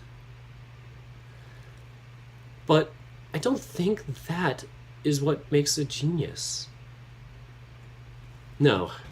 After seeing all those amazing people from up close, Akie, Saya, Shuichi, Yuya, Keisuke, Tanabe, June, people both old and new.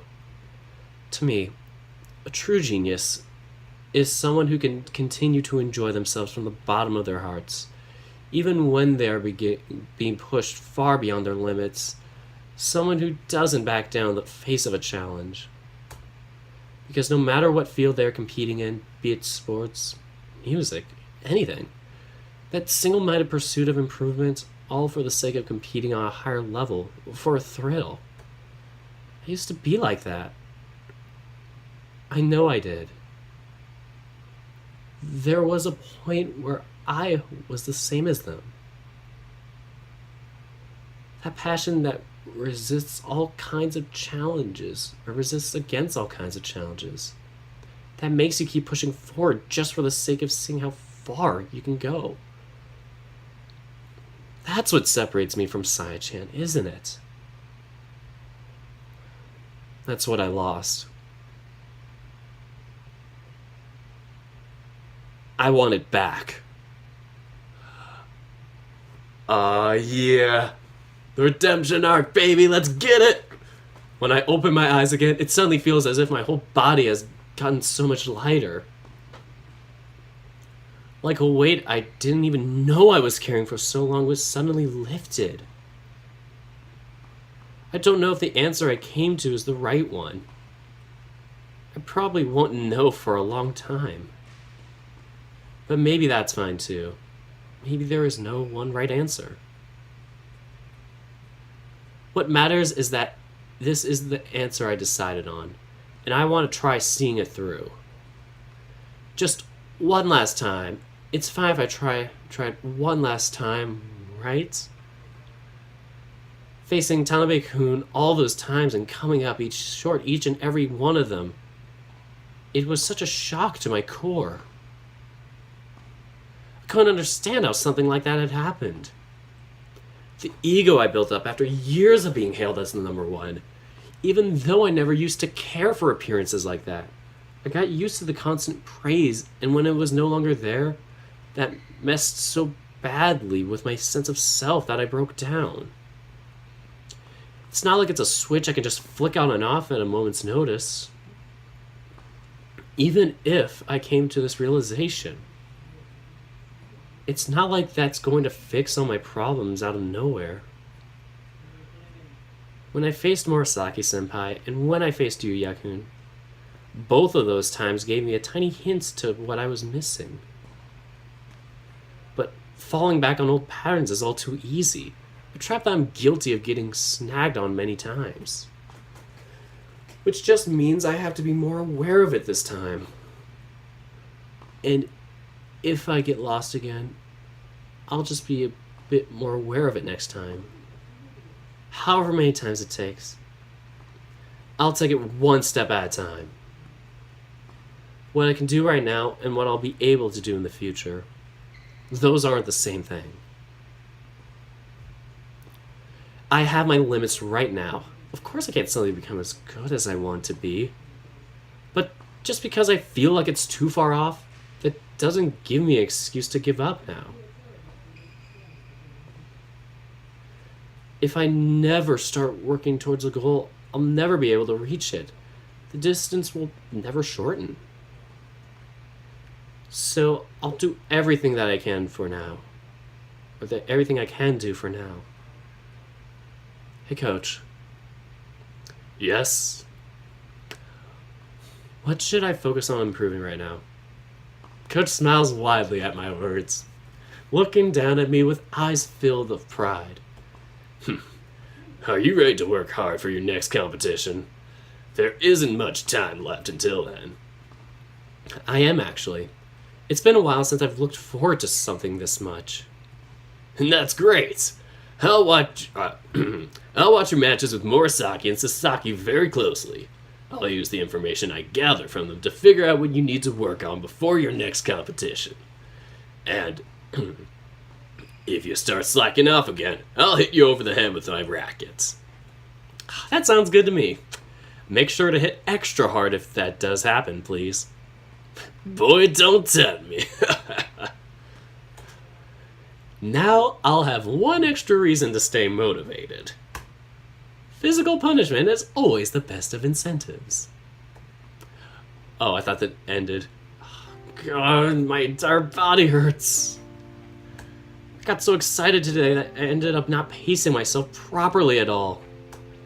I probably really overdid it. I need to learn to control myself a little bit better. I either do nothing or I do way too much. I need an in-between.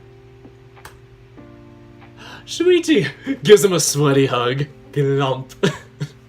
Oh, God. As I'm leaving the gym building on my way home, I see Shoichi leaning against the wall as soon as I step out. Ah, there you are. Shuichi, what are you doing here? I was waiting for you to come out. What else does it seem I'm doing? Okay, I'll rephrase. Why are you waiting outside for me? I wanted to see you. Isn't that a good enough reason? I shake my head, trying to resist the urge to laugh. I guess it is. I just wasn't expecting it. Well, I didn't get as much time with you. Jesus. I didn't get as much time with you. I didn't get as much time with you as I was hoping for since you didn't come back before lunch ended. So I want to talk to you a bit more. We didn't speak much last week either. All I got was a bit of the weekend to spend with you. I was getting a bit lonely. Aren't you exaggerating? Maybe a little, but who cares anyway? Do you want to walk home with me? Sure, I'd love to. Okay, why don't you tell me how practice was on the way home? You seem awfully chipper right now. Oh geez, I don't even know where to start. There's kind of a lot. We have time. Alright, so as soon as we got to the building today, Coach gathered us all together to give us a little bit of news. I relate the events of my day to Shuichi on our way back home.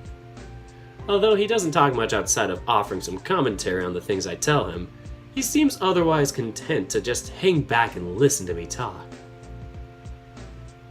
I wonder if losing against Murasaki and Yuya get like a bad route, like where he totally loses his passion and will not try to get back.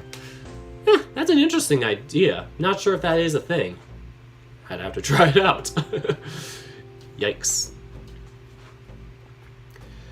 He seems particularly pleased when I tell him about the epiphany I had earlier today, agreeing emphatically with my thoughts on everything. I don't tell him about the scholarship offer, wanting some more time to think about it on my own before telling him, if only because I know how pushy he'd be about trying to get me to accept it if I did. Overall, though, Shuichi and I have a very pleasant walk back home before we eventually have to part ways. No! Don't go! I have to save first.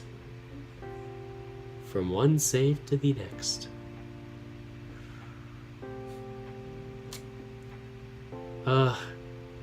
Should I override this save?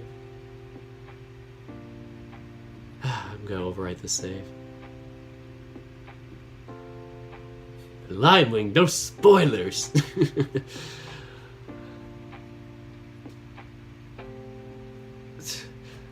Alright, so that is it for this update. Hey guys, you've reached the current end of the Shuichi content. I hope you've enjoyed what you managed to play so far. As you guys may or may not already know, all development in Tennis is possible thanks to all my amazing patrons and other supporters who make it possible for me to dedicate the time to work on the game, as well as commission the art for it. If you haven't already, and if you're able, maybe you can consider help to support us too. Just click here and you'll be taken right to my Patreon page. Once again, thank you all, and we'll see each other with the next demo.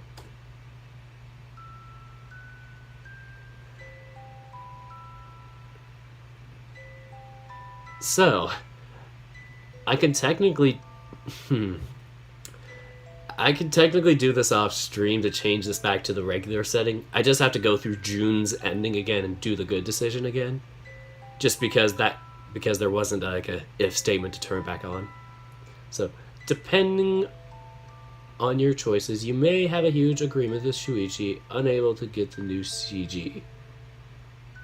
Or argument with Shuichi, unable to get the new CG. Oh, that sounds pretty sad, and I would feel very sad if I did that. 4.5 hours, oh my god.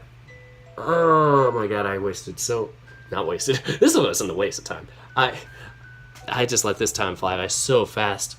Could have split this up into 2 episodes, but holy crap, I got so invested in this update. Well, I was very moved by the self-realization Shuichi that Yuichi had, or Nico, and it's something I've struggled with personally too, and just I kind of got burnt out with volleyball by my sophomore year, at least for indoor, because I never got to play and just was always kind of just used. I always felt like I was just being used by the team. It's just kind of like kind of just for service, I guess. Just to be like, just for drills, just to be there, just to exist, to help them out. But yeah, I just wasn't fulfilling. And then when I moved on to, university, I tried out for a team, didn't make it, and I just, kind of lost the drive to try that. Thought about doing like more this and more of drawing and all that, but even drawing I've kind of lost the passion for at times. It's just, I'm not sure if I'm feeling that now. I'm still kind of testing the waters with that, but I felt pretty burnt out, and that was why I kind of had to do a hiatus and really kind of reevaluate things. And yeah, you want to do things to improve, to learn, to try things out. It's not just all about the application. A lot of people just want to apply, do this. But sometimes, all the time, you're always having to think of a new way to apply something to a different thing. And so, that's something I was pretty scared of. And thank you to the one viewer who is still here. Holy crap, I just went so long that I left, that all the people left. Oh man. But yeah, this video is going to be saved on the channel, so not a biggie.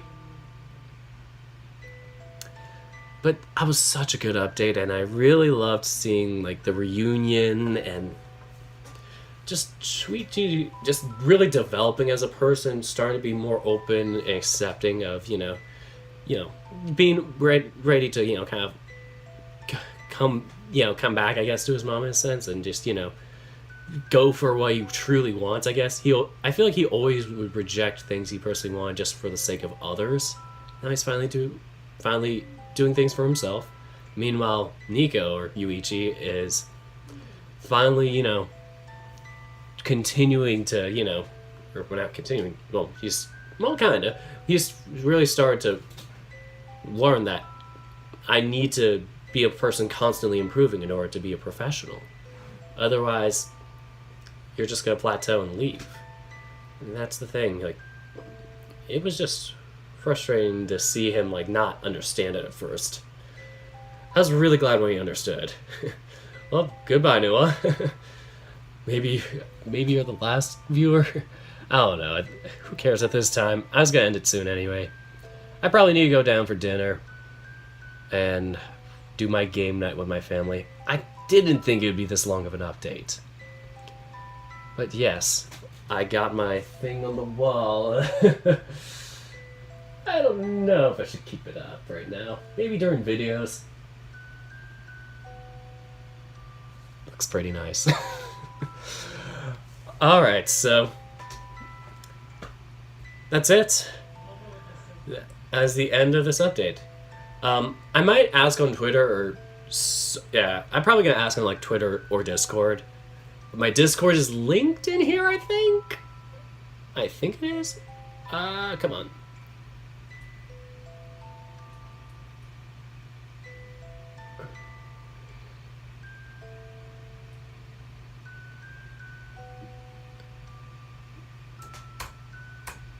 If I resume posting there.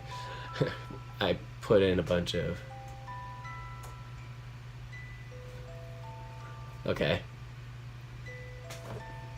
Sorry, I'm just like trying to close some stuff out. Yeah, YouTube Studio still garbage. But yeah, I'll probably ask on Discord or Twitter what you guys want me to put on my wall. It's like, more art on the background. I have some pretty barren walls. I think it'd be kind of funny just to post some of my favorite things on there. Some funny things you guys like. But, yeah, thank you guys so much for watching. And until next time, take care, guys.